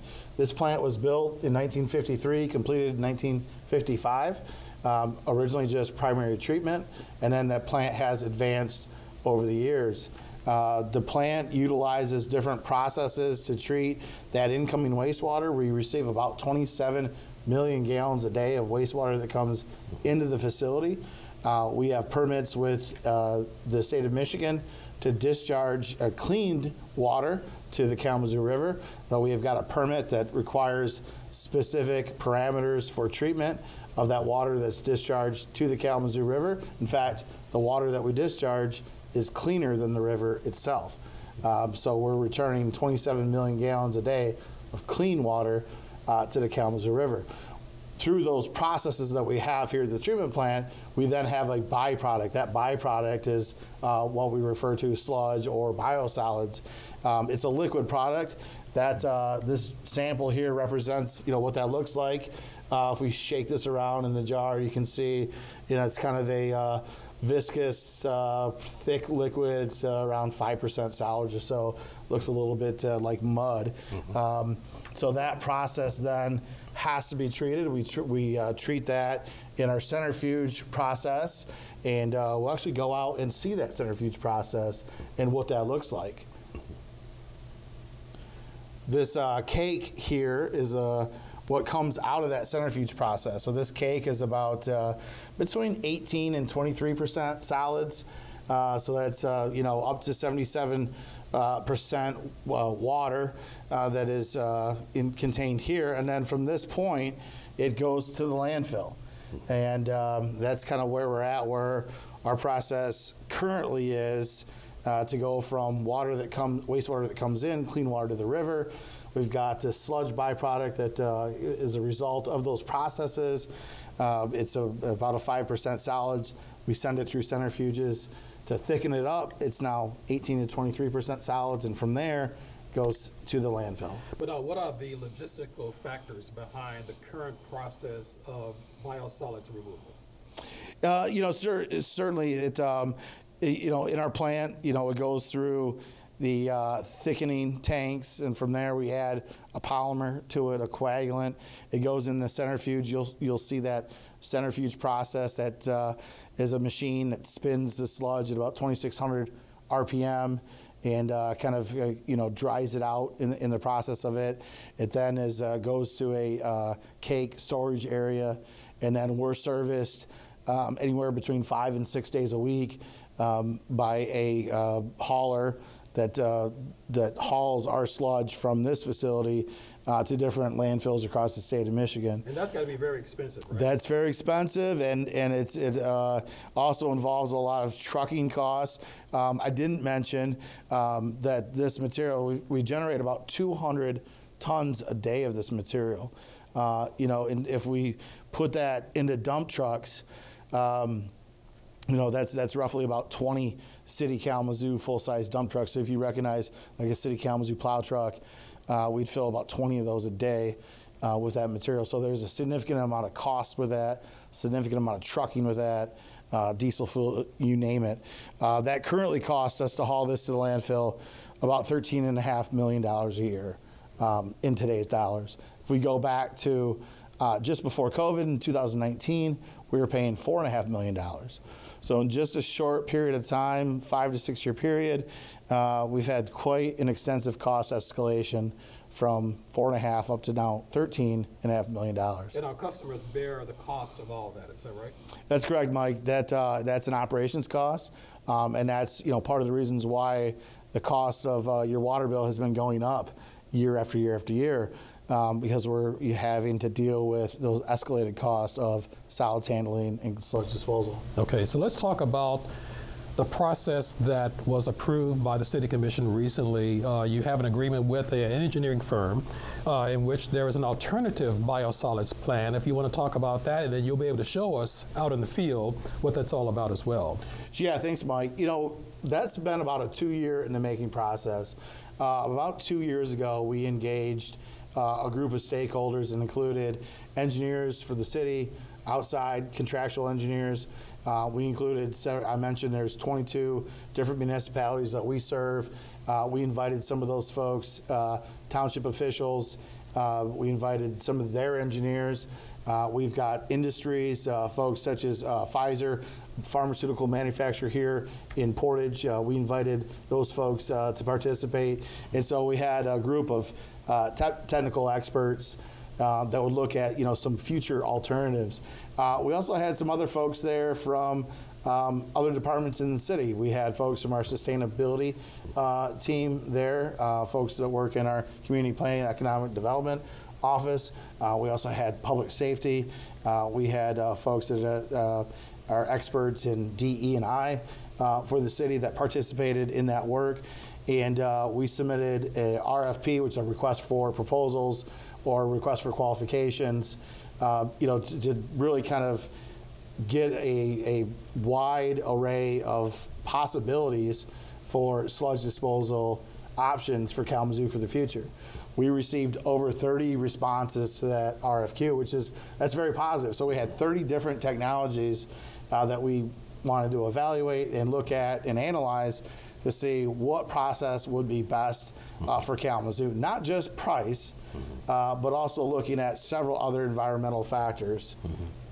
Okay. And can you explain what this new process will look like? I know you'll show us out in the field, but can you explain it as well here, or maybe in terms of the monitor what you can share as well? Sure. We kind of go through it. We don't have the process built yet. That's part of that work that Jones and Henry will be engaging on. We've got a schedule, a very tight schedule in front of us. We're going to have a public meeting on March 18th. To kind of engage in the community on what our plan is. We plan to submit a application for state funding at the end of April. We'll be back to the City Commission in April to seek a resolution of support for our funding application. That will go to the state of Michigan. We'll find out if we're funded for the project in around September of this year, and if we are successful, this project could go out to bid as early as September, October of 2026. And can you share with us what you're showing here in terms of what this is about? So, essentially what this new product would be is a dryer. That's a machine that goes through and kind of dries the sludge out to about 75% dryness. There would be a second step of that. That's a biocon furnace, which would then oxidize the material and then recover the energy and kind of recycle that heat from that process back to the dryer process. And so this is a relatively new technology. It was developed in Europe around the 1995. There's one active installation here in the United States. There's another one getting permitted in Warren, Michigan. And then if we're funded and we move forward with the project, Kalamazoo would be the third installation in the United States for this. So I've got some samples of what that would look like. So this first sample here would be what that cake material that comes out of our centrifuges would look like after it goes through the dryer. And would that be this right here? Correct, yeah. Okay. So that is what comes out of our centrifuges right now. We would keep those centrifuges, and then we would use that cake material instead of putting that in dump trucks and hauling it to landfill. That would then go into the first stage of this process, which is the dryer, and we'd have this material that would come out of that. Okay. This is that same material. This has been crushed that would support storage. So there's different options in storage before we then send the material to the biocon furnace or the energy recovery system furnace. That's one of the concepts that we spent a lot of time studying across the different equipment that we evaluated, was that right now we process, manage, store, and haul a wet product. And this wet product is quite odorous. If this generates an odor, we'll see that odor when we go out and tour that process, and it's expensive as well. And is that odor also impacting the neighborhood or the area as well? Certainly. That we did a lot of odor investigation studies. We've concluded now nearly 6 years of projects and investments to mitigate and manage odors at the wastewater treatment plant. We just completed another phase of odor study. That information's on our website. We encourage folks to go to our website, City Kalamazoo Odor Control or Odor Observations, and you can see kind of the work that we've been doing there. Some of that work, some of that study has identified that within the treatment plant, our largest generator of odors is our biosolids process. And we believe that biggest generator of odor is the 200 wet tons a day of this cake material that we have sitting on deck. And so transitioning from handling, managing, storing, transporting this wet material now to this dry material is going to create a significant reduction in odors in the treatment plant and in our communities next door. As well as the cost of transforming or transferring that material. Correct. Because Correct. It's wet material, originally wet material, but it'll be much dry material. Correct. It's dry material, and then before, we're still working out the options in terms of equipment sizing and reliability. When we talk about reliability, we're talking about how many machines do we have to have so that we can have planned maintenance and downtime of those machines, but still maintain operational status. Part of that is understanding what our storage capabilities are for a dry material. So this is that dry material. We could put this in contained silos within the process, and this material doesn't have an odor. It doesn't generate odors, and it's a lot easier to manage than that wet material. That could give us some space, so to speak, as we plan for that next aspect, which is that biocon, which is what we're talking about here. Again, this is a very new technology. We've got some comparison to some of the older technologies. We've heard of multiple hearth incineration. This is a 1930s technology. Fluidized bed, that's a 1980s technology. These processes do not deal with PFAS. We know that the Biocon does treat and remove PFAS. It operates at a much higher temperature, and it has advanced emission control systems and after treatment, as well as selective catalytic reduction. So it's got advanced pollution control systems on it to ensure that it's meeting all the current regulations that the EPA has in place. And so there's been some updated rules by the EPA. In 2016, they enacted new regulations to make sure that processes like this were meeting emission standards, and this process would fully comply with all those emission standards. So this is what that end product would look like. This is, we would call this a mineral ash, and this reduces the weight and volume of that sludge by over 95%. So this is over 95% dry material, and so this ash product could then be landfilled, much lower volume. There's also beneficial reuse possibilities for this material, such as drying, and then also incorporation into concrete mixtures could be used with this material. So not only can this greatly reduce the concerns with regard to odors in the community, but also a tremendous cost savings for the city as well. Correct. You know, looking at our initial estimates, we believe that this project has a payback period of between 7 and 10 years. Some of that equipment sizing is going to kind of dial that in. At a 10-year payback period, this project pays for itself in 10 years.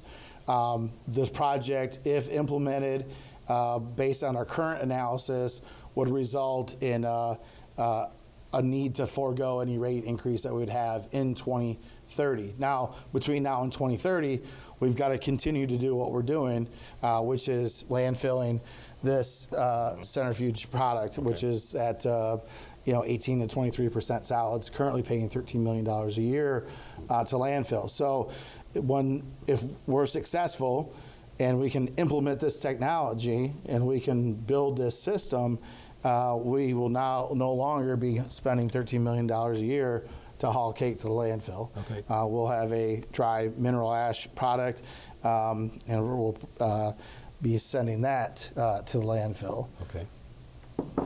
Let's take a break, and then we can go out and take a look at what you're talking about, and it's really interesting things that you have to show us as well. Sure. Okay. It's a great process. We'll be able to see that centrifuge in use, and we'll see what that cake looks like getting ready to get hauled out.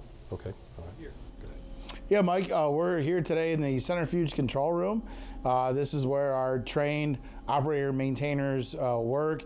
Our city staff are not only trained, but also certified and licensed with the state of Michigan as operator maintainers or certified wastewater operators.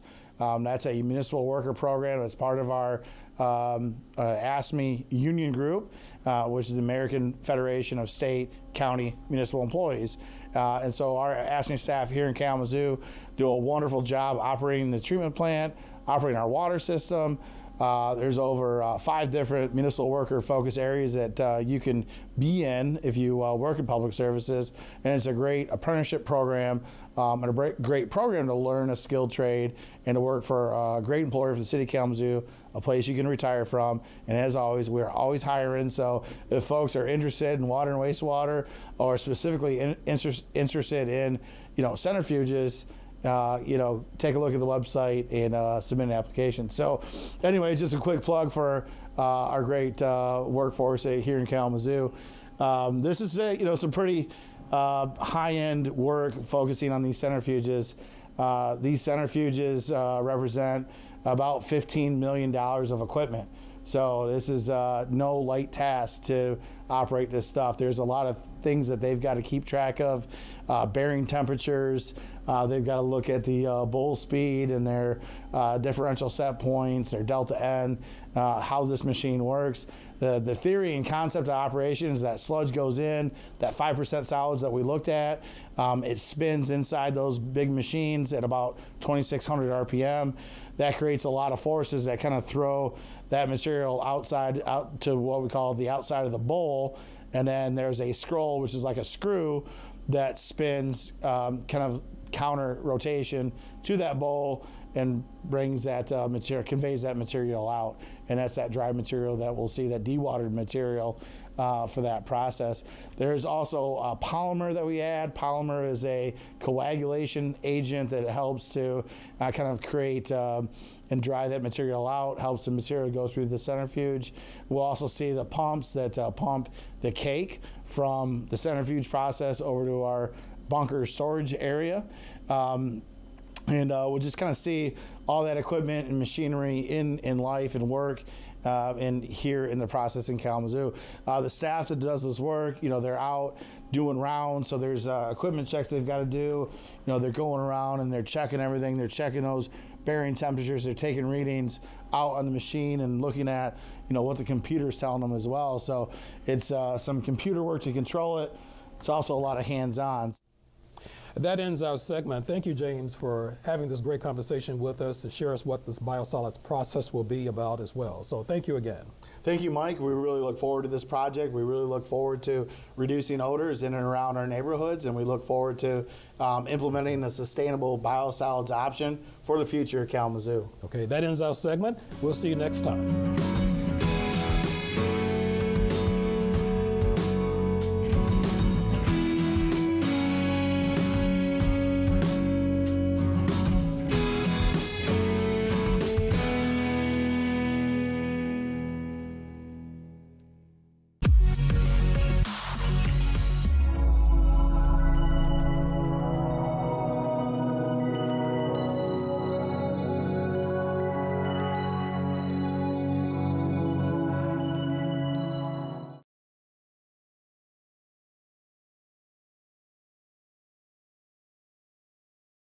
This program provides a glimpse into the real-life operations and investigations conducted by officers of the Kalamazoo Department of Public Safety.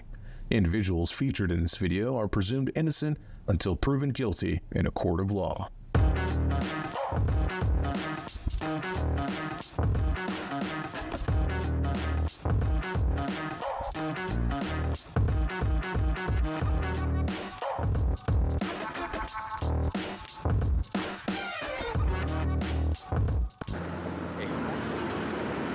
I'm Officer Rody with the KDPS Traffic Unit. License, registration, and insurance, please. So, 2 reasons for the stop. Okay, first one's your speed. You were at 42 miles an hour on the laser. Yeah. Are you aware of the speed limit here? Yeah. Which is? It was 35. 25. 25. Yep, it's a school zone right now. So you're 17 miles an hour over the speed limit. As you passed me, as I was sitting over there in the bus parking, you were on your phone. Okay, which in Michigan you can't be using your phone while you're driving, right? Okay, and then it also looks like the plate on the vehicle's expired? Yeah. Okay. Is it your vehicle? Yeah. Okay. Do you have insurance on the vehicle? I do, but I just don't have proof of it. You don't have proof of it? They looked it up last time. They seen that. They could see. Okay, yeah, we can see if there's a valid policy on it. Registration? Yeah. When did it expire? Back in February? February? Yeah. Okay, this one says February of 21. That one looks like maybe a 2023 one. Yeah. So, I'm aware it just expired in February. February of 23? Yeah, I think so. Well, that would be almost 2 years ago. That'd be like a year and a half ago. I'll give you this one back then. I don't need that one. All right, just hang tight for me, okay? What were you doing on the phone? Just texting or looking? Texting my mom. Texting mom? Okay, Yeah. all right, just hang tight. Well, 42 and a 25 in the school zone, 17 over. She was texting on her phone while driving very plainly. And then vehicle also is not registered at all. So she admitted to the speed, thought the speed limit was 35. If there's more than 3 violations going on at the same time, she's getting a ticket. She's not getting a warning for everything. So she's got quite a few things going on here, the speeding, the texting, the plate not even being registered. So you've got a couple things going on here. You actually got a few things going on, okay? So the first thing was your speed. Okay. You're 42 in a school zone and a 25. You were texting and driving, right? And the plate is it's so expired or you didn't register it. The plate doesn't even come back to the vehicle anymore. So like when I run the plate for most expired plates, it'll pop up saying like, oh, it expired a year ago or 6 months ago. Yeah. This one, when I run the plate, it doesn't even come back to a vehicle. Fortunately for you, it does show that at one point it was registered to this vehicle. Okay, so I'm not going to confiscate the plate. Okay. I just got it switched in my name. Does that have anything to do with it or not? it could. So my advice to you would be to take the plate off. Yeah. Okay, that way you're not driving around with a plate that doesn't come back to anything on it. Yeah. And then go to the Secretary of State and get that plate registered for this vehicle, okay? So what you're getting is the speeding ticket, okay? You're going to get the one for the plate on the vehicle, but then I'm giving you a warning for the texting and driving. Thank you so much. Okay, so it just will show on there a first offense as a warning, okay? So you've got 2 other tickets you need to take care of. 10 days to do so. You can go to this address in person, call, or go to that website, okay?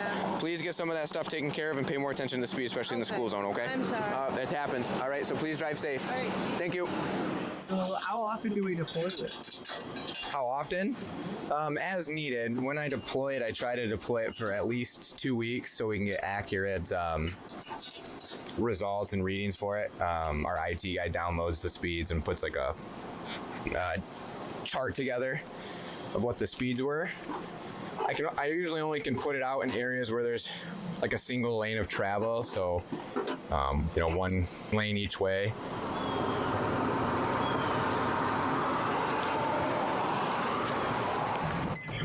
Why are we not going right?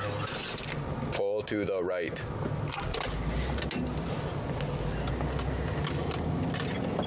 Hi, I'm Officer Rody with KDPS Traffic Unit. License, registration, and insurance, please. Reason for your stop. 2 things you got going on. First is your speed. Second is you got a driver's side brake light out, okay? My speedometer's not working. Okay, so as you passed me, as you were coming around that curve, you were at 60 miles an hour. I'll see this one. Huh? This is what I've been doing now. Okay, yeah, I wouldn't go off by your phone speedometer. And if your speedometer in your car is not working, you need to get that fixed. Would that make sense? Well, I'm trying to figure out where it's a half electric. It's an electrical issue? Okay, all right. You can have that one back. That's why you were doing 60? Yeah. Okay, are you aware of the speed limit here in Stadium? Yeah, it's 45. Yeah. Yep. So you were going fast enough that I could see you. That's why I hit the radar and got you. Okay. And then, yeah, your driver's side brake light's out. I didn't notice that until you went to stop here, okay? So just hang tight for me real quick, okay? The speedometer in his car is actually broken. The screen doesn't work, so he was going off the GPS speedometer on his phone. Have you ever gotten that before? I have never gotten that before. First time for everything. That is the first time for everything. Okay, so what you got going on here is just a speeding ticket, okay? But it's for 5 over, not 15 over, okay? So I don't see any speeding tickets here locally. So first one, get a little bit of a break. Hopefully that'll stop the behavior, okay? You got to get that fixed. I don't know if there's a dealership or is it yours? I thought it was maybe. Okay. I would do something to figure it out though, okay? I'd just hate for you to keep getting speeding tickets. So 10 days to get it taken care of. You can go to the address in person, call, or go on the website, okay? Do you have any questions? All right, please drive safe. Thank you.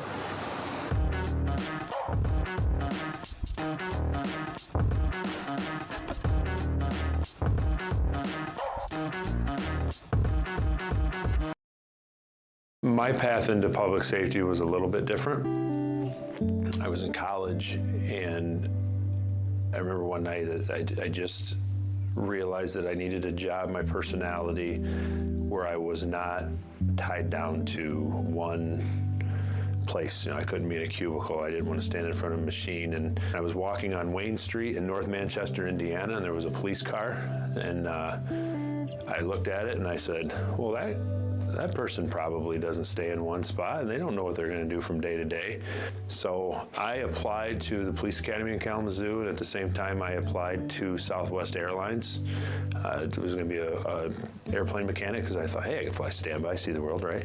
And I shipped the letters off at the same time in the post office in North Manchester, Indiana, and I said, whichever one I hear back from first, that's going to be what I do for the rest of my life. So I'm glad that the Academy called back, because this has just been an incredible life I've lived. I started here in September of 1998, so just short of 27 years. A lot of the new guys around here don't realize I'm from the turn of the century, right? Yeah. So when you look at my career, it's probably, I've always said it's the most blessed in the timing. I was patrol And after a few years of doing that, I went to the Detective Bureau, where I had an opportunity to work general case, major assignments, cold case, special victims. I did that. I left there. I promoted to a patrol sergeant from there. I was a fire sergeant back around 2010. In that time, 2011, I went to the training division. I was able to manage the training division for 5 years there, came out, was a patrol sergeant for a couple years, and then the fire lieutenant program started in 2018, so I've been doing that since 2018.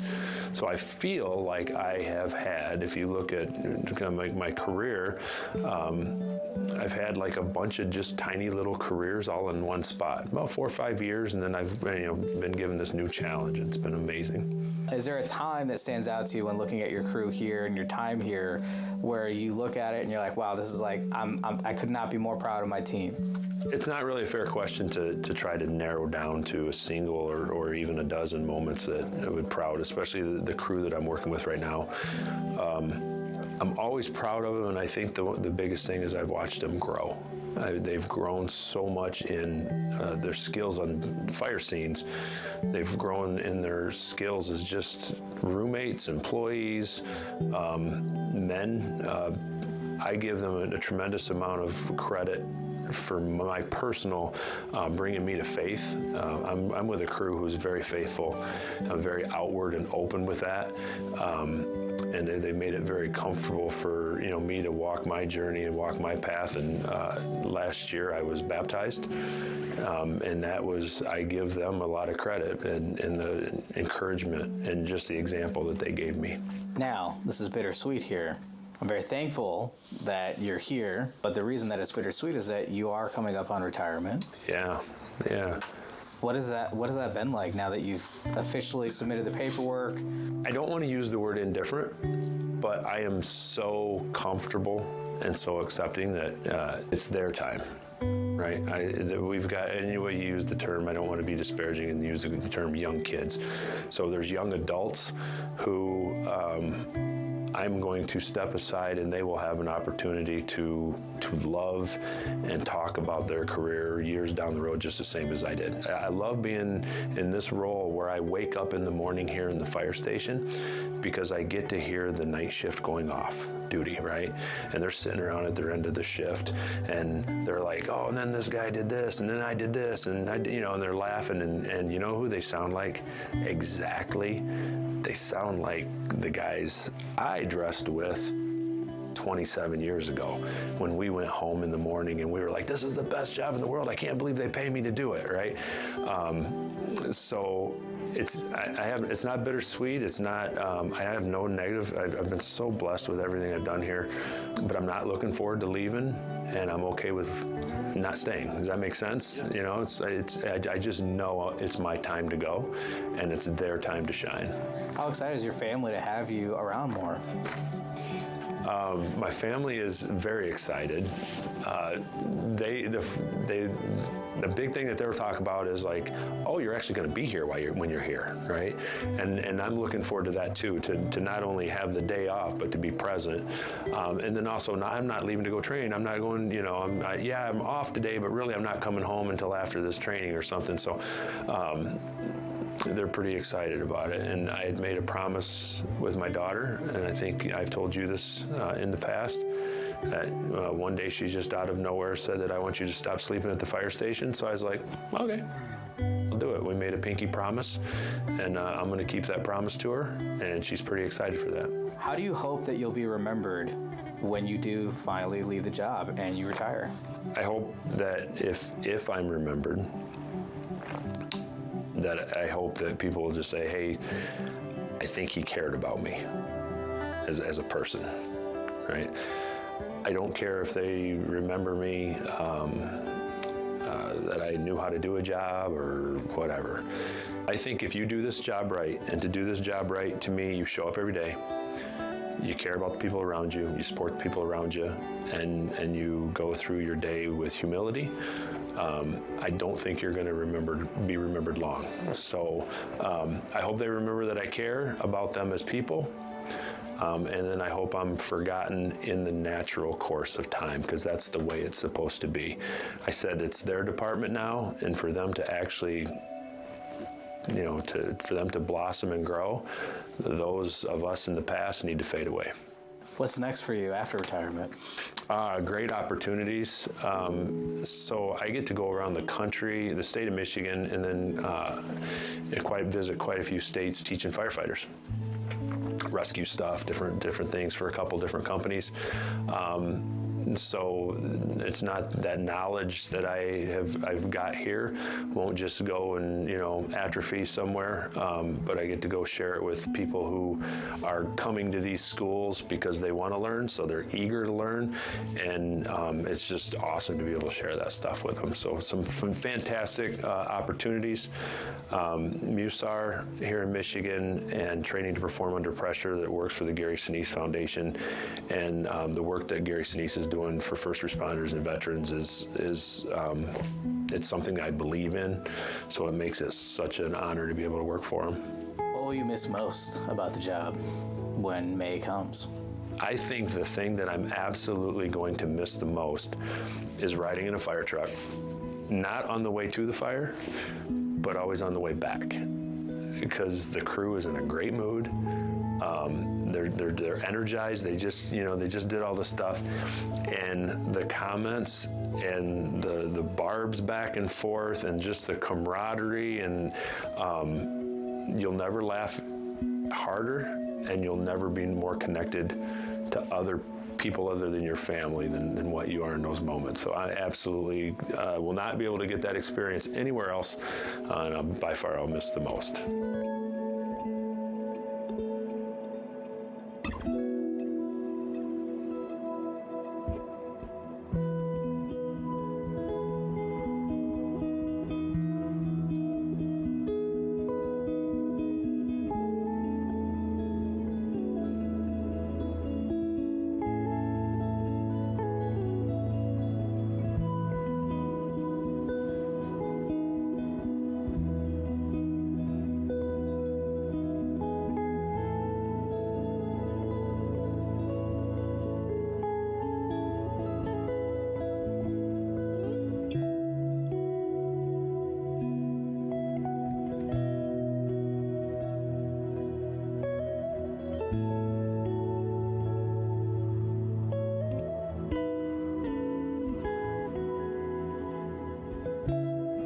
Aaron, Joe, John, Tony, the last few years living with you guys have been amazing. If I can't be at home with my children, I'm so glad I got to be with you.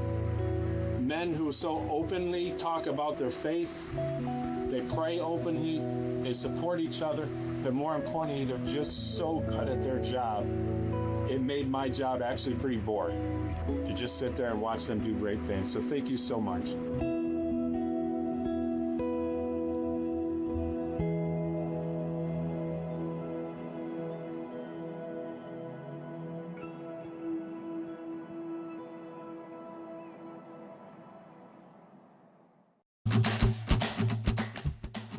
This is a message from the U.S. Department of Veterans Affairs.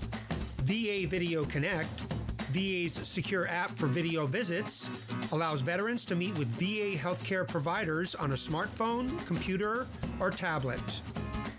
With the Caregiver Connect scheduling option, veterans can invite up to 5 guests, such as a caregiver or family member, to attend their visit. The app is convenient for veterans who live far from a VA facility or have limited access to VA facilities, for those with health conditions that make it hard to travel, or when there's a lack of time to attend in-person appointments.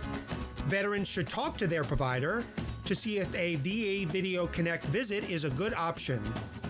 Learn more by going to telehealth.va.gov. That's telehealth.va.gov.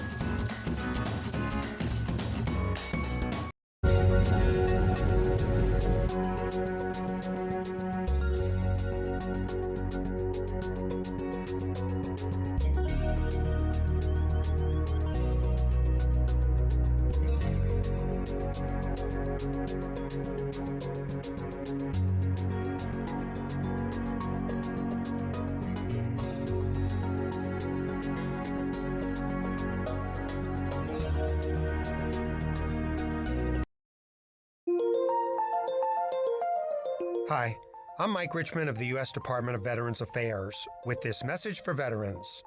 Did you serve in the military? Veterans should take note of a new life insurance program called VA Life. The program provides guaranteed acceptance of whole life insurance coverage to veterans 80 and under, with any level of service-connected disability. Some veterans 81 and older may also be eligible. Guaranteed acceptance is a whole life policy that doesn't require a medical exam or ask health questions. It also doesn't have a limited 2-year window to sign up. Whole life insurance provides coverage for the life of the policyholder, provided that premiums are always paid. Premium rates are locked in for the life of the policy. For more information, go to benefits.va.gov/insurance. I'm Mike Richmond.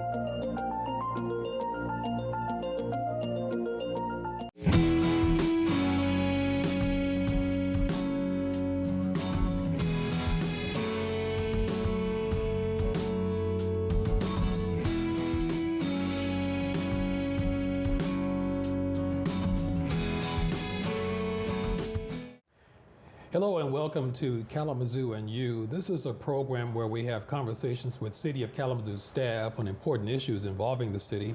I'm Mike Smith. I'm the communication manager for the City of Kalamazoo and welcome you to this program. Today we're talking about Kalamazoo Parks and Recreation and the Department of Parks and Recreation, also known as Kazoo Parks. And with us to talk about Kazoo Parks are the Director of Parks and Recreation, Patrick McVeary, and also the Deputy Director, Ashton Anthony. So welcome to both of you. Thanks, Mike. Thanks for having us. Let's talk about the background of Kazoo Parks, how it began, the staffing, and all those things. Yep. So interestingly, the city back in 1884 was still known as a village of Kalamazoo. And when the city voted to become the City of Kalamazoo, they established the division of Parks, Buildings, and Grounds. So that was the initial offering of the Parks and Recreation Department back in 1884. Interesting. Yeah. What about the background in terms of the staffing and how it built up over the years as well? Yeah. So the staff has varied throughout the years, but about the last 10 years or so, we've maintained what we have currently. We have about 20 full-time staff. That's both parks and recreation side of things. And then we have some part-time staff that works throughout the year to our after-school programs and helps with our special events. And then during the summertime, we really ramp up our staffing with seasonal workers that both help out the parks division, but also work at like kick pool. We employ summer lifeguards and staff there, and then throughout all of our summer camps across the city. So the number of staff you have depends on the season? Yeah, depends on the season, the time of year, what all we have going on. Our high season is definitely from about the beginning of June until the end of August, and then we cut back, and we have a lot of after-school programs, special events that we have throughout the year.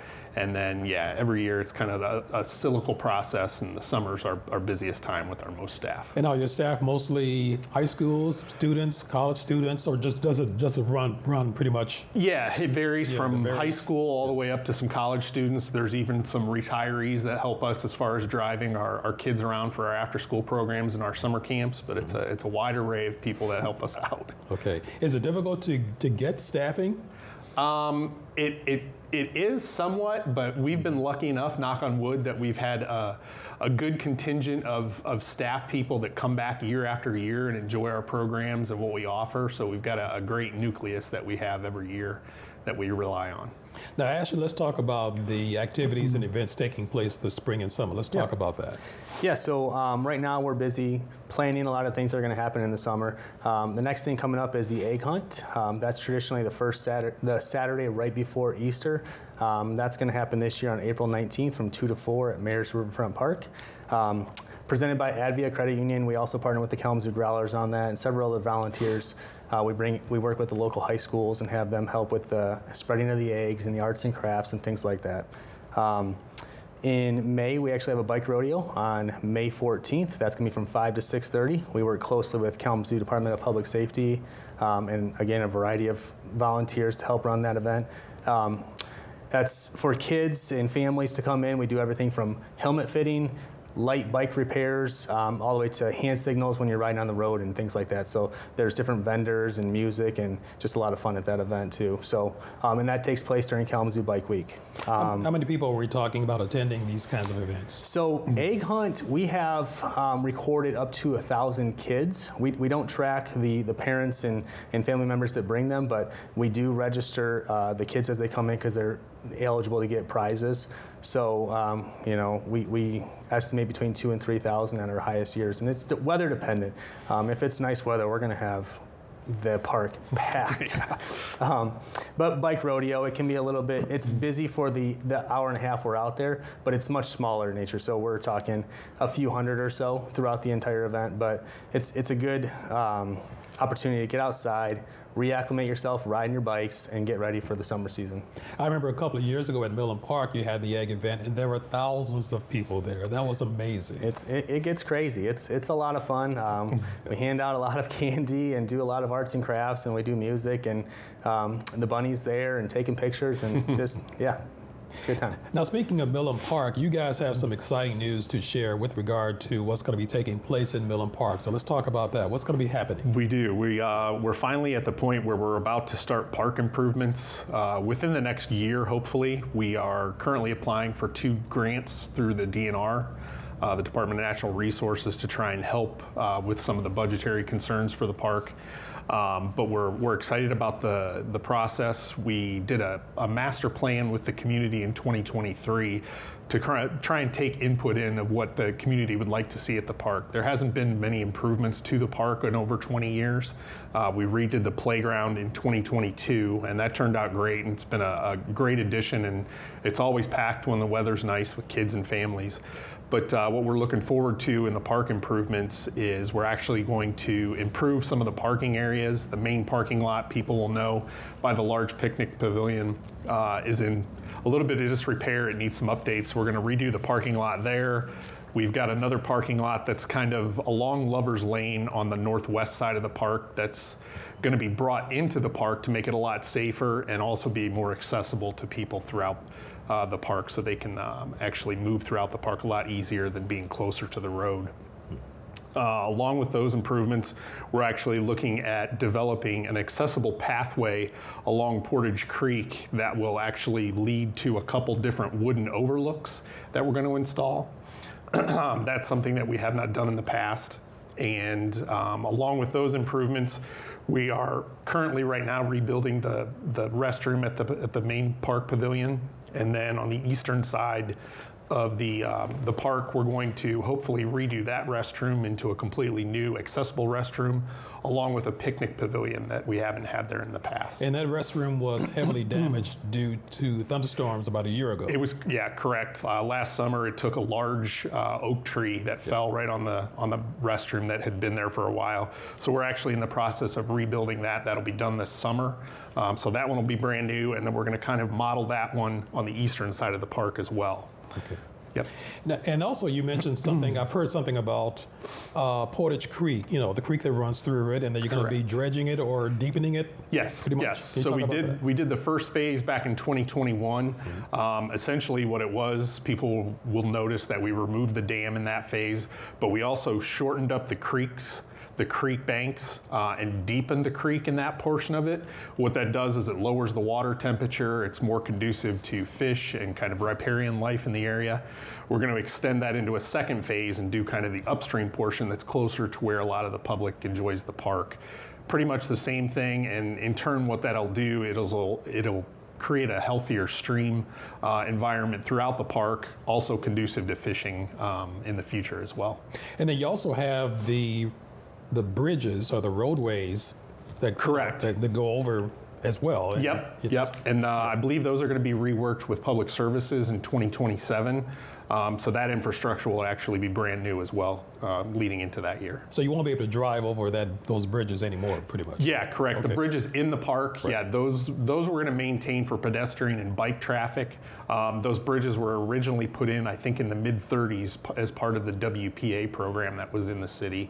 And they've remained in good condition since then, but it's just a safety precaution to try and limit automobile traffic across those. Millen Park is considered a crown jewel of parks in the park system, pretty much, right? Yeah. It's one of our larger parks, and it's probably one of the most well-known in this city, and it's kind of a regional destination for people. We get people that are coming in from Chicago, from the east side of the state. It's held a lot of family reunions over the years, and it's one that is most identifiable in our park system. Ashton, a lot of people don't understand or know about the planning that goes into these events that you have. So talk about that, how deeply involved it is in terms of planning.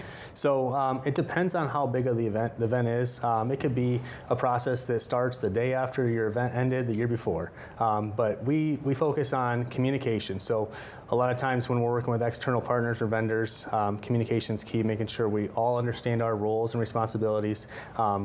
But beyond communication, location and when the event's going to be is the first point we try and lock in. So if we know where an event's going to take place and when it's going to take place, we can build off of that. So typically when we host our events, we'll start to work on that, and then as the season ramps up and we get closer, about 3 to 4 months out, depending on the event, we'll start hit the gas a little bit more on these events.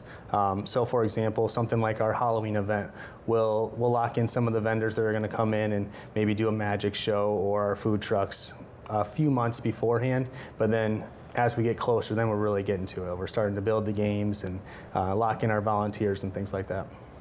And then talk about the operation of Bronson Park, because a lot of people don't know that you also operate Bronson Park. So what goes into that? The planning and the operations, the decorations of the park, those kinds of things as well. The candy canes especially. I'm going to let him talk about the candy canes. But yeah, the park itself for decorating for the holidays is a team effort between our department and Public Services Forestry Division. And we also have contractors to come in and help us decorate. We start that process in October. Slowly but surely, we really ramp it up, and we work until the day of tree lighting ceremony, trying to get that park set for the year.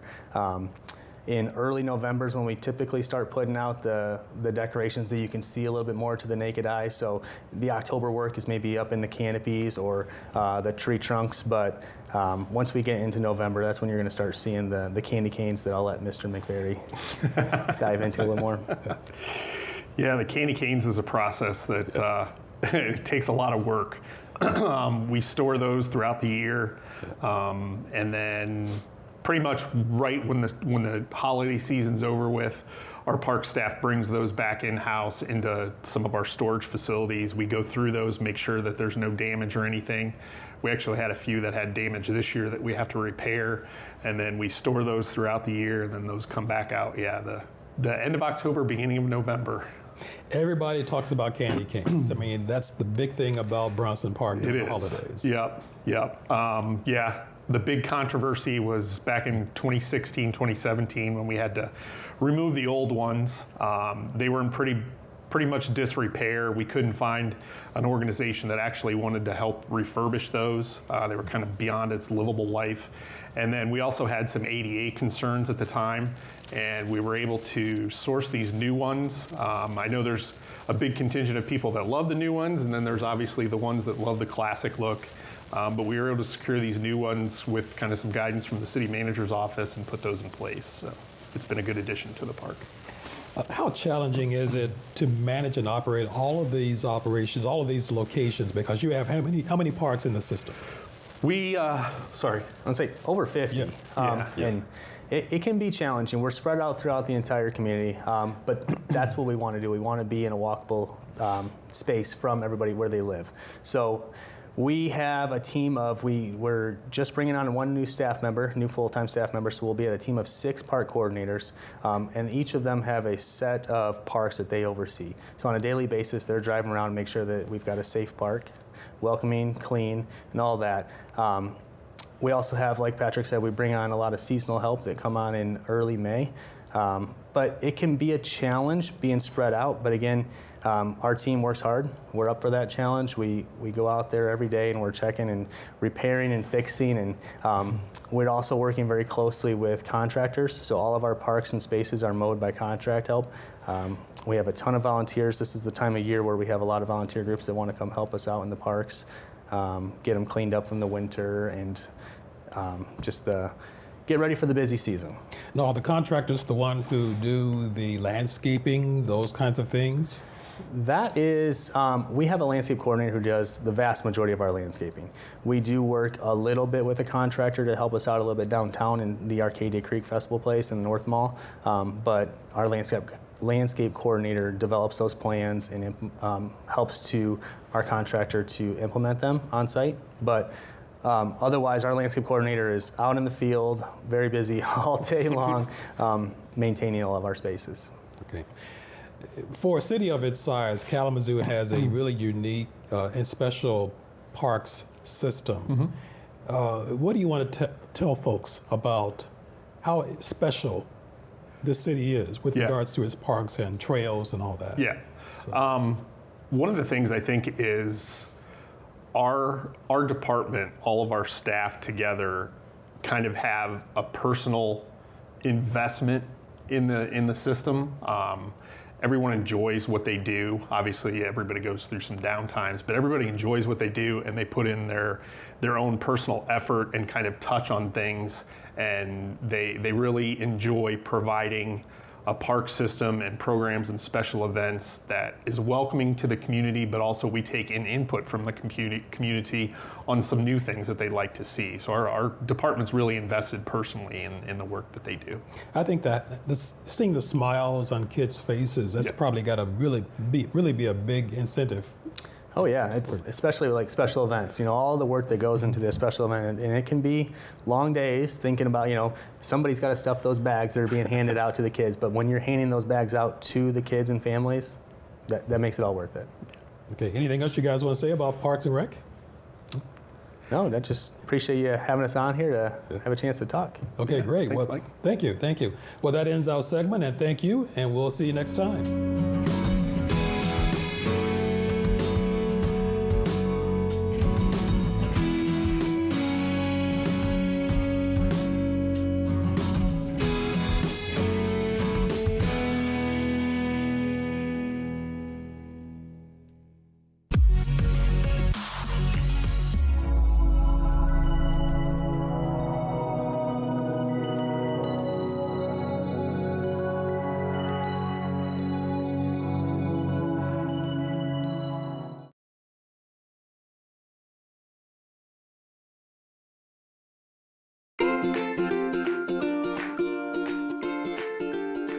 Pollinators are lots of things, but mainly insects, and we're primarily talking about bees and butterflies, although there's lots of other things that can pollinate flowers. Pollinators are important because almost all plants need to be pollinated to reproduce, and they are especially important to us because so many of the foods we eat, especially fruits and vegetables, are dependent on pollinators.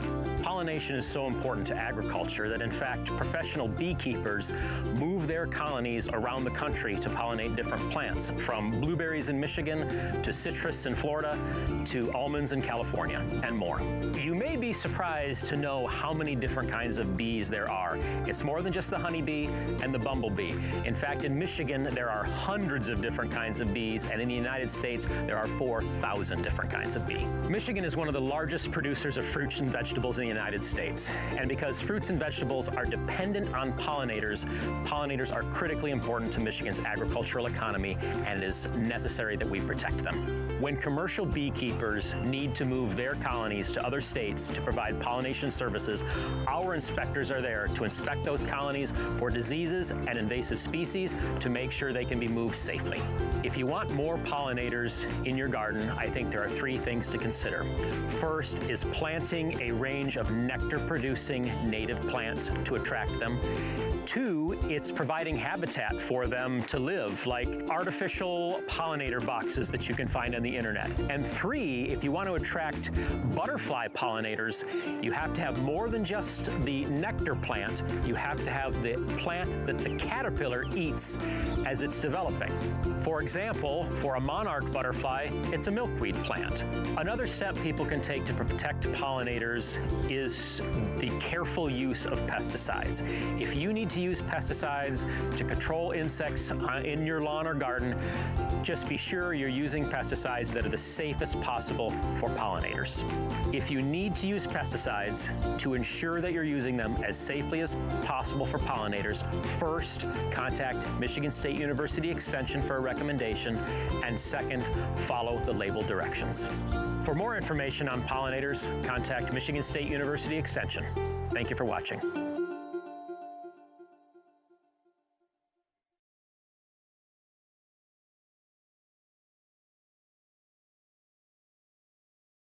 I am Joseph Patrick Fair, and I'm here with an important message for you. I am here to change how you see community involvement in public broadcasting. If a bald guy with a face made for radio can make it on TV, so can you. Public Media Network isn't just a place. It's a living, breathing community, a vibrant network of neighbors, dreamers, and doers.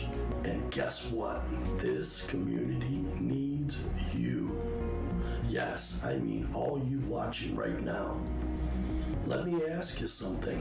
When was the last time you felt like part of something bigger than yourself? Something that made you step back and say, wow, I made a difference today. At the Public Media Network, we believe in the power of community storytelling, the power of voices coming together to inform, inspire, and ignite change. But none of this works without you. Public Media Network is your platform, your opportunity to tell the stories that matter. I can't wait to see your story. This is Joseph Patrick Fair for Public Media Network in Kalamazoo.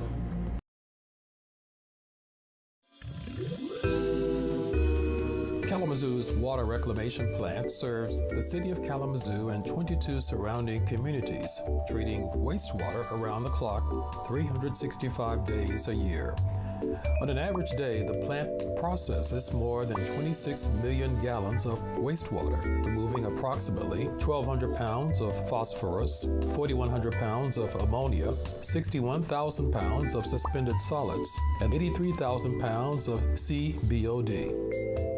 The wastewater collection system relies primarily on gravity, which carries water from across the region to the plant. Lift stations help elevate the flow when necessary. By the time it arrives at the plant, the wastewater is deep underground. It undergoes initial screening with bar screens to remove large debris, and the flow is measured. Raw pumps then elevate the wastewater for further processing. Next, finer debris is screened out.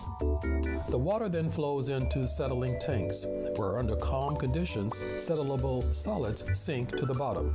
Air bubbles facilitate the removal of suspended solids, settling out over 529,000 gallons of sludge daily. This sludge is sent to the solids handling facility for further dewatering and processing. At the solids handling facility, sludge from settling and aeration tanks is processed to remove as much water as possible. A centrifuge rapidly spins the sludge to separate water, which is then transferred to storage areas before being hauled to landfills. This year, the KWRP is excited to begin a project aimed at significantly reducing the material that must be landfilled, making the plant more environmentally responsible. Odor control is a top priority at KWRP. The plant employs 5 industrial air filters containing carbon and permanganate to absorb and trap odor-causing molecules. To maintain their efficiency, filter media is replaced regularly. After primary solids are removed, wastewater spends around 8 hours in aeration tanks. These tanks contain anaerobic, anoxic, and aerobic zones, enabling biological removal of nitrogen and phosphorus.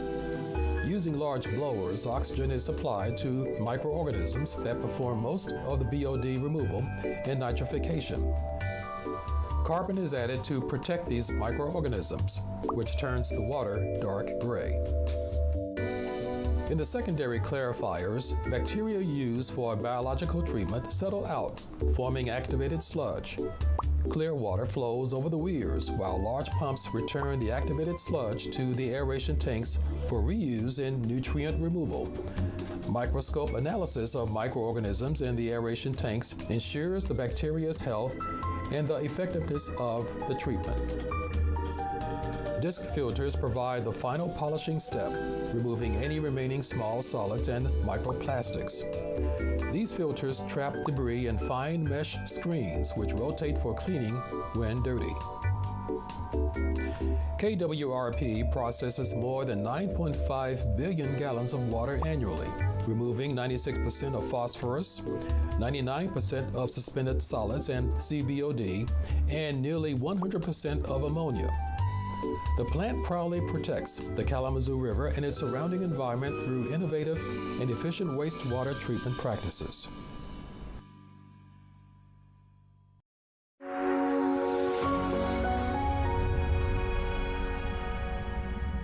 Public Media Network is your source for government meetings.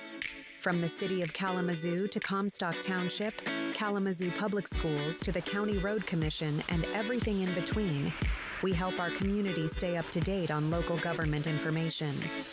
But did you know Public Media Network provides meeting briefs for all of our government meetings? We know our audience wants to be informed, but doesn't always have time to watch full gavel-to-gavel coverage. In just 2 minutes, you can see the highlights of each meeting to help keep you involved in your local community. Amplify Kalamazoo meeting briefs are one more way PMN brings community closer to you. Watch meeting briefs and gavel-to-gavel coverage of a variety of local municipal meetings live and on demand at publicmedianet.org. Public Media Network is also streaming on Roku, Apple TV, and Fire Stick. Get a fresh view in Kalamazoo. Wander museums, catch a show, and see a classic or two. Unwind, open up, try something new. Bike around, make a splash, and explore nature's hue. Hit the trails, grab a bite, then relax with a brew. Be curious, get loud. There's so much to do. Find all this and more in Kalamazoo.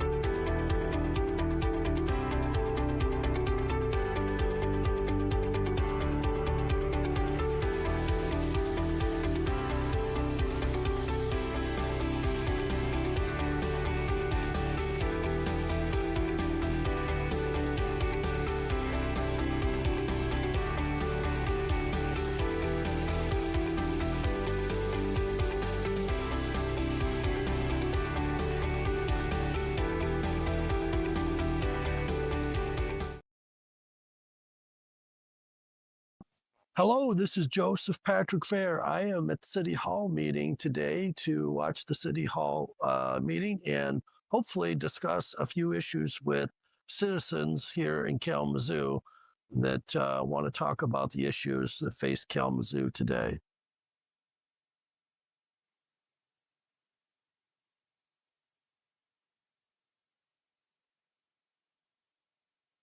Jane Ghosh from Discover Kalamazoo addressing the City Council meeting, talking about statistics with travel. And hello, this is Joseph Patrick Fair for Public Media Network at the Kalamazoo City meeting. I would like to introduce you folks to Jane with Discover Kalamazoo, and she's going to tell us a little bit about the new coming Discover Kalamazoo app.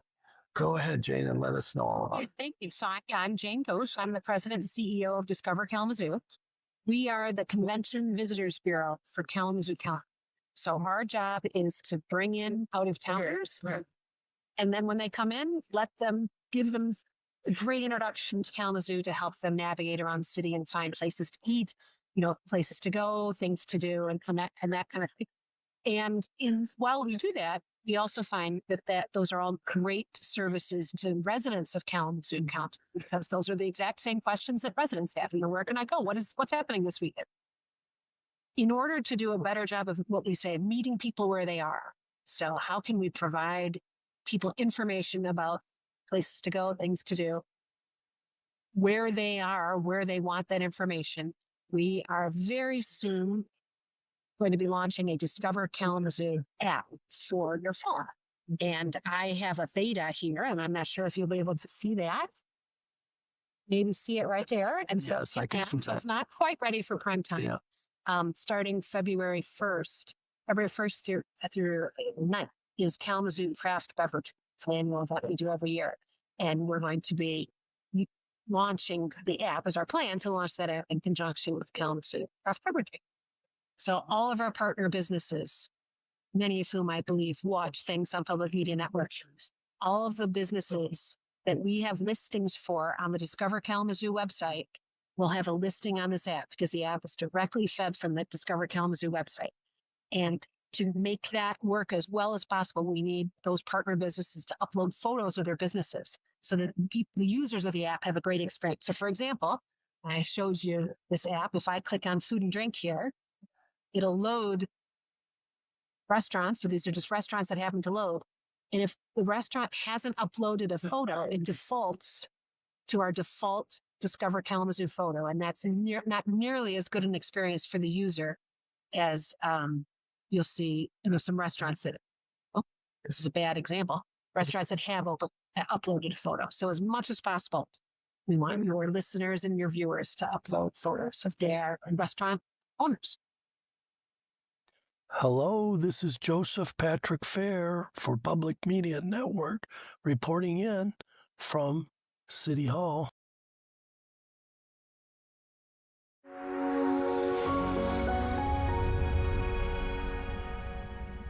Stay up to date with local meeting highlights and live local coverage. Here are the highlights from the September 8th, 2025 Kalamazoo Township Regular Board meeting. The board addressed multiple special assessments, including those for police, fire, and solid waste services. A recurring public concern is the clarity and accessibility of communication regarding these assessments.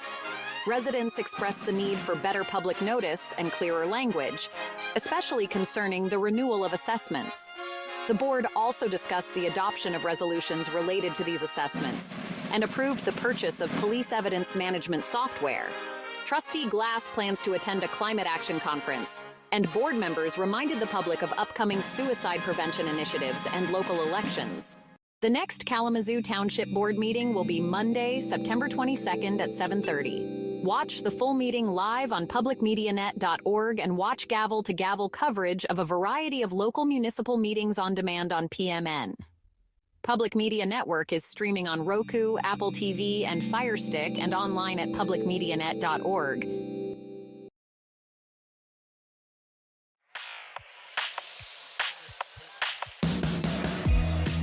Here at Kalamazoo Public Safety, we're committed to teaching our community how to stay safe from risks at home. Today, let's focus on education. Smoke detectors are your first line of defense in a fire. Make sure they're installed in every bedroom, outside sleeping areas, and on every level of your home. Test them monthly and replace them every 10 years. Now let's check in with Fire Marshal Brooks about the importance of fire extinguishers. Everyone should have a fire extinguisher inside their residence. There should be a couple of things on your fire extinguisher. It should have a seal, and it should have a pin. The gauge should be in the green. If you're going to use a fire extinguisher to put a fire out, the four things you need to remember are PASS, or pass. What you want to do is pull the pin, aim the nozzle, squeeze the handle, and sweep side to side.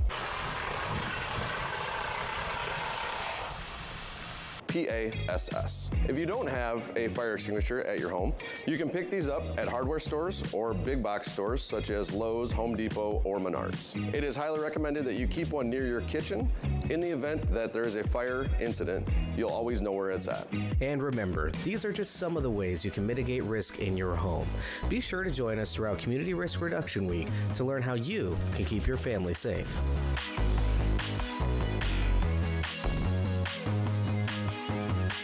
Hey everybody, welcome back to our weekly Intel Brief. We took a little hiatus for August. We are now back in Washington. I thought I'd do a little palate cleanser and just give you a sort of state of play of what happened in Michigan, in my experience, over the month of August.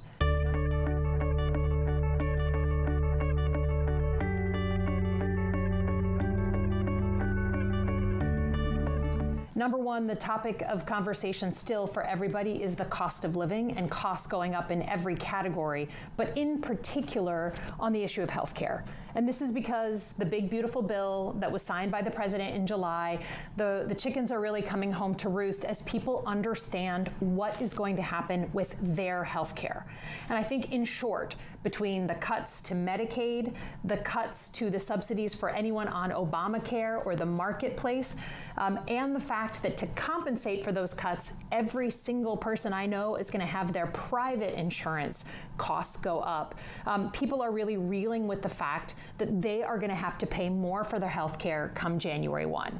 Now, we're seeing this play out in real time because most states are required to notify people when their price of their health care is going to go up as of January 1. Michiganders are already starting to get those letters.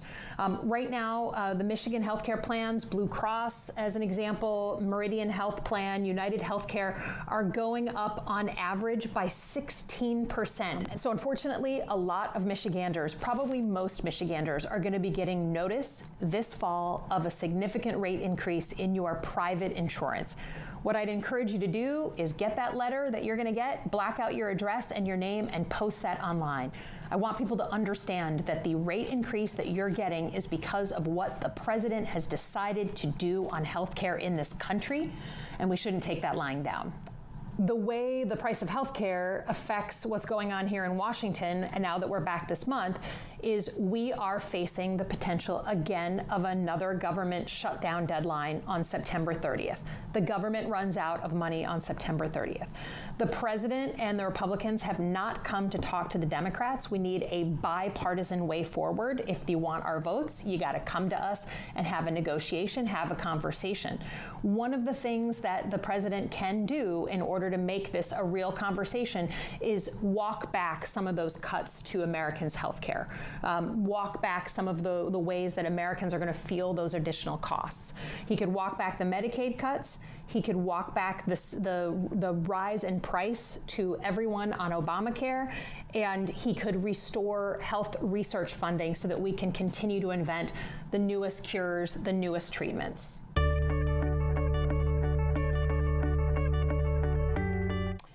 The second issue on security is something you can see with your own eyes when you come here to Washington, D.C. It is the president's decision to deploy the U.S. military in the streets of the District of Columbia.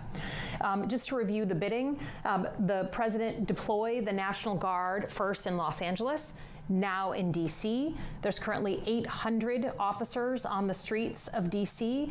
Their goal is to address crime and homelessness. The president first tried this in Los Angeles. He placed U.S. forces there. He has now placed them in the District of Columbia. He has declared an emergency, even though the governor and the mayor here in D.C.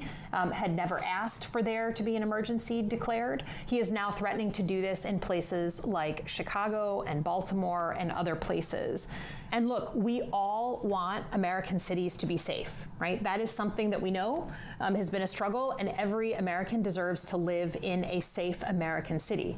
But there's a right way to go about it and a wrong way to go about it. And putting the U.S. military in uniform, armed, on the streets of our cities against the will of local authorities is not the way to do this. It's not the way to do it because of our history, right? We are who we are as a nation because British soldiers were abusing us in the streets of American cities and we kicked them out.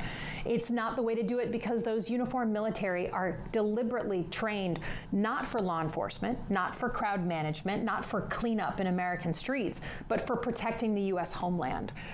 The risk of some sort of cycle of escalation, some local citizen eggs them on, and there's a really strong violent response, and suddenly you've got uniformed military of the American government fighting with and arguing with U.S. citizens on the ground. It tarnishes the reputation of the military. So there's real risk here, and it runs against our tradition as a democracy to have uniformed troops walking through our streets. And again, even if you may agree with the decision of the president to put these troops there because it's someone else's city, it's someone else's state, it opens the door for other presidents with other affiliations and other interests to put uniformed military in your town, in your state, in your city. So it's a terrible precedent to set. The U.S. Senate and the Senate Armed Services Committee should be providing oversight on the deployment of U.S. military in our cities. I have been calling on our leadership to do that. It is a responsibility of every American to watch this issue, even if it's not in your town or your neighborhood.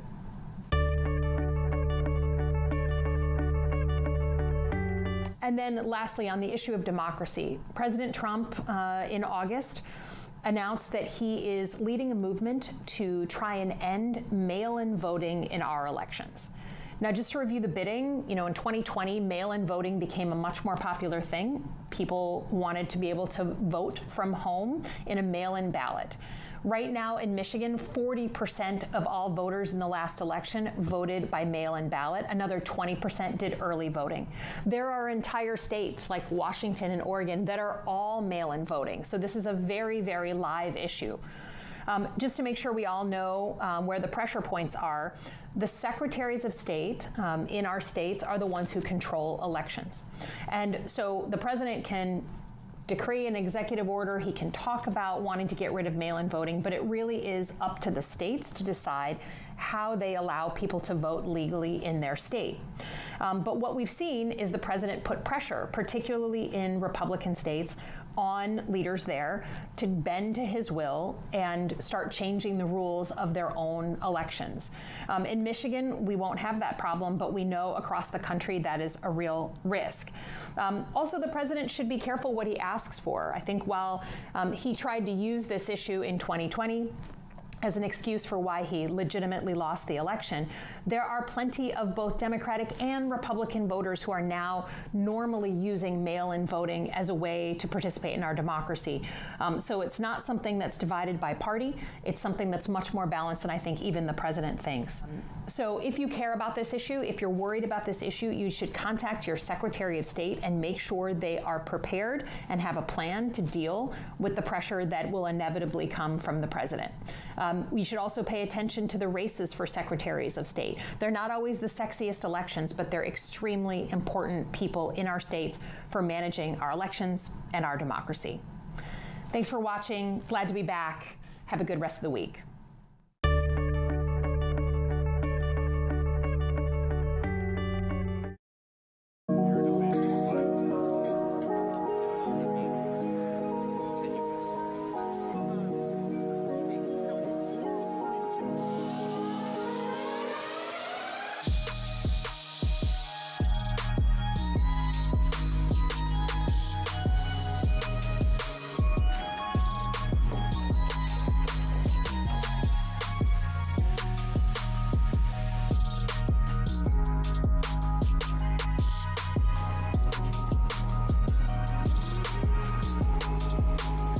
So if you look at Kalamazoo, especially over the last several years and how we're growing as a city, we've got the arena going in, there's private funding, there's so much investment, there's so many companies that are here, outside companies that are working on a myriad of projects that are going around Kalamazoo. And all of those companies that are coming in, the tradesmen, the contractors, they've got a tremendous track record of safety, but there's always the what if. So Kalamazoo has invested a tremendous amount of faith in us us. They've invested in the cache of equipment and the training with MUSAR to make sure that we can respond to and be equipped to handle any emergency that we may have in all these construction sites that you see around the city.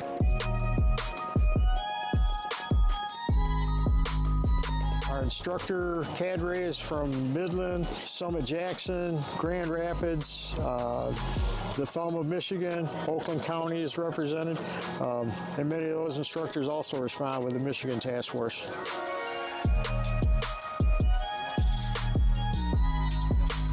The students have been here for 5 days going over rigging, rescues, shoring interior, exterior. They've been breaching concrete, doing the different techniques, using torches, several different torches. So the scenario that we built, their final exam, there was a written test earlier this morning, and then the final exam, we want to make it as realistic as possible, but we have to be safe. So we're not collapsing a building, a commercial building, and having them work in that. We want to be able to control the environment. So the scenario is built out so it's each team or each squad is going to be somewhat linear in what they do, and we want to make sure that they're going to get a part of all the training that they've got up to this point.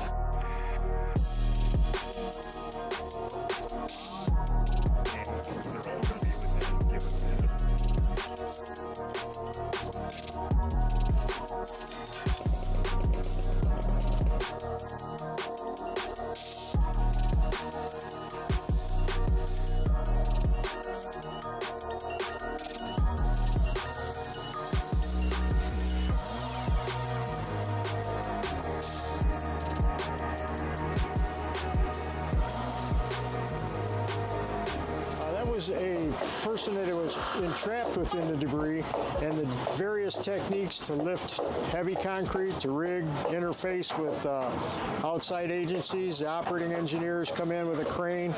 Our people are trained to rig with chains and cables and slings.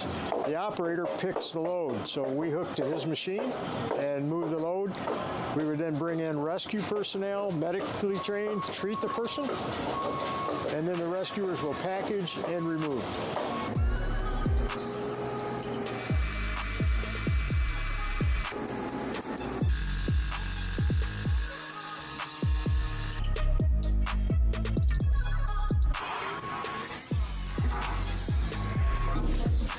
You want to come in and check it out?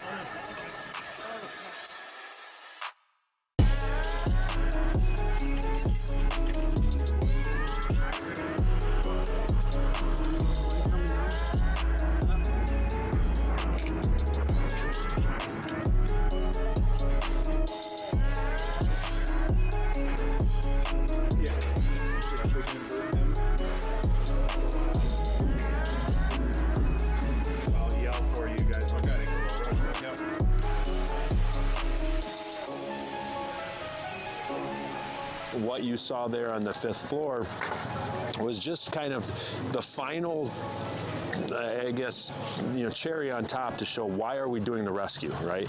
If there was no rescue, if there was no victim to grab in this situation, we would not be in this building. We would deem it unsafe, and we would put caution tape up around it. But the crews got to finish the scenario understanding, oh, we're here for a reason. We shored this building. We made this building safe so that we could get up to there to that 5th floor, the victims there. And now they switch from a structural collapse training that they have, and they move move into the other training that they've got through MUSAR, and that's the rope technician training. How do we get this person down in this situation? So all of that equipment, Squad 6 from Kalamazoo Public Safety came in, and that was equipment that goes out every day. Every single call on the squad, they're taking that rope access equipment with them.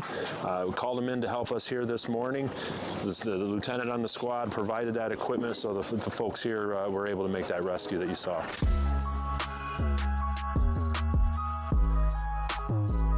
I just want to thank that, Kalamazoo, Ashtimo, Portage, Comstock, as these communities have come together and realizing the growth that we have in this area and how much the departments have really kind of coalesced around this tech rescue thing.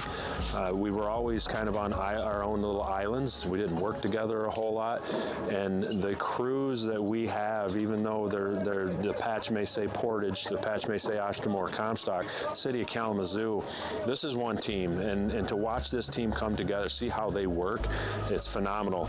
To the point where now we see Lansing come into this training. We've seen a team from South Korea come into this training, and they're able just kind of absorb them all in. It's not individuals working, but at one team. So that only comes from the support from the chiefs, from all the commissions and each community realizing that the potential exists here in our area, and they're making an investment in not only the workers but the agencies to make sure that they can respond to these problems.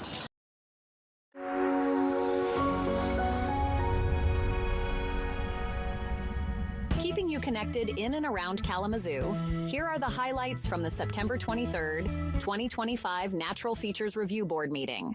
The board discussed a site plan for the Speedway gas station located in the Oakwood neighborhood of Kalamazoo. The project involves replacing fuel dispensers and underground storage tanks, with a focus on improving stormwater management to protect the nearby Woods Lake and surrounding steep slopes. The board emphasized environmental protections, including safeguarding woodland areas and ensuring compliance with natural features standards. The recommendation to approve the site plan with conditions was accepted, including pending results from a rare species review and site plan approval. The next Natural Features Review Board meeting will be Tuesday, October 28th at 4. The next Environmental Concerns Committee meeting will be Wednesday, November 19th at 4:30. Watch the full meeting live on publicmedianet.org and watch gavel-to-gavel coverage of a variety of local municipal meetings on demand on PMN. Public Media Network is streaming on Roku, Apple TV, and Fire Stick, and online at publicmedianet.org.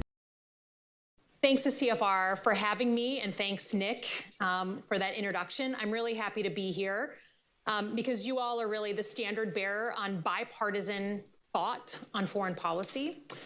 This body was actually founded between the world wars at a time of real disagreement and debate over America's role in the world. President Wilson was championing the League of Nations. The Senate was opposed. Ordinary Americans were split. This council emerged from that lack of consensus to answer one fundamental question: how should America engage the world to keep us safe? Today, we're faced with a similar question, and it feels appropriate to try and answer it here with all of you. This is personal to me. As you heard, by training, I am a national security professional. I'm also what we now call a 9/11 baby.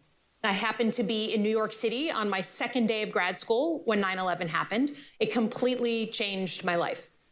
I was recruited by the CIA and served 3 tours in Iraq alongside the military before serving at the Pentagon and the White House under 2 presidents, 1 Republican and 1 Democrat. Here's what that experience taught me. A national security worth its salt must do 2 things. First, protect U.S. citizens, the homeland, and our way of life. And second, advance American prosperity. That's it.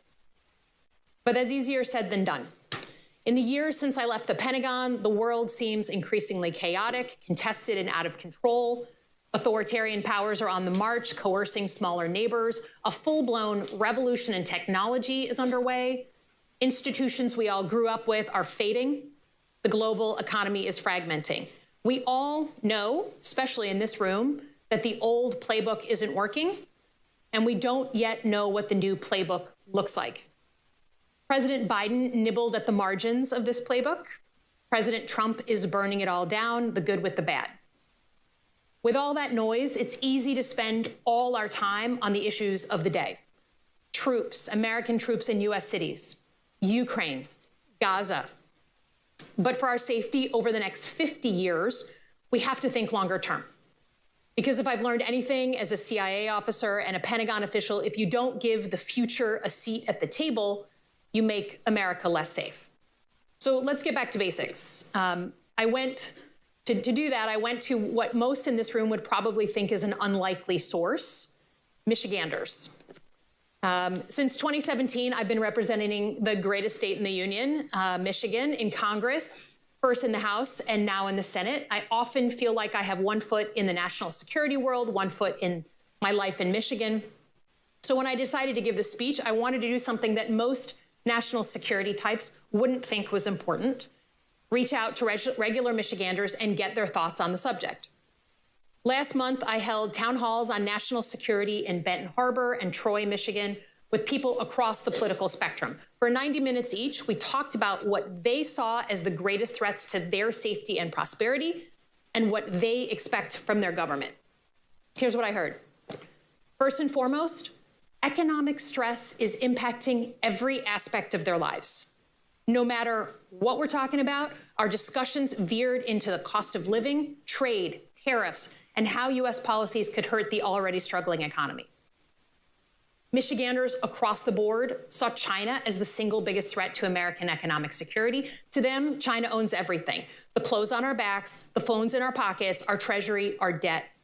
And in the words of one Michigander, when you have someone entrenched in your own house, how you deal with them is very important.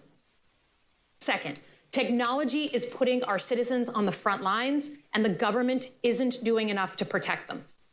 From social media to AI to cyber attacks, tech threats were top of mind for everyone who attended those sessions. One Michigander said it well: warfare is still on the ground, it's still rockets, but it's also changed. Cyber warfare can be just as brutal. Their bank accounts, their hospitals, their kids' data. Everyone had a personal story of being hacked or ransomed. On AI, most seemed to know it's coming, but they didn't know what it meant for them. They heard AI can do some good things, but they also feel a new round of job loss, which we've seen firsthand in Michigan. Regardless of the type of technology, Michiganders feel utterly unprotected, like the government was shrugging their shoulders on these threats. That's a direct quote. Some folks brought up President Trump's approach to burning things down. For most, to be honest, the jury is still out. And there's a message in that ambivalence. Many Americans have lost confidence that we know what we're doing abroad. And they have good reason to feel uneasy. They've seen and fought the forever wars in Iraq and Afghanistan. They see support to Ukraine and Israel without resolution, all while the middle class is suffering at home. While most Americans still genuinely believe in a strong American role in the world, there's no mistaking that there's a trust deficit after the last 20 years. Before I move on, I just want to flag what didn't come up in those town halls. Traditional security issues like missile defense, nuclear weapons, and major terrorist attacks were not top of mind. Michiganders still expect their government to protect them from those things, but as a rule, they're focused on their pocketbooks and their kids. I count this, frankly, as a victory. For all our faults, we should be proud that for almost 80 years, we haven't had another world war or a nuclear exchange. And despite how President Trump paints those who work in national security, we should continue that critical work. So that's what I heard from Michiganders. And while they may not use fancy language, it's clear that they understand warfare has changed. So informed by them, I'm going to focus on three big things that, if we get right, will define American security for the next 50 years. First, we need to treat economic security as national security and be ruthless about growing the middle class. Second, we need to win the tech race, just like we won the nuclear and space races. That's especially true for AI. And third, we need to fundamentally rethink how we protect Americans, since they are now on the front lines. First, on economic security. We need to treat economic security as a national security priority because it is. I believe in my bones that the existential threat to the United States is not coming from abroad, it's the shrinking middle class here at home. Using the term existential is not hyperbole. If you want to understand how the US got to this fractious, authoritarian moment in our history, all you need to know is that the American middle class has shrunk since its high water in 1970. In the last 50 years, the share of Americans in the middle class has fallen by nearly 20%, and all of that lost wealth has moved towards those who already have it rather than those who are striving for it. That's not a political statement, that's cold, hard fact. What does that mean for everyday Americans? It means people cannot provide to their kids what was provided to them. A home of their own, a fishing cabin up north, a trip to Disneyland every so often. These are the things that define a comfortable middle-class life, and when Americans can no longer afford them, they feel angry, they lose their dignity, they feel shame, and they start looking for someone or something to blame. That's how we begin to tear each other apart from the inside, and how voters end up jumping into bed with anyone promising change. Back in June, I fleshed out an economic war plan to grow the middle class through domestic policy. But the truth is, this needs to be a national security policy as well. Because while the wars of yesterday were fought with tanks and guns, the wars of today are economic, and they are underway. China certainly has been engaging in economic warfare for years and has gone so far as to build it into their national security strategy published this year. So to get our heads in the game, there are three things we need to do to protect the middle class. First, we must ensure that the dollar remains the world's currency. We built the global financial system after World War II, and we have deeply benefited from molding that system in our own image. Dollar dominance means lower interest rates for things like mortgages and car loans, more valuable 401ks, cheaper imports, and lower inflation. But right now, the dollar is being undermined, largely by our own actions. Trump's efforts to bend the Fed to his will, his sloppy tariffs, and a self-generated trade war. Already, the dollar's value has fallen more in the last 7 months than in the last 50 years. Countries are looking for alternatives. This all plays directly into the hands of China, who wants to run, obviously, the world on their currency. So we need a comprehensive plan to maintain the dollar as the leading global currency. That also means, and I know this is controversial, especially in New York, leading on the money of the future. Just as countries like Kenya are skipping traditional banking and going right to mobile money, we want the digital currencies of tomorrow to be keyed to the US dollar.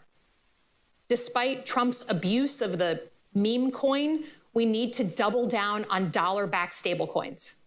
And the US government should issue a global digital dollar, just like the Chinese did back in 2020. The second thing, we need to treat our critical supply chains as national assets, national security assets. While some items like Rubik's Cubes and ladies' razors will never again be made in the United States, critical items like pharmaceuticals, chips, autos should be made at least in part in the US. China has weaponized these supply chains, giving them a veto on our economy that we should not accept. We therefore need real industrial policy that strengthens American industries and offers taxpayer a return on their investment. We need to stand up a sovereign wealth fund to invest in technologies that usually scare off investors. And then we need a rare earth reserve to stockpile critical minerals, just as we set up a strategic petroleum reserve in the 1970s after the oil shock. By the way, as someone who comes from Michigan, let me just say that smart industrial policy also means prosperity for the middle class. New manufacturing, engineering, construction jobs. And critically, it means spreading the wealth across America, not just enriching 18 tech executives in Silicon Valley. But if we want to do any of that, we need allies. When I held these town halls in Michigan, most people understood that our friendships keep us safe. To that end, we need to expand participation in our partnerships, not shrink, and think more creatively about our Cold War organizations. What if, for instance, in addition to military alliances, we had a lithium alliance or a chip alliance? One can imagine a NATO-like body where countries agree to shared export controls, shared tech, and protection against Chinese coercion. But to protect our economy, we also need to acknowledge that there is another key battlefield, and that's technology. We are in a tech race right now with China, whether most acknowledge it or not. And there's no area more important to win than on artificial intelligence. I had the opportunity to visit Los Alamos National Lab this past weekend. They are building a new AI research center that will be housed at the University of Michigan, go blue. Los Alamos was the birthplace of nuclear technology 80 years ago, and I left this tour with the distinct feeling that AI raises some of the same fundamental questions that nukes did. How should they be used? By whom? Under what rules? Only this time, we are creating a technology that can become smarter than the humans who are designing it. And unlike nuclear weapons, AI is almost entirely created and controlled by the private sector. The last time we were in a race like this, we won by setting up the Manhattan Project. We brought together the brightest minds of a generation, including many foreign and immigrant scientists. Research funding exploded. Years later, Congress set up the Atomic Energy Commission, where government leaders worked with the private sector to develop civilian nuclear energy. Together, they mapped out the rules of the road that still govern nuclear power today. We need the same level of ambition now, updated for the modern age. If Congress were at all healthy, we'd be setting this up right now, today. And I'm ready to work with anyone who actually wants to win this race. But it's not enough to just invent the new technology. You also have to adopt that technology, especially in the military. We all know that the wars of the future will be fought with advanced tech. But the Pentagon has simply not kept pace with adopting that tech, and our defense industrial base is falling far short of delivering at scale. China is literally eating our lunch on this score. They're able to take a new weapon system from idea to the hands of their soldiers in 5 years. For the US, it's 12.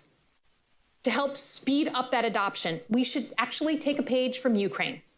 And whenever possible, start with commercial technology that's already on the market and adapt it for military use. We literally need to take a battle axe to the old way of doing business, where we spend excessive time and excessive money building the next big toy, only to use it for just one threat. Finally, in this new era of economic and tech warfare, it's our citizens who are now serving on the front lines, and they are under attack. Every day, our adversaries are using commercial tech to target Americans. Some of those attacks are on American individuals or businesses, scamming seniors or hacking schools. But other attacks are on our infrastructure. The Chinese government putting malware into our water treatment plants or hacking every single phone in America. A Russian group hacking our oil pipelines and shutting off gas to the eastern seaboard. These attacks target our civilians in an attempt to effectively make us go blind, deaf, and dumb. Make no mistake, these are homeland attacks, and AI will only make it worse. It's therefore critical that we reorient the government to protect our citizens at home. We need to train a cyber national guard that deploys to help prevent or respond to attacks. We also need to go after these criminals at much higher rates by equipping and resourcing the FBI and DoD to take down their operations abroad. And on the national level, we need a new vision of homeland security, updated from my era of 9/11, with new playbooks, new authorities, and new capabilities to protect Americans from digital warfare. We have the most sophisticated hacking tools in the world, so instead of being scared to use them, we need to fight back and hit our enemies where it hurts. If China is going to target our power grid and local water systems, we need to take offline the servers they are using to do that. And if a cyber attack in the US causes the same damage as a physical strike, we need to treat it as an act of war. To sum up, we need economic security be a national security priority. We need to get our ass in gear on the tech arms race, particularly on AI, and we need to protect Americans at home from these new threats. We do that and we have a good shot at protecting American security and prosperity into the future. This will require a fundamental reorganization of the way we look at national security work, and old habits die hard. But our security, once again, depends on our ability to change and adapt. To that end, let me put in one final plug. Our entire national security approach, what we all grew up with, is based on the National Security Act of 1947. It created the Department of Defense. It created the CIA. It was an incredibly important document at the time, and that reorganization helped us win the Cold War and the space race. But we're long overdue for change. The good news is that we have a rare moment of opportunity here. Trump is indeed burning everything down. But instead of snapping back to the old way of doing things, we have to build something new out of the ashes. I am not naive. I know we have real problems right now, but a real lack of leaders that are focused on the future is a problem. If leaders are able to rise above their partisanship, America still has a really good hand to play. We still have the best workers, the best researchers, the best innovators in the world. Our economy has been the envy of countries across the globe, and we have a very long history of doing the impossible. That's what this moment demands of us. That's what the American people demand of us, and that is what is our duty to deliver. So thanks so much. Appreciate your time.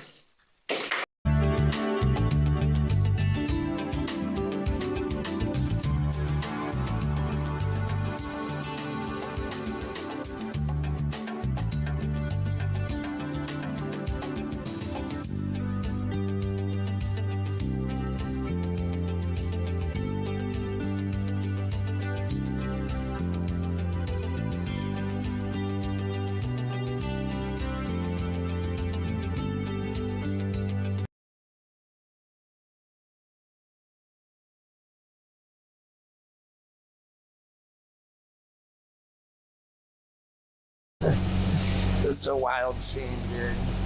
The police station makes me tired. How's it going, man? How's it going? Right off, nice to meet you.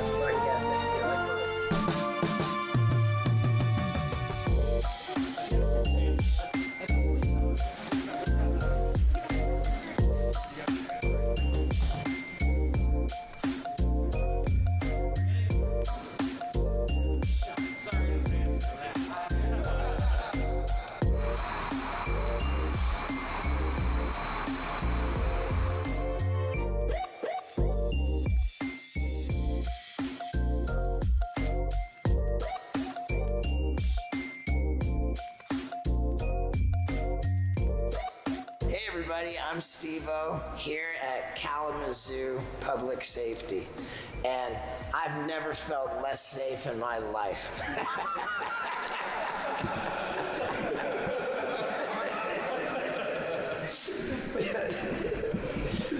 That's not true. There's been a lot of times I've felt unsafe, but this is definitely one of them. I'm exhausted. It's 4 in the morning. Sun comes up at 6:50, and I'm not a morning person, so you bet I'll be sound asleep until these guys blast me with the fire hose.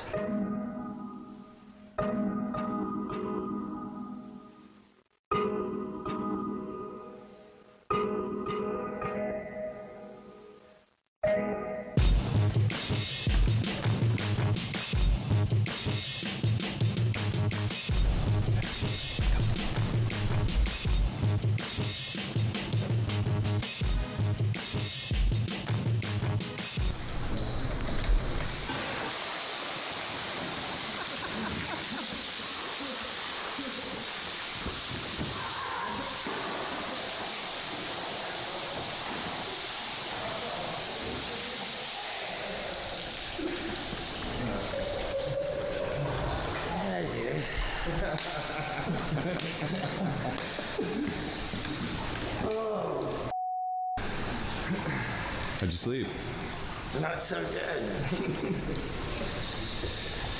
Yeah. All right. You already showered. That's good.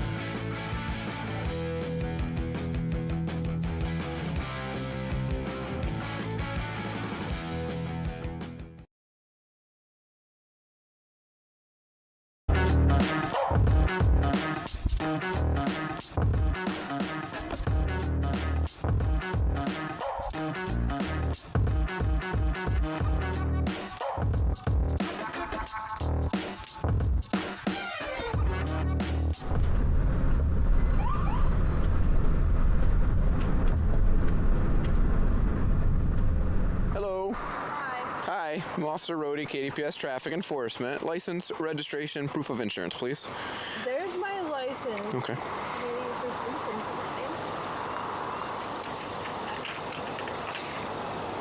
It looks like the insurance. Yes. Okay. That does say it expired last year, but I have my insurance on my phone as well. Okay, perfect. Yeah, if you want to look that up while I'm here, and then your registration is why I'm stopping you. It expired last year, July of 2024. You can take this back. I'll just wait for you to pull it up on your phone. Yeah, July of... Wait, no. The sticker says July 2024. Do you have anything that shows it was updated? It should be in there. Should be in there. Yeah, because I just got this car. When did I get this car? I haven't gotten anything to update my registration. It's right there. Yep, the blue, the turquoise one. When did they give this to me? It should tell you when it was issued. But it shows it expired right there, 7/13 of 2024. That's crazy. So you would have gotten in July 2024. You would have gotten they would have in July or shortly before July. They would have mailed another one of these to that address right there.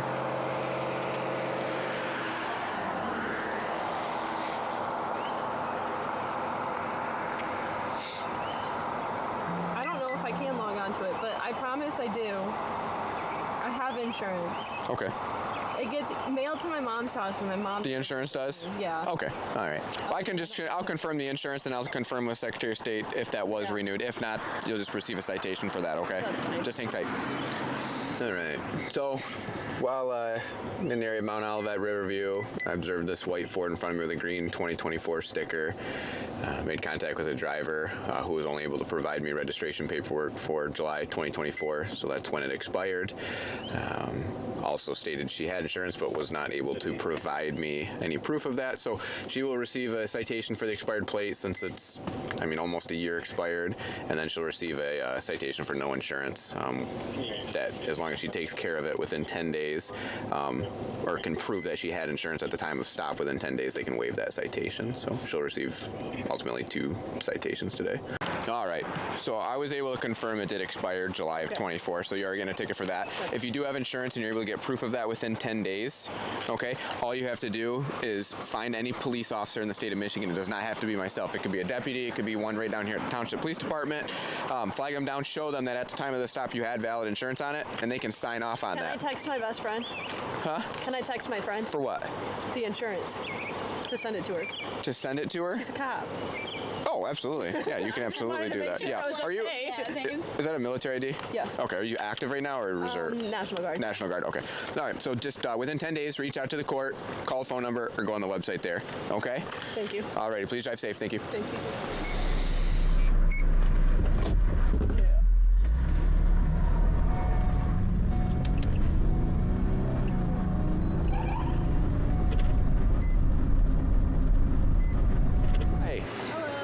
Officer Rody, KDPS Traffic. Okay. License, registration, and insurance, please.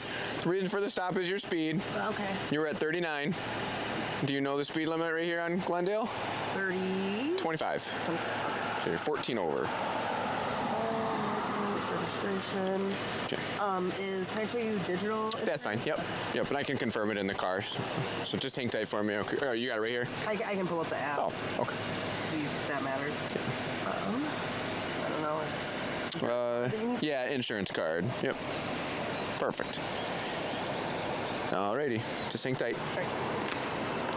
Doing speed enforcement on Glendale up on the east side. I got the silver Subaru at 39 and 25. We get a lot of complaints for speed in the area. So based on history, I'll just write a 1 to 5 over ticket and hopefully slow it down here in the future. All right. So I did not write you for the full 14 over. That's a pretty high ticket. Okay. So I broke it down to the lowest thing I could, which is 1 to 5 over. Okay. Thank you. All right. 10 days, get it taken care of. You can go in person to the address downtown. Okay. Call the phone number there, or go on the website, type that ticket number in the top, and you can take care of it that way. Just do all that within 10 days. Okay. All right. Cool. All right. Please drive safe. Thank you.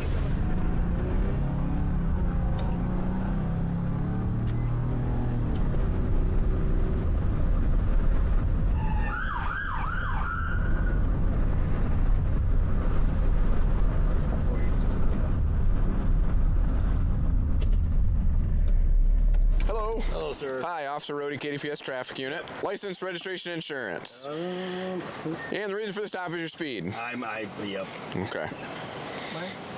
Right there in the blue thing, baby. And you live on... I do, sir. I live right here. Yep. I've been chaperoning the kids all day at the ball game. I'm trying to get back for a I gotcha. work, but I'm sorry. Oh, you're good. Well, how fast were you going? What do you think? Going like 36. Yeah, around I there. got you at 38, but 36 that works too. Insurance, I can just check in the car then if you're telling me you got it. Just hang tight. Stop this vehicle up on the east side for 36 and a 25, so 11 over. Based on history, I'm actually just going to issue this driver a warning in hopes that they will slow it down in the future. I just put a written warning in there. Okay. Okay, no actual ticket, just slow it down on Glendale for me. I have like a ton of emails and requests for speed enforcement on here. That's why I originally had the trailer down there, but Mother Nature and solar charging quit. So yeah, just pay attention. Okay, Thank you very much. Bye, drive safe. Thank you.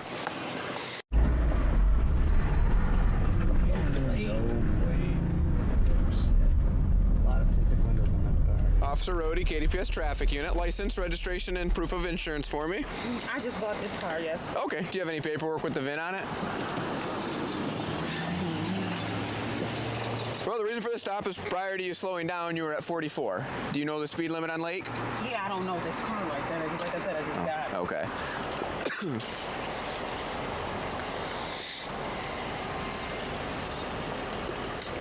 And when did you buy it, you said? Yesterday. Oh, yesterday? Okay. Let's see. Do you have insurance on it? I just got it yesterday, no. No? I haven't got a chance to do anything. I literally just got out of work. You just got out of work? Okay, just hang tight for me. There's no date on here. Everything else is filled out, just not the date. Oh. So you bought it yesterday? Yeah. Okay, all right. While conducting speed measurement on Lake Street near Fulford, I measured this black Mercedes at 44 and a 25, so 19 over. Made contact with the driver, stated she had purchased the vehicle a day prior. That's why she doesn't have a plate on it, but was able to provide me the title that was properly filled out. However, the driver provided me an identification card and not a driver's license. In conversation with her, it was determined she does not have a valid license, so she will receive a criminal citation for driving without a license, along with the speeding ticket. And then we'll wait for somebody to come get the vehicle to prevent me from having to tow it.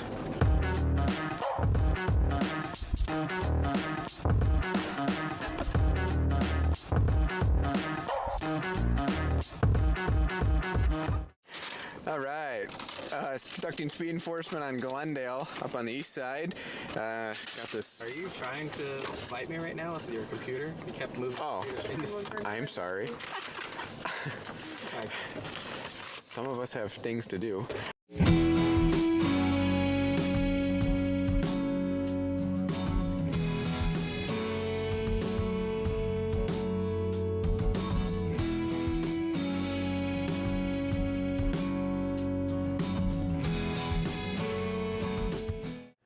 Hello and welcome to Kalamazoo and You. This is a program where we have conversations with City of Kalamazoo staff on important issues and topics in the City of Kalamazoo. I'm Mike Smith. I'm the Communication Manager for the City of Kalamazoo and welcome you to this program. On this segment, we are talking about city zoning and housing and economic development in the City of Kalamazoo. And with us to talk about these issues are Sherilyn Parsons, you're the Community Development Manager for the City of Kalamazoo, and also Christina Anderson, you are the Deputy Director and City Planner and Community Development and Community Planning and Economic Development for the City of Kalamazoo. So thank you both for being here to talk about this particular issue. First, let's talk about housing and what is affordable housing. And I bring this up because the City of Kalamazoo, like much of the nation, is grappling with this particular issue. So basically, how did we get here? Yeah, so I'll keep that answer pretty just high level because there are a lot of components that go into that.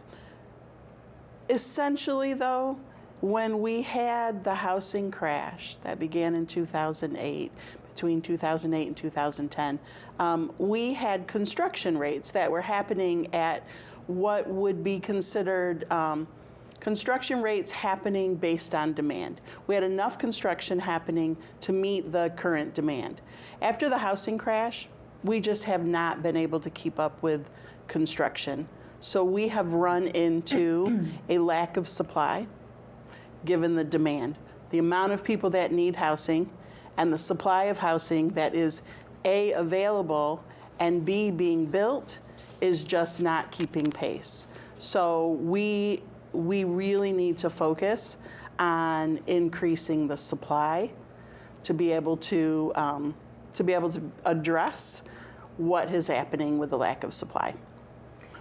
And at a more local level to Kalamazoo, we had some regulations in place that served as barriers to housing development. So we had a zoning code that was updated in the early 2000s that really focused on one type of housing, so single-family homes on large lots with big setbacks. And we do have that in Kalamazoo, but we have a lot of land that was laid out well before World War II. Small lots, smaller houses, kind of irregular shaped lots, and the zoning code that we had didn't match those lots. And so that really served as a barrier to getting new development in those areas because the lots were considered non-conforming.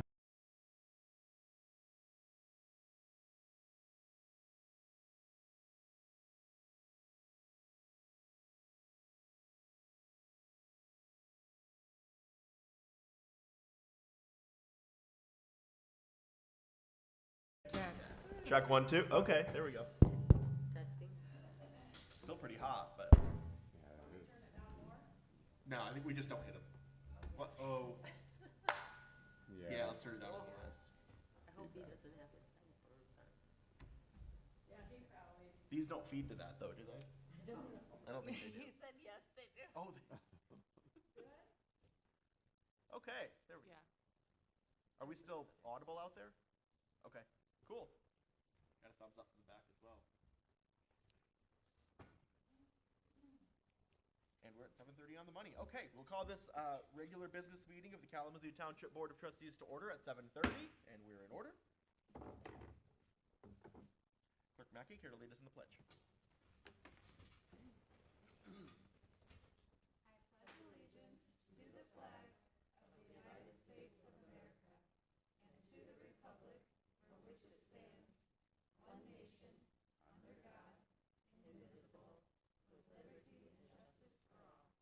Thank you. We will conduct a roll call of board members. Trustee Leonard. Here. Clerk Mackey. Here. I'm Supervisor Combs. Trustee Glass. Trustee Here. Glass. Sorry. Treasurer Miller. Here. And Trustee Sherwood. Here. Thank you very much. Are there any additions or deletions to the agenda this evening? I believe there may be one. If I can find my page, I'll be happy to make it as well.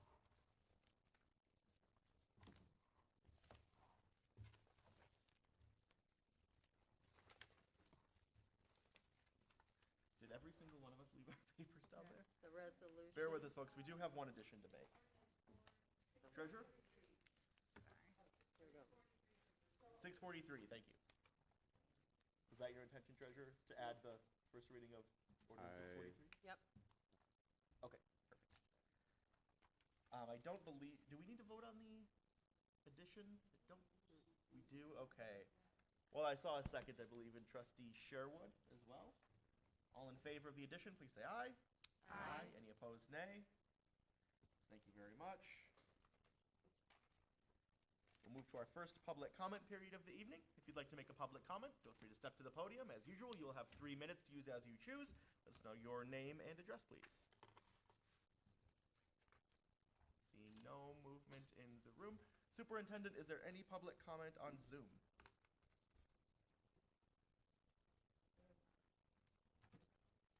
Thank you very much. We will move to the consent agenda. Clerk Mackey. I will move to approve the consent agenda as recommended by the superintendent and supervisor. Support. There's a motion and support. All in favor, please say aye. Aye. Any opposed, nay. And the motion carries. Thank you very much. We'll then move to our first public hearing this evening, which is the item A, the first reading of Ordinance 642. For reference, this is the ordinance and adjustments that were discussed at our previous work session. A motion would be in order if there is one. I'll make a motion to approve the first reading of ordinance 642. Support. There's a motion and support. Any discussion? Just reiterating what this is about. Could you help?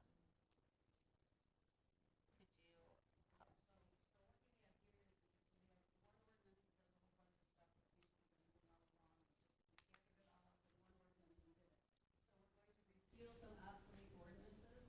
Those are all listed in the ordinance that we are repealing, and we can clear all those removals with the appropriate official, most often the police chief and superintendent.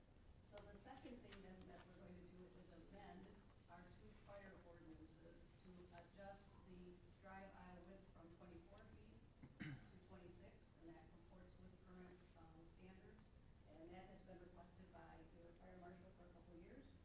Then we did just a number amendment to the criminal code of ordinances. If you remember, we did an adjustment to that about a year ago. And when it was compiled and placed into the criminal code, the number was 640, and it's already there. So the deal was we're just going to change the number in this ordinance to match the existing criminal code, and then we'll be hopefully done with that situation. Thank you very much. And all the ordinances were attached. Yes. You'll see that I very simply put the ordinance number when we started the new one, and I only printed it on one page for you. So those are the ones that are going to be eliminated. Most of them just are obsolete. Thank you, Attorney Seaver. Other discussion? And council, roll call vote, yes? Voice, all right. Seeing no additional discussion, we will proceed to a vote. All in favor of the motion, please say aye. Aye. Aye. Any opposed, nay? The motion carries. Thank you very much.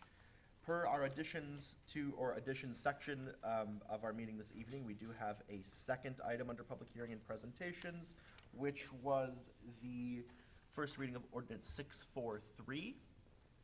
I will move to adopt ordinance number 643 for first reading, scheduled for adoption on October 13, 2025.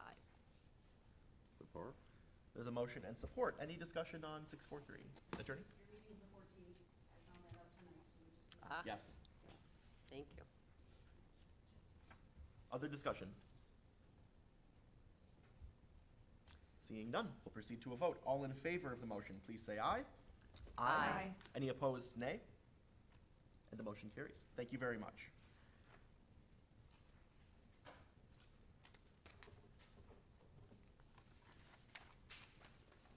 Moving forward, we have no old business this evening.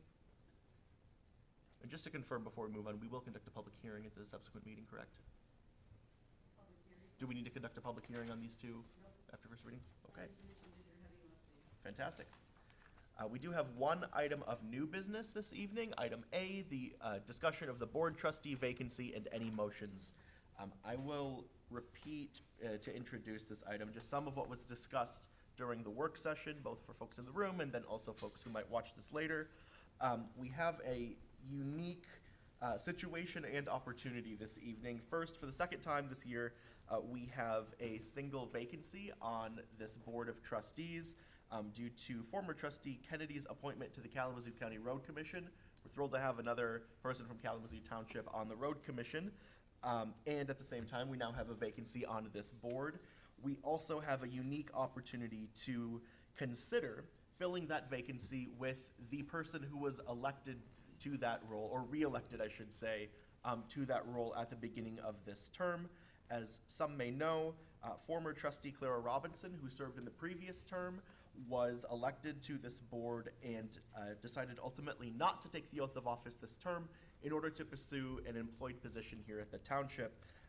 After learning of this vacancy just last week, we have to move quickly, we've learned that it is possible via appointment of additional duties to consider former trustee Robinson for the vacancy on the Board of Trustees and additionally appoint her to additional duties or to continue the work that she's doing within the township administration. We had a robust discussion during our work session on this, and all of the implications of that, the communication that will be necessary between this board, former trustee Robinson, should she be appointed, and the superintendent. And with that, we have one draft motion before us. Board members, the motion before us has been updated to correct the typos that we discussed in the work session, individual words here and there, and 1 year that needed to be corrected. That said, this single proposed motion or draft motion accomplishes 3 things. First, it accepts the resignation submitted by former trustee Tony Kennedy. It also would appoint former trustee Clara Robinson to become trustee Clara Robinson again to fill the vacancy on this board, and would also appoint said trustee Robinson to the additional duties of executive coordinator, which are the duties that she currently fills in an employed position at the township.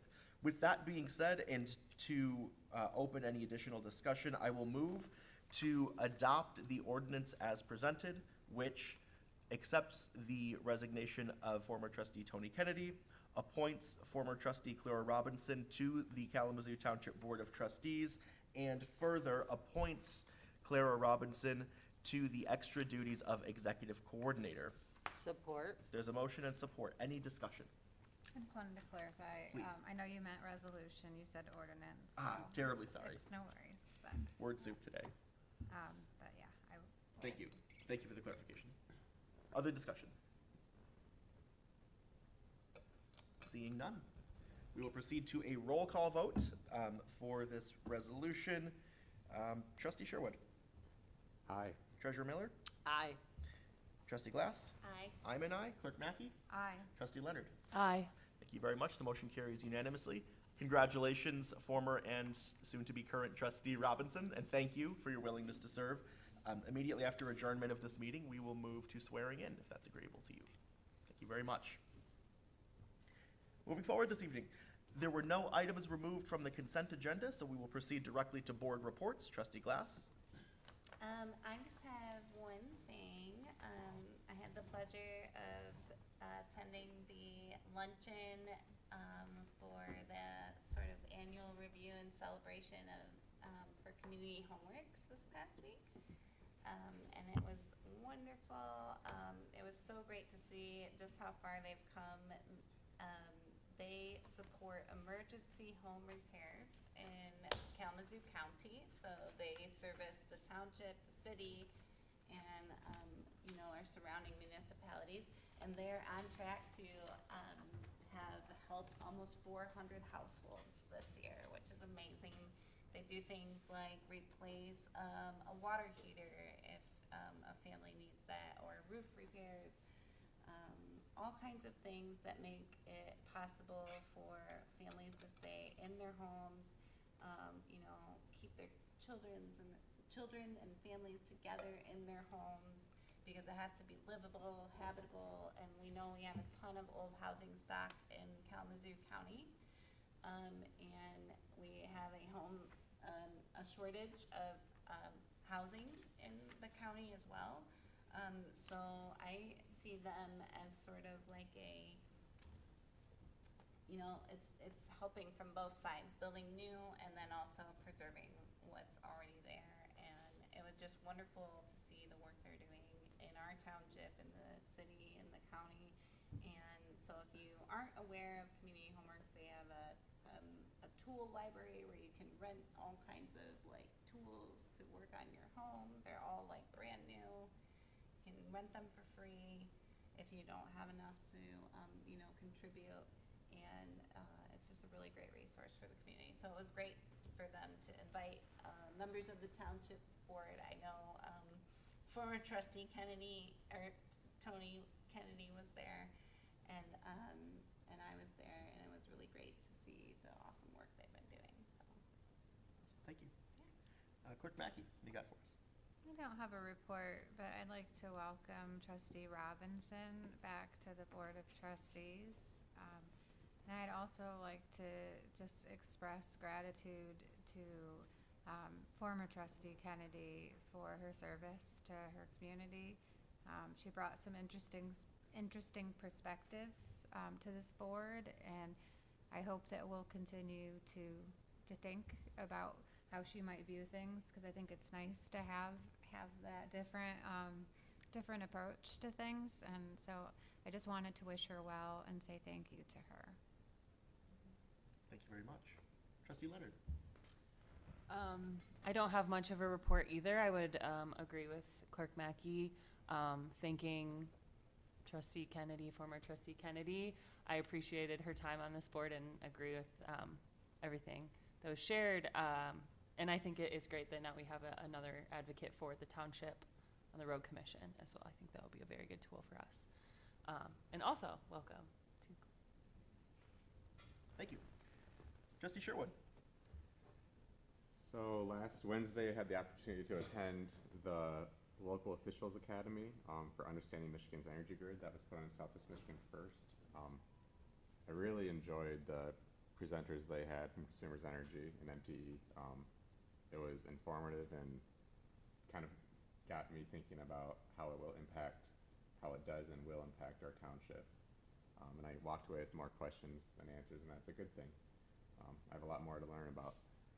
I also had the chance to attend the Westwood Neighborhood Association meeting this past week, and it was good to see the community out.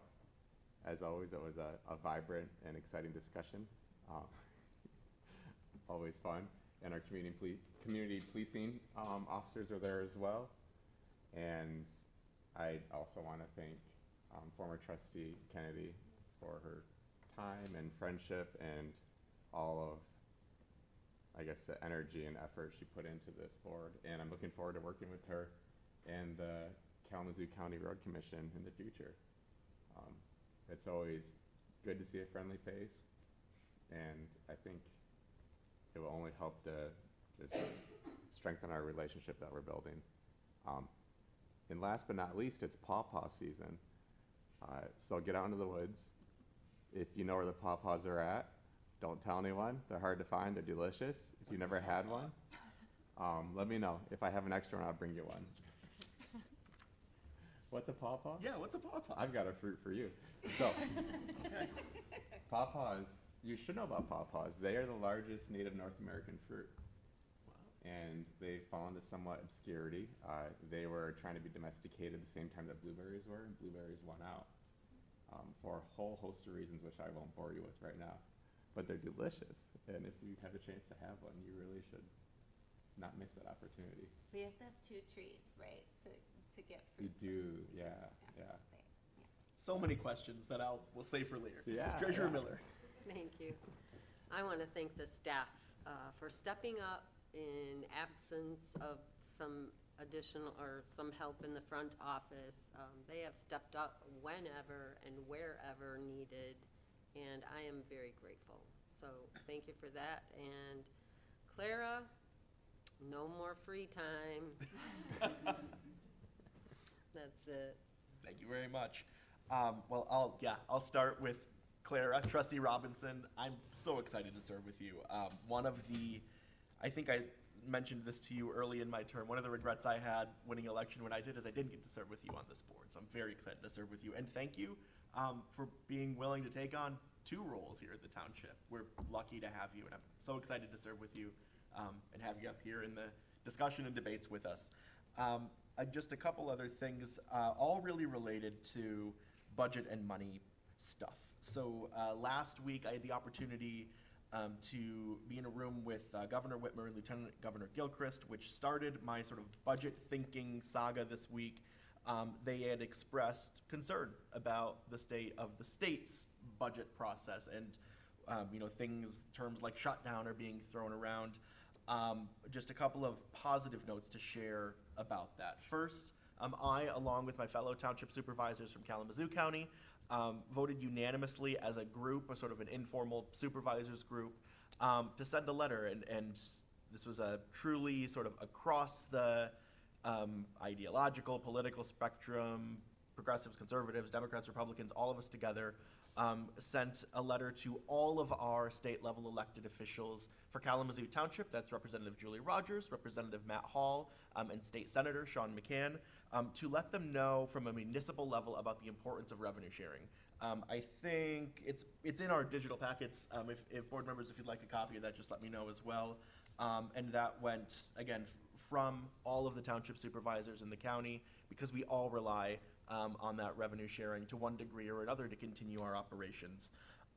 That being said, for folks that have been tuning in, I know some of you in the room have been, to our conversations and work sessions around the budget, I just want to, one, reassure everyone who might watch this later, and two, thank our superintendent for the work to make sure that we as a township are on very solid ground going into the next year.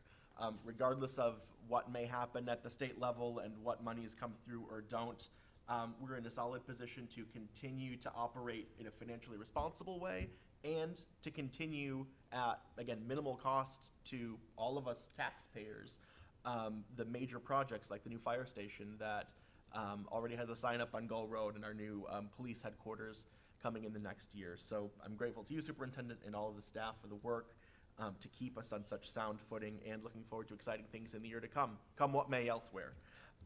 Finally, I want to repeat what I mentioned to this board in a work session, that I will be away during our next meeting on October 14th at the Michigan Townships Association's annual supervisors conference.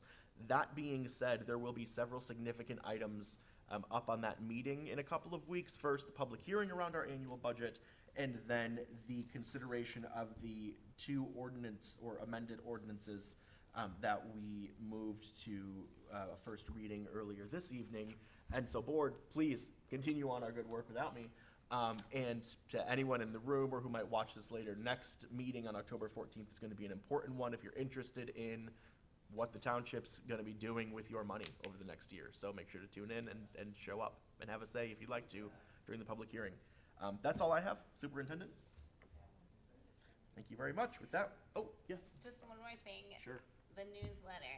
Yes. I received it over the weekend. It was beautiful, and I wanted to also thank Superintendent Moorhead and your staff for working on that. It was wonderful.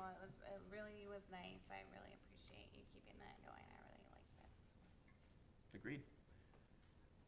Still no report, Superintendent? All right. With that, we will proceed to the second public comment this evening. If you'd like to make a comment, feel free to step forward to the podium. You'll have 3 minutes. Let us know your name, where you live.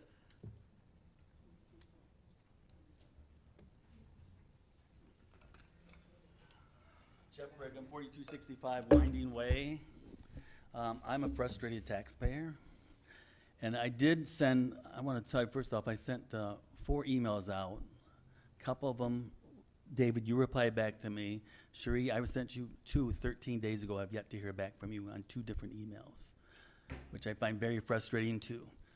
But my question is, which David answered a question, but I got a question on the September payouts here on page number 4. And my question is, the $18,000, almost $19,000 charge of the lawyer's fees, is that for the lawyers for the settlement of the previous superintendent and the fire chief? Or is that a normal occurrence? Is that what that charge is for? We are not able to engage in discussion during public comment, but I'd be happy to chat after the meeting.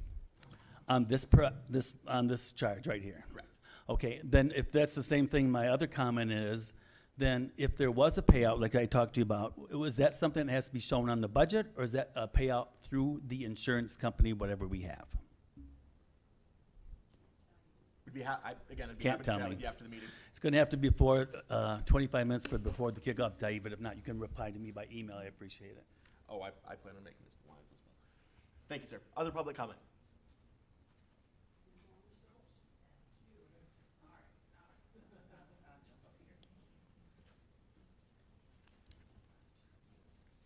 Claire Robinson, Grand Desert Drive.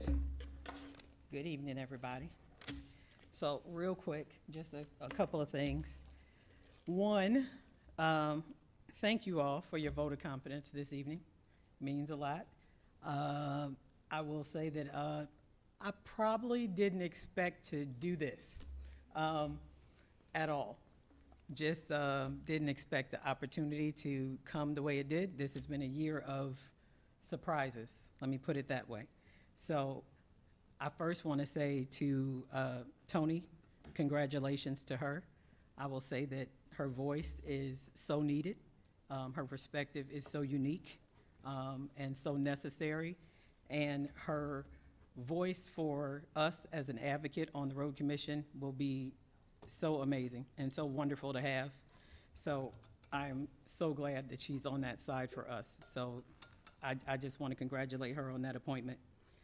I want to thank the attorney because she's the call that I made personally. As you notice, I didn't speak to any of you all. Some of you all I know, and there are personal relationships because I've known you all. So one thing that I do not do is intertwine any of that. So it was intentional that I did not call or reach out to anyone once I was aware of what I may do or what I may ask. And that is because I wanted you all to make your decision from where you needed to make it from. And just as any other resident, as anybody else, and no personal anything involved. So I just want to say that. So when I resigned from my seat, October 14th, it was super difficult. Anybody that knows me knows that. That was rough because I finished what I start. I teach my kids that. I teach my athletes that I coach that. We start it, we finish it. So that was difficult, but it has been a pleasure serving on the other side as well. I just want to be useful. As I tell people, hey, I'm a part of the team. Use me where you need to. And so to have the ability to serve on both sides of the aisle, I mean, how lucky am I? So I thank you all for giving me the opportunity to finish what I started. That's a blessing. Tracy, I know we jumped off a cliff together. I wouldn't have done it with anyone else. There's a huge trust factor here for the both of us, and I appreciate your trust in me as a person because it takes a lot for us to have this kind of relationship in order to do this. So I just want to say that it's a very unique situation, but it takes very unique individuals to do this. What I found is that there are very few conflicts of interest. But one of the things that I am most adamant about is making sure that according to the law,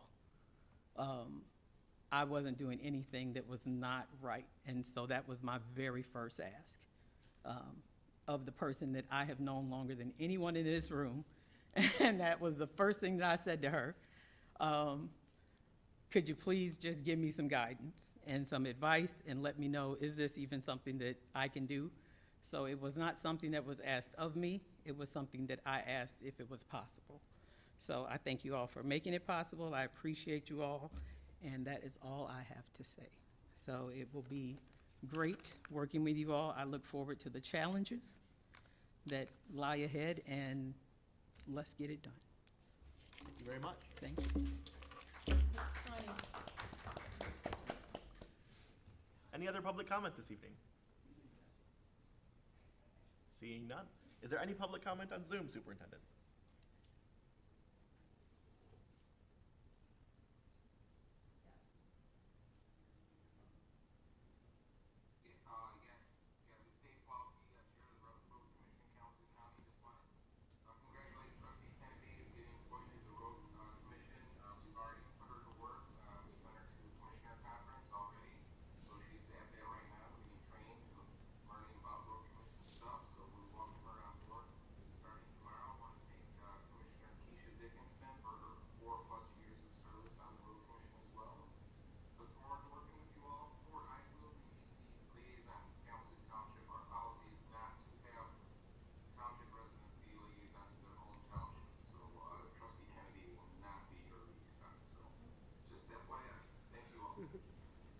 Thank you very much. Is there any other public comment on Zoom? Thank you very much. There is no closed session this evening, so we will proceed to adjournment. Before we do, just a reminder, we will proceed after adjournment to swearing in Trustee Robinson. and we are adjourned at 7:58. Thank you all. My name is Christina Ellis, and I am a public safety officer for the Kalamazoo Department of Public Safety and have been for almost 26 years now. In that time, I have been a patrol officer, a detective, an engine operator, a downtown beat officer, a court officer, a recruiter, and as of last July, I am the department's very first LGBTQ+ police liaison officer. And this is a role that I take to heart as it's reflective of both who I am personally and professionally, and also my ongoing commitment to building trust and connection between KDPS and the LGBTQ+ community that we serve. I think that this role is important for both the community and the department because when you look at the last Gallup poll in 2024, 9.3% of U.S. adult population identifies somewhere under the LGBTQ+ umbrella. And I think that's reflective of Kalamazoo County as well.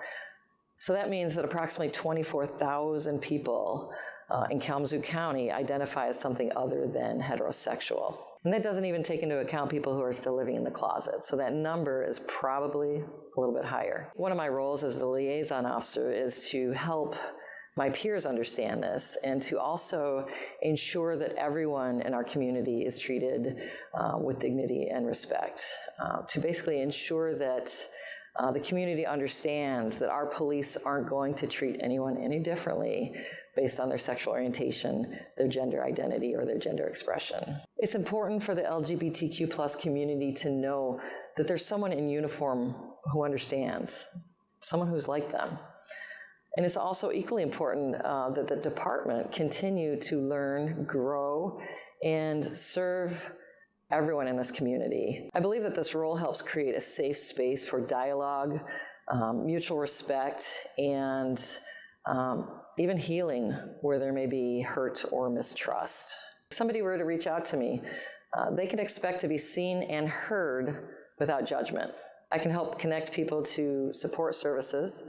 I can ensure that concerns are addressed respectfully, and I can help try to find solutions should difficulties arise. Another way I can be helpful is I can also help people navigate the often very confusing criminal justice system if they find themselves in unfamiliar territory. Additionally, I can be a resource for our officers to help educate them in LGBTQ+ history, culture, and experiences. So whether it's a safety concern, a discrimination issue, or just needing to talk, I want the community to know that I'm here as not just a police officer, but as a queer woman. I'm a resource for everyone. I think the message for the LGBTQ+ community is that you belong here. Your safety matters, your story matters, and you matter. Pride Month is about celebrating our history. It's about visibility and progress. But support and community don't end after June. And there are people committed to making sure that you are seen, that you are respected, and that you are protected.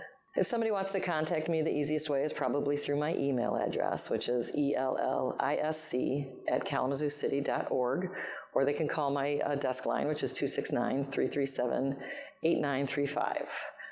But I attend a lot of events in town. I'm always open to one-on-one conversations. So whether it's a question, a concern, or just wanting to connect, I always welcome anyone reaching out. This message is from the U.S. Department of Veterans Affairs. Do you want easy access to VA Online, as well as other government websites? Then login.gov is the way to go. Login.gov is a U.S. government service that provides seamless access to government websites.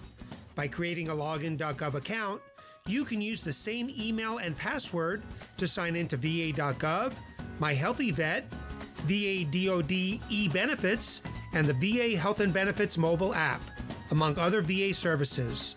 Login.gov also allows you to securely sign in to USA Jobs and TSA PreCheck, and to apply for SBA small business loans and disaster assistance.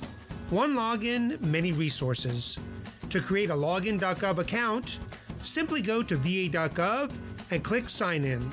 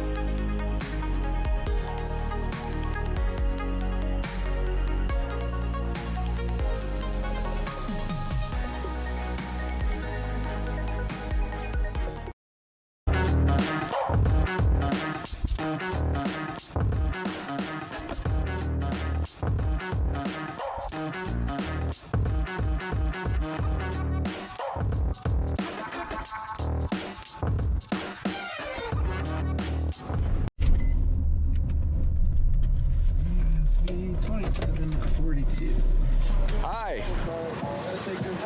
I'm all right. I'm Officer Rody, KDPS Traffic Enforcement Unit. License, registration, insurance, please. This is my vehicle, sir. Okay. I'm currently unemployed. I just got a job. Okay. Well, the reason for the stop, sir, you are doing 43 miles an hour through here. Huh? Sorry about that. Okay. Do you know the speed limit through here? 35? 25. You're 18 miles an hour over the speed limit. And this is yours? Perfect. Did you ever end up updating the registration? No? Still expired? Okay. All right. You can have that back, and I will be right back with you. Conducting speed enforcement here at Burdick near Reed Street. It's a 25 mile an hour zone. I got this vehicle in front of me at 43, so 18 miles an hour over. Based on history, I'll issue the driver a 1 to 5 over citation. Everything else is good with the vehicle, so cut him his ticket and get him on his way. I'm not writing you for the full 18 over. Okay. Just 1 to 5 over ticket, okay?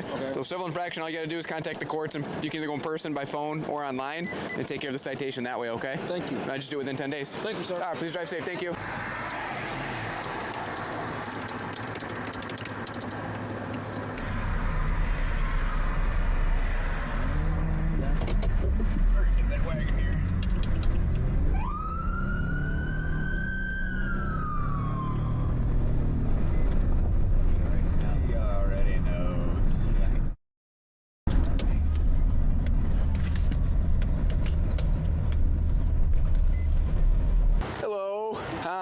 I'm Officer Rody, KDPS Traffic Enforcement Unit. Just need your license, registration, and insurance. I'm sorry, I'm just having a day. All right. Well, I'm sorry to hear that. Well, the reason for the stop is the red light back there. Yeah, I know. I saw it as soon as I went through it. Okay. Sorry, my mom's been in the hospital since last night. And I'm just a mess. I gotcha. I'm sorry to hear that.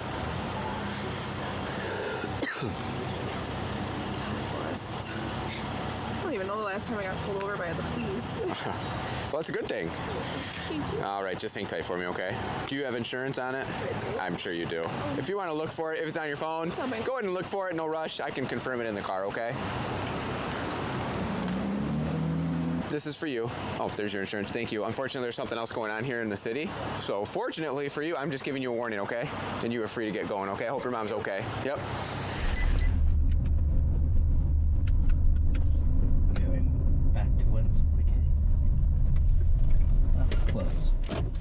Hi, I'm Officer Rody, KDPS Traffic Enforcement Unit. Hello. Registration, insurance, and driver's license. No.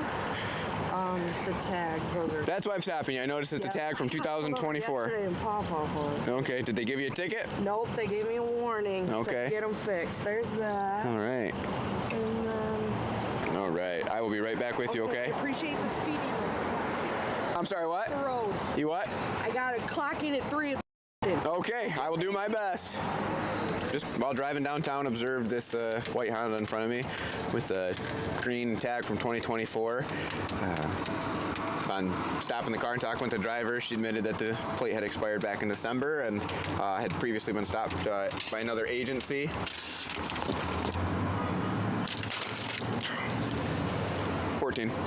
She'd been stopped by another agency and given a warning. However, since it's 6 months expired, I will be citing her for the expired plate. All right, ma'am. Unfortunately, you are receiving a citation for it, okay? Just because it is 6 months expired, so that is how I do things here in the city of Kalamazoo. I can't speak for another agency, okay? So 10 days to get it taken care of. You can go in person, call, or go on the website if you need to extend it, anything like that. Reach out to the courts by the phone number, give them that ticket number, and they will help you out, okay? All righty. Thank you. Drive safe.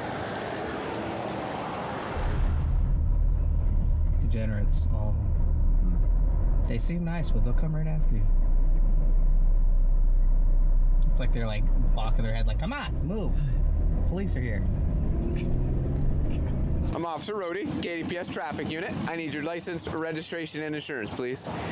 2 reasons for the stop. First one is that you came straight through a left turn only lane. Okay. And then your license plate expired 2 years ago. That I know. That you know. I'm looking for post office. Okay. And it told me there, and then it was like, no, it's up here. It's back there. It's the brown building. At the courthouse where I was the first time. The federal courthouse? Yeah, I believe that's it. Okay. Is there a reason why you came through the? Because I was going with my GPS looking for Okay. the post. Yeah, the lane you were in was for left turn only. You proceeded through the left turn only, directly into parking. Yeah. Okay. Well, just hang tight for me, okay? While sitting, watching the red light at the West Michigan Park, I observed this gray Hyundai in front of me proceed through a green light, but using the left turn only to go northbound park, proceeded straight through the intersection, directly into on-street parking. I also observed the vehicle had a 2023 sticker on the license plate. So expired 2 years. The driver admitted that she knew it was expired by 2 years and stated she was confused following her GPS. Told her to go straight through the intersection, so she did. Did not know it was a left turn only. So based on her history, we will get her a citation for the expired plate, since it's quite a long time, and then allow a warning for the improper lane use. And just a reminder on safe driving when following a GPS. All right, ma'am. Here's this for you. So I gave you a warning for the improper lane use, because I get it. But you just got to remember you got to be safer when driving with those GPS. Okay? Could have easily caused a crash there. Yeah. But you are getting a citation for the expired plate because that has been a long time since that was registered. Okay? Okay. 10 days to get it taken care of. You can go in person, call the number there, or go on the website and type that ticket number in at the top. Okay? All right. All right. Please drive safe. Thank you. Thank you.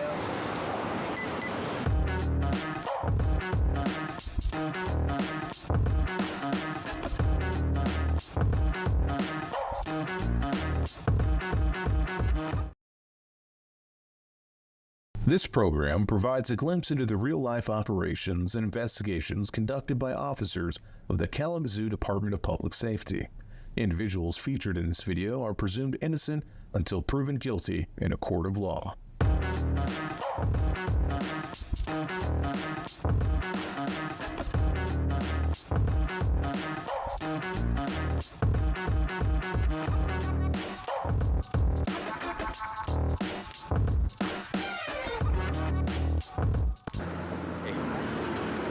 Hello, I'm Officer Rody with the KDPS Traffic Unit. License, registration, and insurance, please. So, 2 reasons for the stop. Okay, first one's your speed. We were at 42 miles an hour on the laser. Yeah. Are you aware of the speed limit here? Yeah. Which is? It was 35. 25. 25. Yep, it's a school zone right now.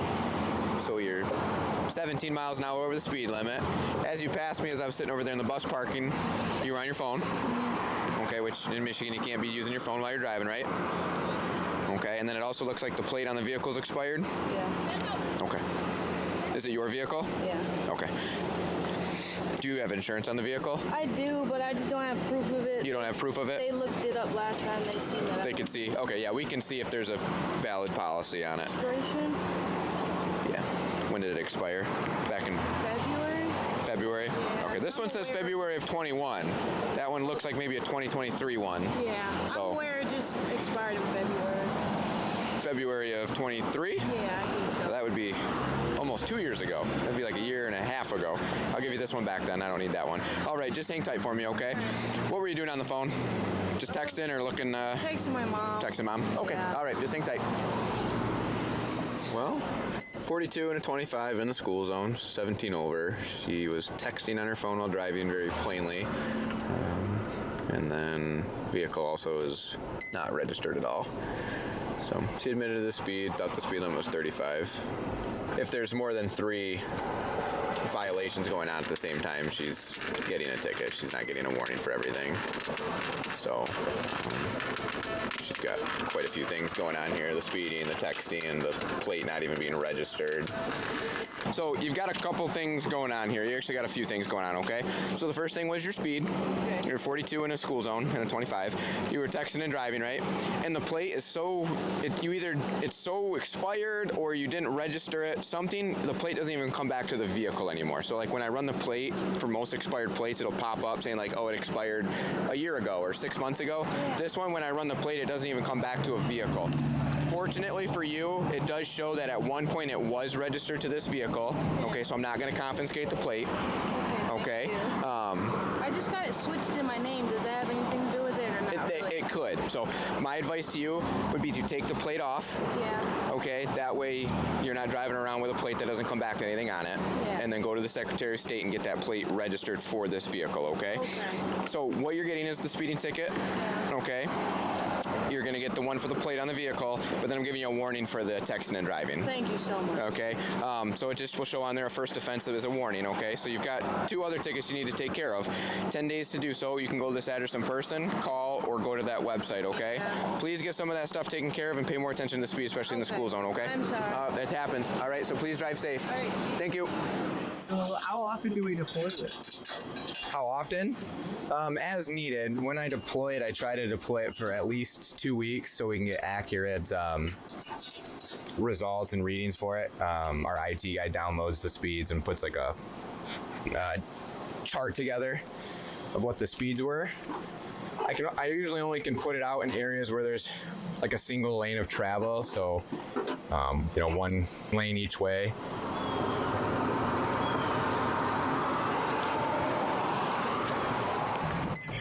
Why are we not going right? Pull to the right.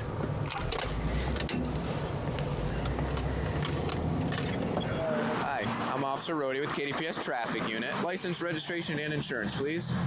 Reason for your stop. 2 things you got going on. First is your speed. Second is you got a driver's side brake light out, okay? Okay, so as you passed me, as you were coming around that curve, you were at 60 miles an hour. Huh? Okay, yeah, I wouldn't go off by your phone speedometer. And if your speedometer in your car is not working, you need to get that fixed. Would that make sense? I'm trying to figure out where it's a half electric. It's an electrical issue? Okay, all right. You can have that one back. That's why you were doing 60? Yeah. Okay, are you aware of the speed limit here in Stadium? Yeah, it's 45. Yeah. Yep. So you were going fast enough that I could see you. That's why I hit the radar and got you. Okay. And then, yeah, your driver's side brake light's out. I didn't notice that until you went to stop here, okay? So just hang tight for me real quick, okay? The speedometer in his car is actually broken. The screen doesn't work, so he was going off the GPS speedometer on his phone. Have you ever gotten that before? I have never gotten that before. First time for everything. That is the first time for everything. Okay, so what you got going on here is just a speeding ticket, okay? But it's for 5 over, not 15 over, okay? So I don't see any speeding tickets here locally. So first one, get a little bit of a break. Hopefully that'll stop the behavior, okay? You got to get that fixed. I don't know if there's a dealership or is it yours? I thought it was maybe. Okay. I would do something to figure it out though, okay? I'd just hate for you to keep getting speeding tickets. So 10 days to get it taken care of. You can go to the address in person, call, or go on the website, okay? Do you have any questions? All right, please drive safe. Thank you.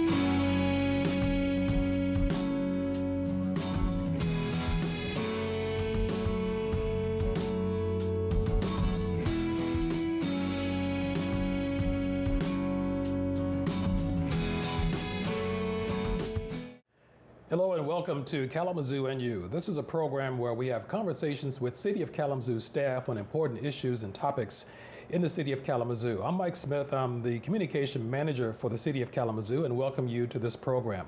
On this segment, we are talking about city zoning and housing and economic development in the City of Kalamazoo. And with us to talk about these issues are Sherilyn Parsons, you're the Community Development Manager for the City of Kalamazoo, and also Christina Anderson, you are the Deputy Director and City Planner and Community Development and Community Planning and Economic Development for the City of Kalamazoo. So thank you both for being here to talk about this particular issue.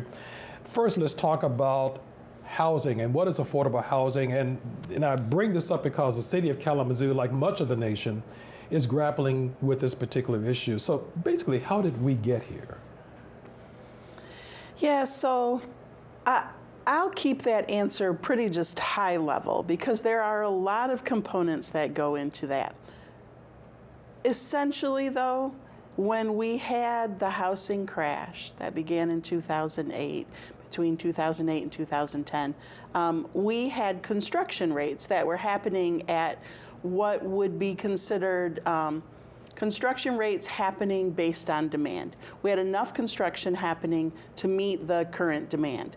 After the housing crash, we just have not been able to keep up with construction. So we have run into a lack of supply, given the demand. The amount of people that need housing and the supply of housing that is A, available, and B, being built is just not keeping pace. So we really need to focus on increasing the supply to be able to address what is happening with the lack of supply. And at a more local level to Kalamazoo, we had some regulations in place that served as barriers to housing development. So we had a zoning code that was updated in the early 2000s that really focused on one type of housing, so single-family homes on large lots with big setbacks. And we do have that in Kalamazoo, but we have a lot of land that was laid out well before World War II. Small lots, smaller houses, kind of irregular shaped lots, and the zoning code that we had didn't match those lots. And so that really served as a barrier to getting new development in those areas because the lots were considered non-conforming. And what that word means is that the zoning rules that are in place, things like lot size, like things like area or width or depth of those lots were less than the minimum standards in the zoning code. And in order to develop on a lot that's non-conforming, you need extra permissions. So we were automatically making people jump through hoops. We had the issue of, we kind of boiled it down to two issues. We had what I just described was, it may have been the right zoning district, meaning a residential district located in an area that we'd want residential, but the standards are wrong. Or we had issues where we had the wrong district, like a commercial district or industrial district, in areas that were residential. So in those cases, we had wrong district and wrong standards. And this really came to light after we had Imagine Kalamazoo 2025, which created our current master plan. We started to dive into neighborhood plans and discussions and looking at zoning maps and getting into details with neighborhoods, and this really kind of came to a head and it's a light that this was a challenge. And so we embarked on some immediate changes to help alleviate that. But that historically has kept us, large lot, single family home, which is perfectly fine, but does not meet the needs of everybody in the community. It may not meet their needs because they can't afford it. It may not meet their needs because it's not what they want. Not everybody wants a lawn, house to manage. We tend to want different housing based on where we are in our life cycle, right? A one-person household, either early in our life or late in our life. Small family, empty nesters, couples, and so there's different desires and needs based on your life cycle.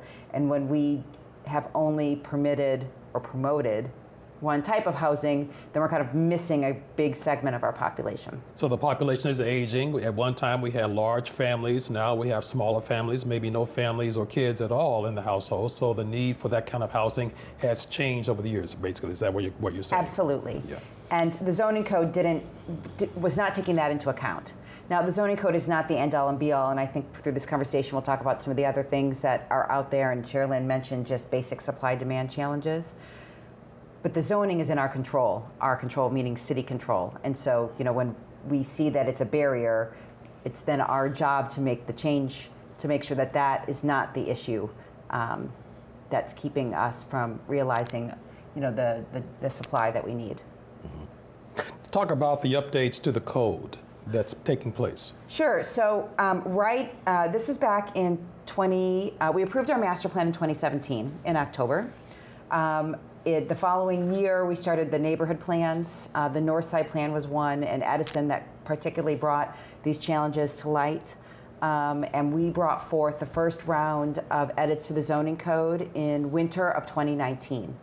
So what we did was, the numbers for non-conforming lots were astronomical, right? It was, in some areas, between 60 and 80% of the lots were technically non-conforming with the zoning code. And so our first order of business was just to figure out how do we adjust the standards to just make those lots buildable without having extra steps or hoops. And so we did a zoning stress test, which meant that we looked at our lots, looked at our size, tried to figure out what the common lot size was, lot width, lot area, and made that the threshold, the minimum for our zoning code. At the same time, we allowed accessory dwelling units. Accessory dwelling units are, you hear a lot about them. They've been called granny flats. Mm-hmm. They've been called, a cottage in the back. There's all sorts of different names for them. What it is it's a smaller unit that exists on the lot. It's like a secondary building. It could be above a garage, like a carriage house. It could be at grade. But we permitted those immediately back in 2019. And so those were some of the changes that we made. We knew a big overhaul of the residential zoning districts was going to be complicated and have a lot of conversation behind it. We needed to make changes immediately just to relieve the pressure and to make sure lots weren't all considered non-conforming. At the time, we knew we were slowly updating all of the zoning code, right? And so we relieved that pressure pretty quickly and then went on to update the downtown zoning code, all the commercial zoning code, and the corridors. And the corridors are important because those are areas that in Kalamazoo are a mix of commercial and residential.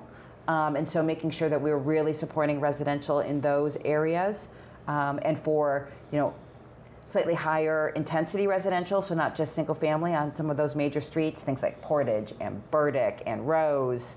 Wanting to make sure that we're allowing it there. So we have not overhauled the residential districts yet. We're going to get to that soon, but we have in all of our other districts and other places, we've tried to look to make sure how we allow housing.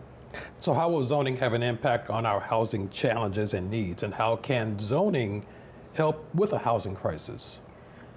So I'd like to jump in here just for a minute, just to make sure that, as we're talking about zoning and we're thinking about really zoning is identifying what's allowed in a place, what's allowed in a residential district, what's allowed in a manufacturing district. And I just want to make sure that we address right sizing the zoning code does not mean it's going to change the look of any neighborhood or any street or any area. So Christina just mentioned residential, and that there are some needs for the residential zoning to change, meaning what's allowed in a residential area. That's not going to take away from what's already happening, the loveliness of residential neighborhoods and the neighborhood that I live in or you live in or anyone that may be watching this lives in. It's just allowing for what's there and creating an opportunity for some of the beauty of what existed in the past, but because zoning code changed at one time, it's no longer allowed now. So Christina mentioned these accessory dwelling units, and I think this is a great example of how zoning changes sort of squashed something that was really evident in the city of Kalamazoo before the zoning somehow changed to disallow that. So she mentioned these accessory dwelling units. If you drive through a lot of our, like the Westwood neighborhood or the Vine neighborhood specifically, you'll see these detached garages that have these little apartment or like art studios above them. They're all around. They're all around our city, and they are part of what creates sort of the character and the coolness of the city of Kalamazoo. But then we had different zoning standards come in, and it was No, what we really want to see is just one unit on one lot, and we would like to see a bunch of green space. So when she talks about setbacks, for anybody who might be watching this, that means where physically does the building have to sit? And if we're saying that a setback has to be 25 feet off the road, what the city is saying is we want these huge, long, green space yards, and that's what we want to see. Whereas really, for someone walking along the sidewalk, if the house was 10 feet up, which would allow some room in the back for one of these garage with an art studio or an apartment on the back, it would still retain the flair and the character of the neighborhoods that we live in. It wouldn't alter anything, and it helps to address the supply issues that we're having.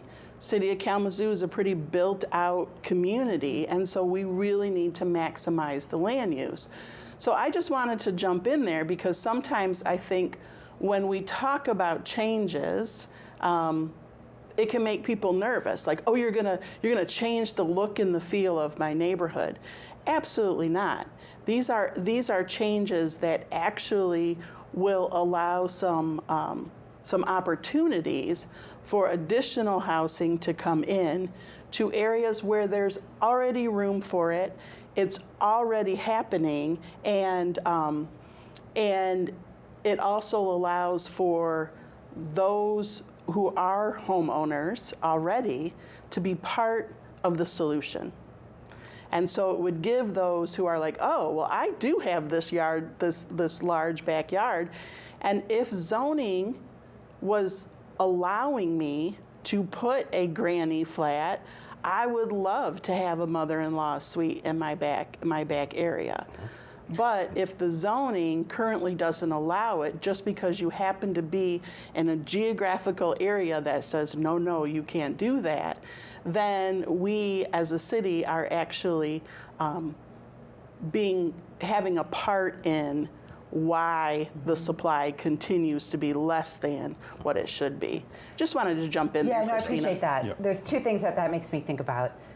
One, the work that Kalamazoo has done to update its zoning code has been very slow and incremental, and I'll call it even painstaking, right? We have done a lot of work to look at our lots and blocks and make sure that the zoning standards that we're putting down work for us, right? We're not taking a code from another city and plopping it down, or not being mindful of heights in an area, or patterns of building massing or setbacks from the from property line. We know different when we get to residential, right? There are definitely things that we can include in the code to allow some more housing opportunities within our neighborhoods without a significant change in physical appearance for those that are, walking, biking, driving through a neighborhood. So that's one. When we update the code, it will be very thoughtful in that way. We are not talking about, I think when people hear changes to residential zoning or density, they think, oh, a 6-story building is going to get plopped next to me. Like, no, absolutely not. It's far more thoughtful and nuanced than that. That's part one. The second thing that I wanted to say is, when I give presentations around the country at conferences on zoning and its impacts, one of the things, I always have a slide that shows a scene from the movie Field of Dreams when they're emerging from the cornfields. Zoning is one thing we need to get right. We need to set the stage for what we want to have happen in Kalamazoo. It is not end all and be all, right? It is a base layer. You have to have that right, so then you can move on to whatever the next steps are for construction or rehab or whatever it may be. So if you zone it, it will happen. It's not necessarily a perfect correlation, right? We want to make sure that we're setting the table, but there are other forces that exist in our world that we also need to grapple with and think through to make sure that we're getting what we envisioned, which in Kalamazoo is more housing in more locations of different sizes and of different price points. And so what we're doing is we're making housing available in different styles and different methods and all that, in different locations as well. So maybe we can talk about what we're seeing in terms of housing strategy, perhaps, as well as some of the different kinds of projects that are taking place right now and maybe in the near future as well with regard to housing and changes in housing. Yeah, so when we talk about our housing strategy in light of this conversation and how the housing strategy and the zoning really go hand in hand. So the three components of our housing strategy where I think getting the zoning correct is really important is, first is really increasing supply, which I've said over and over again because that is one of the components that we talk about in our master plan, which is kind of our guiding document on the vision of what we want the city to look like. And then we also have it in the housing strategy, that increase of supply. And as Christina mentioned, supply of many different housing types. So from the studio apartments all the way up to the 4-bedroom detached single-family home with the yard space that somebody wants. So the whole sort of ecosystem of housing supply, we want to increase that. We also then have an existing housing stock that we want to preserve, and that's equally as important as increasing supply. So we want to preserve our existing housing stock. We have an older housing stock here in the city of Kalamazoo. So we need to make sure that we have strategies and that we have partnerships and that we're looking for different funding opportunities that would preserve existing housing stock. And then also maximize that housing stock. So is there a way to increase units through what we have already? And then I think the third part of the housing strategy that really fits with this is the piece that really allows the current residents to thrive within or amidst development and construction. These are really important components when we're thinking about the housing strategy. And so with, I think the second part of your question was to talk about projects. Some of the projects that are taking place right now and upcoming as well, fairly quickly too. So yeah. So the city of Kalamazoo actually has made great strides when it comes to supply. I have been talking to a lot of different cities, townships, villages, really from Tennessee to, I talked to some people that were out of Colorado. I even talked to someone from Canada who have called the city to ask about some different things happening here. So the city of Kalamazoo, we have had in the past 5 years, 20 different developments that have been going on or completed. 20 different housing developments in this time where a lot of places are struggling getting one or two. And I think that's in part because of the intentionality of having the housing strategy. The 20 different housing developments that have been going on are servicing all of the diversity of need. So from the older or aging population to the young professional who might just have one person in their family or two professional people.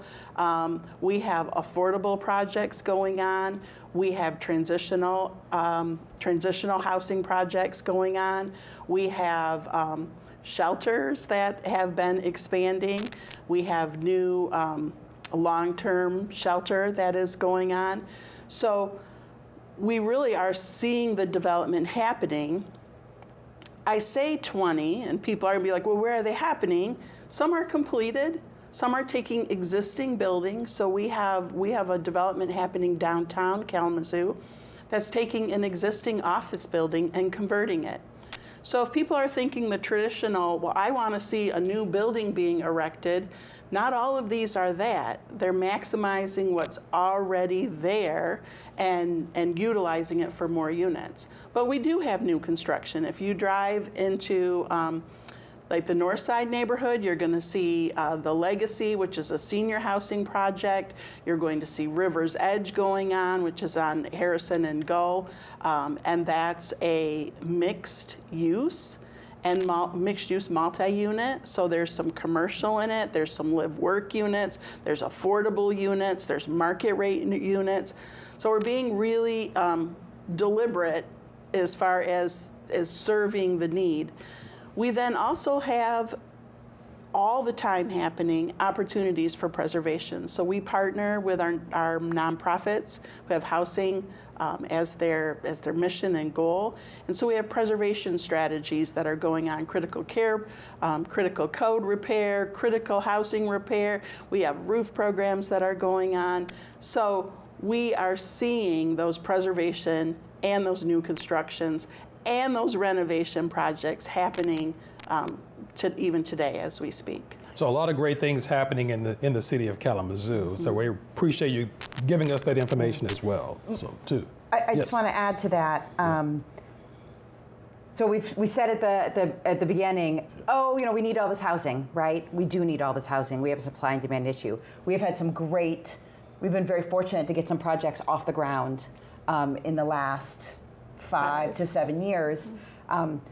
Those projects were difficult to get off the ground. Yes. There were a lot of funding challenges, there were a lot of development challenges. Yes. And so every one that comes is a struggle, both for the person who's building them as well as for city staff to make sure that, you know, we're using our dollars, the dollars that we have effectively to support different types of projects. And so we're always looking for ways to figure out how we can, you know, advance a housing project and make it easier. And one of the biggest things that we've done recently is set up a program of pre-approved plans.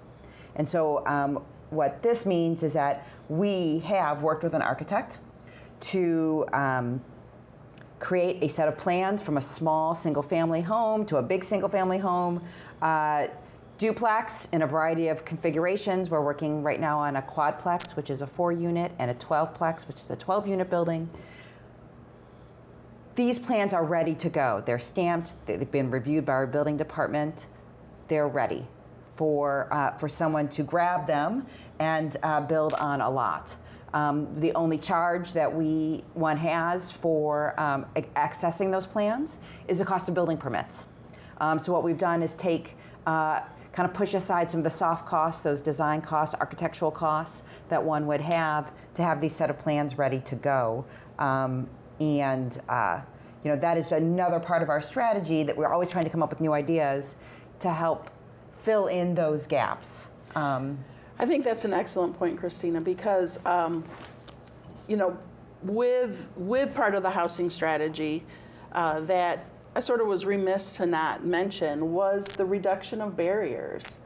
You know, we have a part of that. When Christina says, you know, what's the city's part?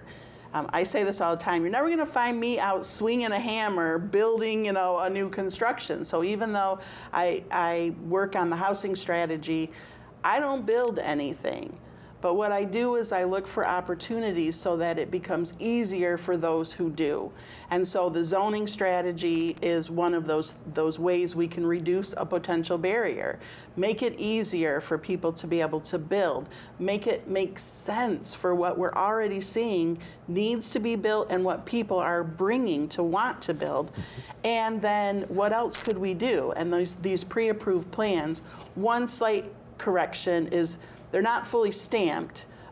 There are some pieces that the builder would need to come with to make sure that the truss, the roof truss. Yes, thank you for that correction. But these are available for people who might have a lot already in the city of Kalamazoo and are like, yeah, I would like to build something. They can have these plans.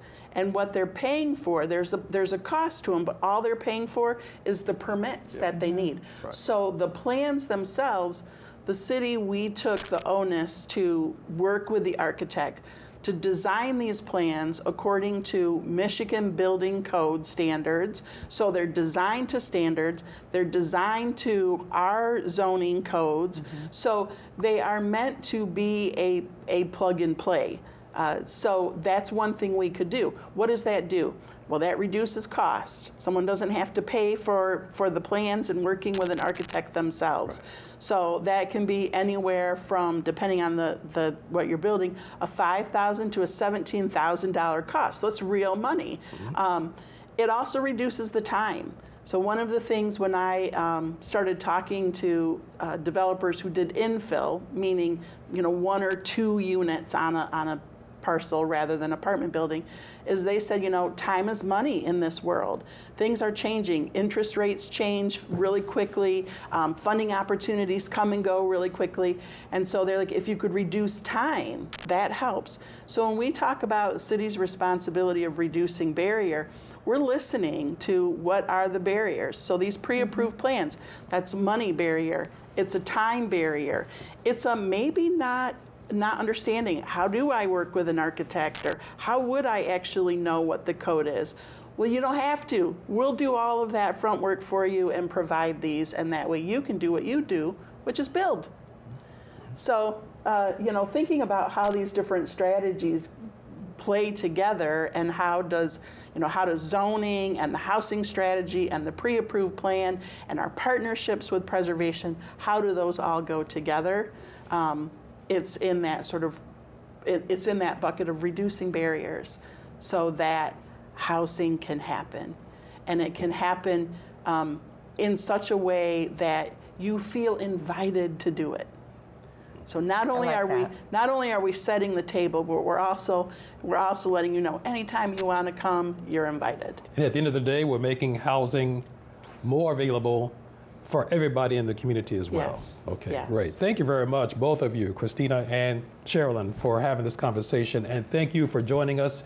And we'll see you next time.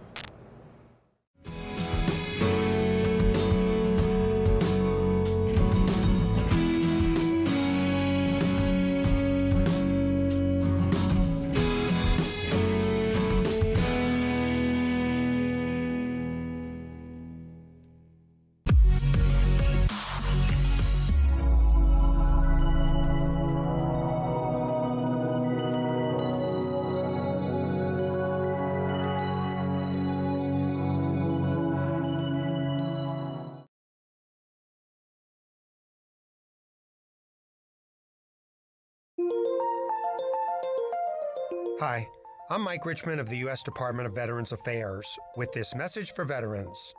Did you serve in the military? Veterans should take note of a new life insurance program called VA Life. The program provides guaranteed acceptance of whole life insurance coverage to veterans 80 and under, with any level of service-connected disability. Some veterans 81 and older may also be eligible. Guaranteed acceptance is a whole life policy that doesn't require a medical exam or ask health questions. It also doesn't have a limited 2-year window to sign up. Whole life insurance provides coverage for the life of the policyholder, provided that premiums are always paid. Premium rates are locked in for the life of the policy. For more information, go to benefits.va.gov/insurance. I'm Mike Richmond.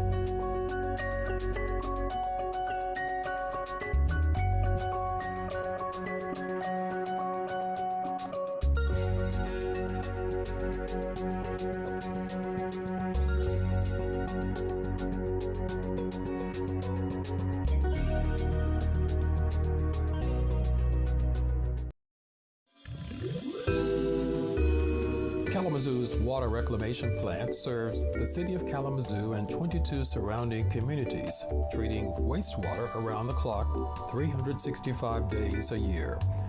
On an average day, the plant processes more than 26 million gallons of wastewater, removing approximately 1,200 pounds of phosphorus, 4,100 pounds of ammonia, 61,000 pounds of suspended solids, and 83,000 pounds of CBOD.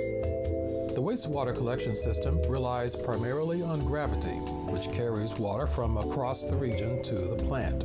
Lift stations help elevate the flow when necessary. By the time it arrives at the plant, the wastewater is deep underground. It undergoes initial screening with bar screens to remove large debris, and the flow is measured. Rod pumps then elevate the wastewater for further processing. Next, finer debris is screened out. The water then flows into settling tanks, where under calm conditions, settleable solids sink to the bottom. Air bubbles facilitate the removal of suspended solids, settling out over 529,000 gallons of sludge daily. This sludge is sent to the solids handling facility for further dewatering and processing. At the solids handling facility, sludge from settling and aeration tanks is processed to remove as much water as possible. A centrifuge rapidly spins the sludge to separate water, which is then transferred to storage areas before being hauled to landfills. This year, the KWRP is excited to begin a project aimed at significantly reducing the material that must be landfilled, making the plant more environmentally responsible. Odor control is a top priority at KWRP. The plant employs 5 industrial air filters containing carbon and permanganate to absorb and trap odor-causing molecules. To maintain their efficiency, filter media is replaced regularly. After primary solids are removed, wastewater spends around 8 hours in aeration tanks. These tanks contain anaerobic, anoxic, and aerobic zones, enabling biological removal of nitrogen and phosphorus. Using large blowers, oxygen is supplied to microorganisms that perform most of the BOD removal and nitrification. Carbon is added to protect these microorganisms, which turns the water dark gray. In the secondary clarifiers, bacteria used for biological treatment settle out, forming activated sludge. Clear water flows over the weirs, while large pumps return the activated sludge to the aeration tanks for reuse in nutrient removal. Microscope analysis of microorganisms in the aeration tanks ensures the bacteria's health and the effectiveness of the treatment. Disc filters provide the final polishing step, removing any remaining small solids and microplastics. These filters trap debris in fine mesh screens, which rotate for cleaning when dirty. KWRP processes more than 9.5 billion gallons of water annually, removing 96% of phosphorus, 99% of suspended solids and CBOD, and nearly 100% of ammonia. The plant proudly protects the Kalamazoo River and its surrounding environment through innovative and efficient wastewater treatment practices.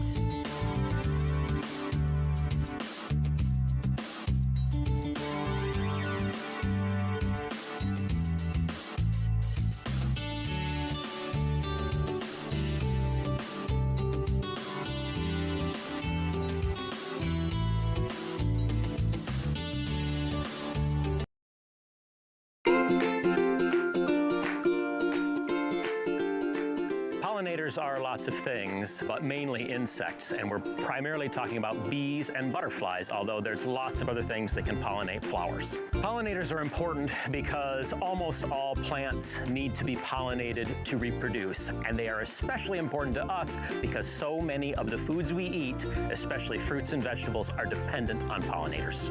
Pollination is so important to agriculture that, in fact, professional beekeepers move their colonies around the country to pollinate different plants. For from blueberries in Michigan to citrus in Florida to almonds in California and more. You may be surprised to know how many different kinds of bees there are. It's more than just the honeybee and the bumblebee. In fact, in Michigan, there are hundreds of different kinds of bees, and in the United States, there are 4,000 different kinds of bee. Michigan is one of the largest producers of fruits and vegetables in the United States. And because fruits and vegetables are dependent on pollinators, pollinators are critically important to Michigan's agricultural economy, and it is necessary that we protect them.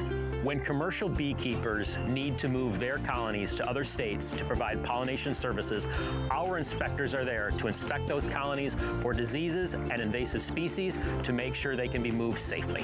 If you want more pollinators in your garden, I think there are 3 things to consider. First is planting a range of nectar-producing native plants to attract them.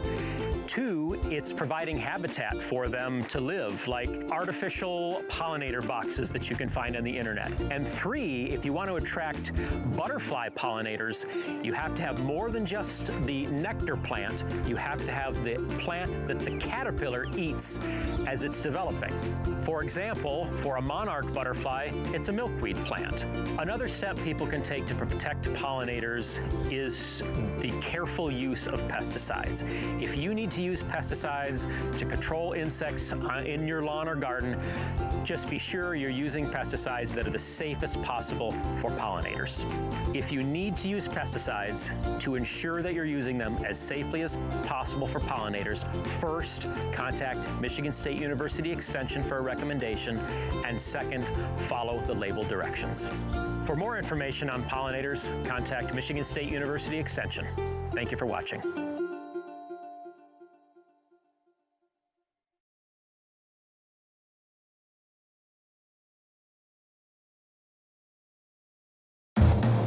Motorcyclists are hard to see. Car drivers, most crashes with motorcyclists happen when turning left. So look twice, save a life. Hi, I'm Sidney Ellis, the Executive Director of Ministry with Community, located at 500 North Edwards in downtown Kalamazoo.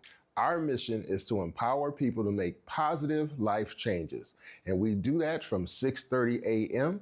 to 4 o'clock p.m., 7 days a week, 365 days a year. We do that with a variety of services. We serve breakfast and lunch, and we have a variety of social services, including allowing them and helping them to get birth certificates, take showers, and laundry.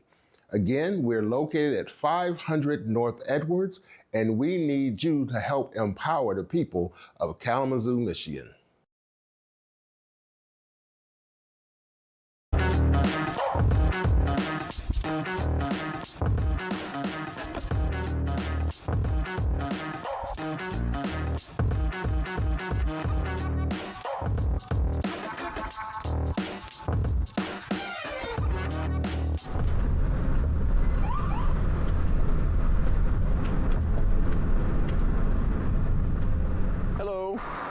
Hi, I'm Officer Rody, KDPS Traffic Enforcement. License, registration, proof of insurance, please. There's my license. Okay.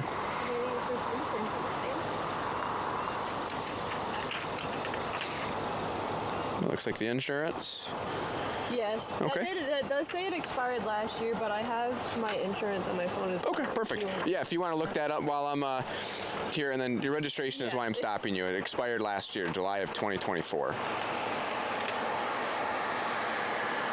You can take this back. I'll just wait for you to pull it up on your phone. Yeah, July of... Wait, no. The sticker says July 2024. Do you have anything that shows it was updated? It should be in there. Should be in there? Yeah, because I just got this car. When did I get this car? I haven't gotten anything to update my registration. It's right there. Yep, the blue, the turquoise one. When did they give this to me? It should tell you when it was issued. But it shows it expired right there, 7/13 of 2024. That's crazy. So you would have got in July 2024. You would have gotten in July or shortly before July, they would have mailed another one of these to that address right there.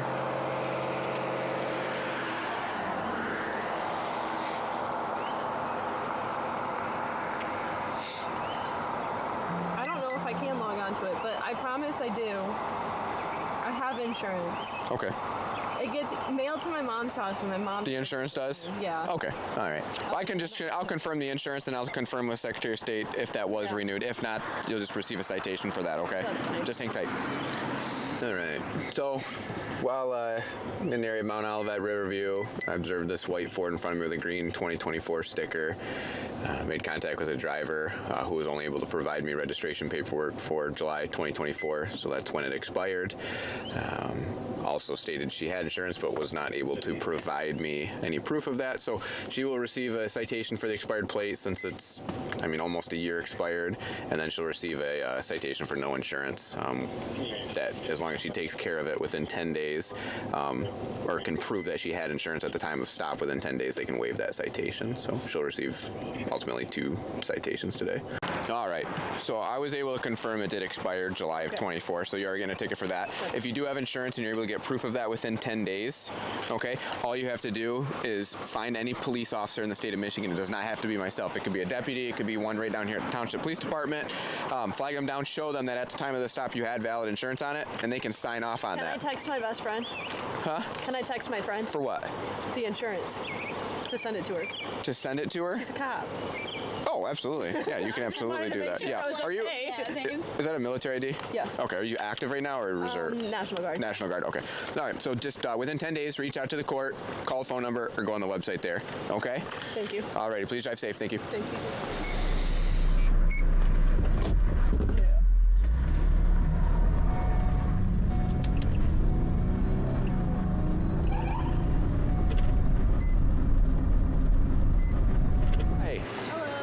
Officer Rhodey, KDPS Traffic. Okay. License, registration, and insurance, please.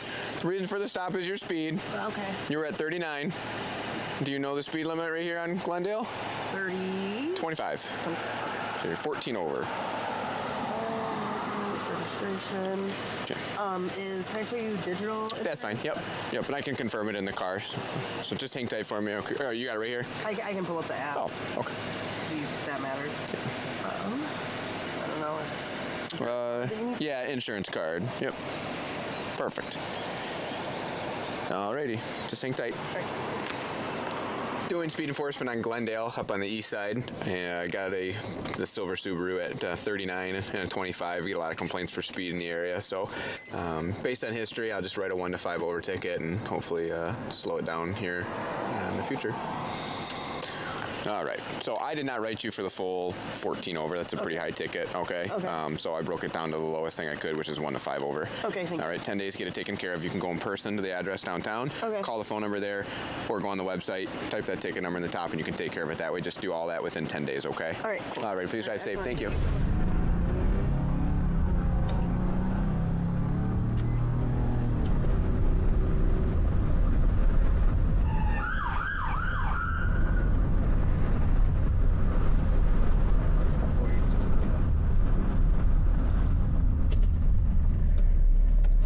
Hello, sir. Hi, Officer Rhodey, KDPS Traffic Unit. License, registration, insurance. And the reason for the stop is your speed. Yep. Okay. Right there in the blue thing, baby. Yeah. And you live on... I do, sir. I live right here. Okay. Yep. I've been chaperoning the kids all day at the ball game. I'm trying to get back for a I gotcha. But I'm sorry. Oh, you're good. Well, how fast were you going? What do you think? I was going like 36. Yeah, around I got you at 38, but 36 that works too. Insurance, I can just check in the car then if you're telling me you got it. Just hang tight. Stopped this vehicle up on the east side for 36 and a 25, so 11 over. Based on history, I'm actually just going to issue this driver a warning in hopes that they will slow it down in the future.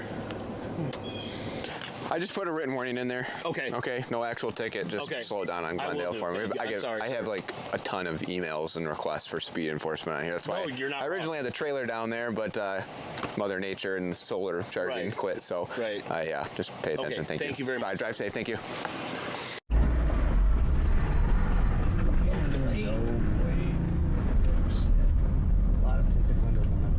Officer Rhodey, KDPS Traffic Unit. License, registration, and proof of insurance for me. I just bought this car, yes. Okay. Do you have any paperwork with the VIN on it? Well, the reason for the stop is prior to you slowing down, you were at 44. Do you know the speed limit on Lake? Yeah, I don't know this car like that. Like I said, I just got it. Okay.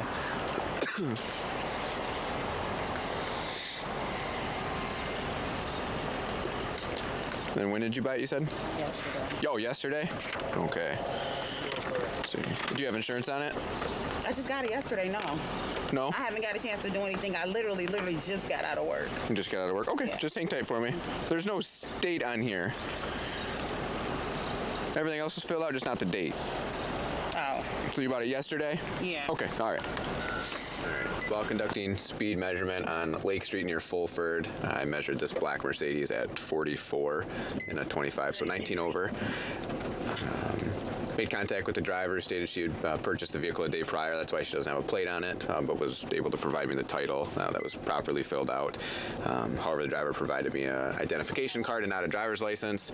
In conversation with her, it was determined she does not have a valid license, so she will receive a criminal citation for driving without a license, along with the speeding ticket. And then we'll wait for somebody to come get the vehicle to prevent me from having to tow it.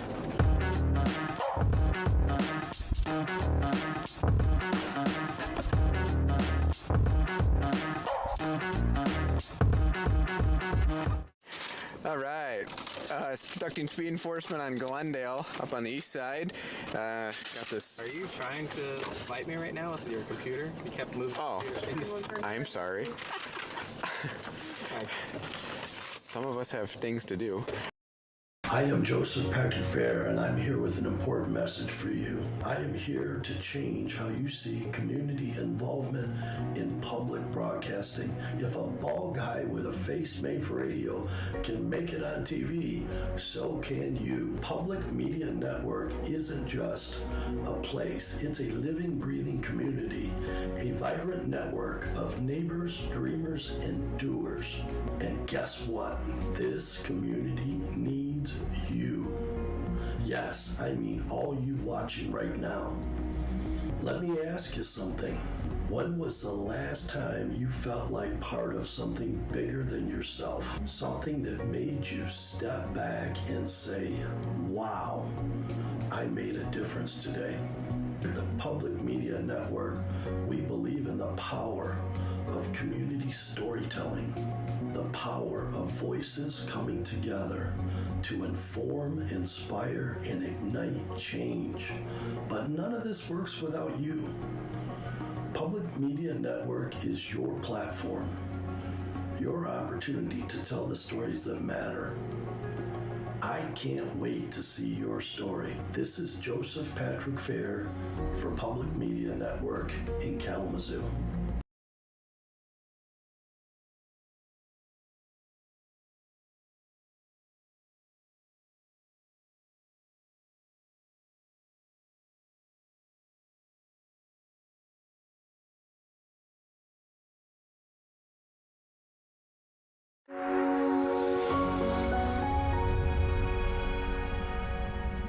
Stay up to date with local meeting highlights and live local coverage. Here are the highlights from the September 22nd, 2025 Kalamazoo Township Board meeting. The board reviews the first readings of ordinance amendments and the appointment of Clara Robinson to the Board of Trustees to fill the vacancy left by Tony Kennedy, who was appointed to the Kalamazoo County Road Commission. The board also discussed the importance of revenue sharing for municipal operations and attended various community events. The next Kalamazoo Township Board meeting will be Monday, October 13th at 7:30. Watch the full meeting live on publicmedianet.org and watch gavel-to-gavel coverage of a variety of local municipal meetings on demand on PMN. Public Media Network is streaming on Roku, Apple TV, and Fire Stick, and online at publicmedianet.org.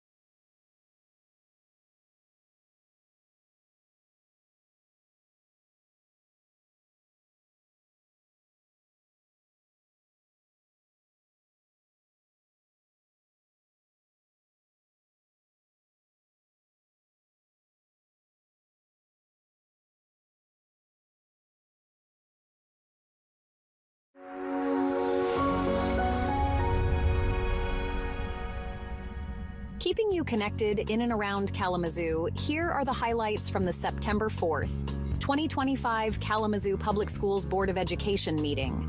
Officials discussed the implementation of a new parent app to engage special populations, address low parent engagement levels, and provide access through district kiosks. The board also reviewed the district's approach to communicating academic information and ensuring that all communication methods remain inclusive. Additionally, the meeting covered a community-driven funding initiative aiming to increase public school funding through a constitutional amendment. The board recognized students and community members for their contributions, including the introduction of the Gold Card for senior citizens. School safety, particularly the introduction of metal detectors, is also highlighted as a key concern addressed in the meeting. The next Kalamazoo Public Schools Board of Education meeting will be Thursday, September 25th at 7 o'clock. Watch the live meeting on publicmedianet.org and watch gavel-to-gavel coverage of a variety of local municipal meetings on demand on PMN. Public Media Network is streaming on Roku, Apple TV, and Fire Stick, and online at publicmedianet.org.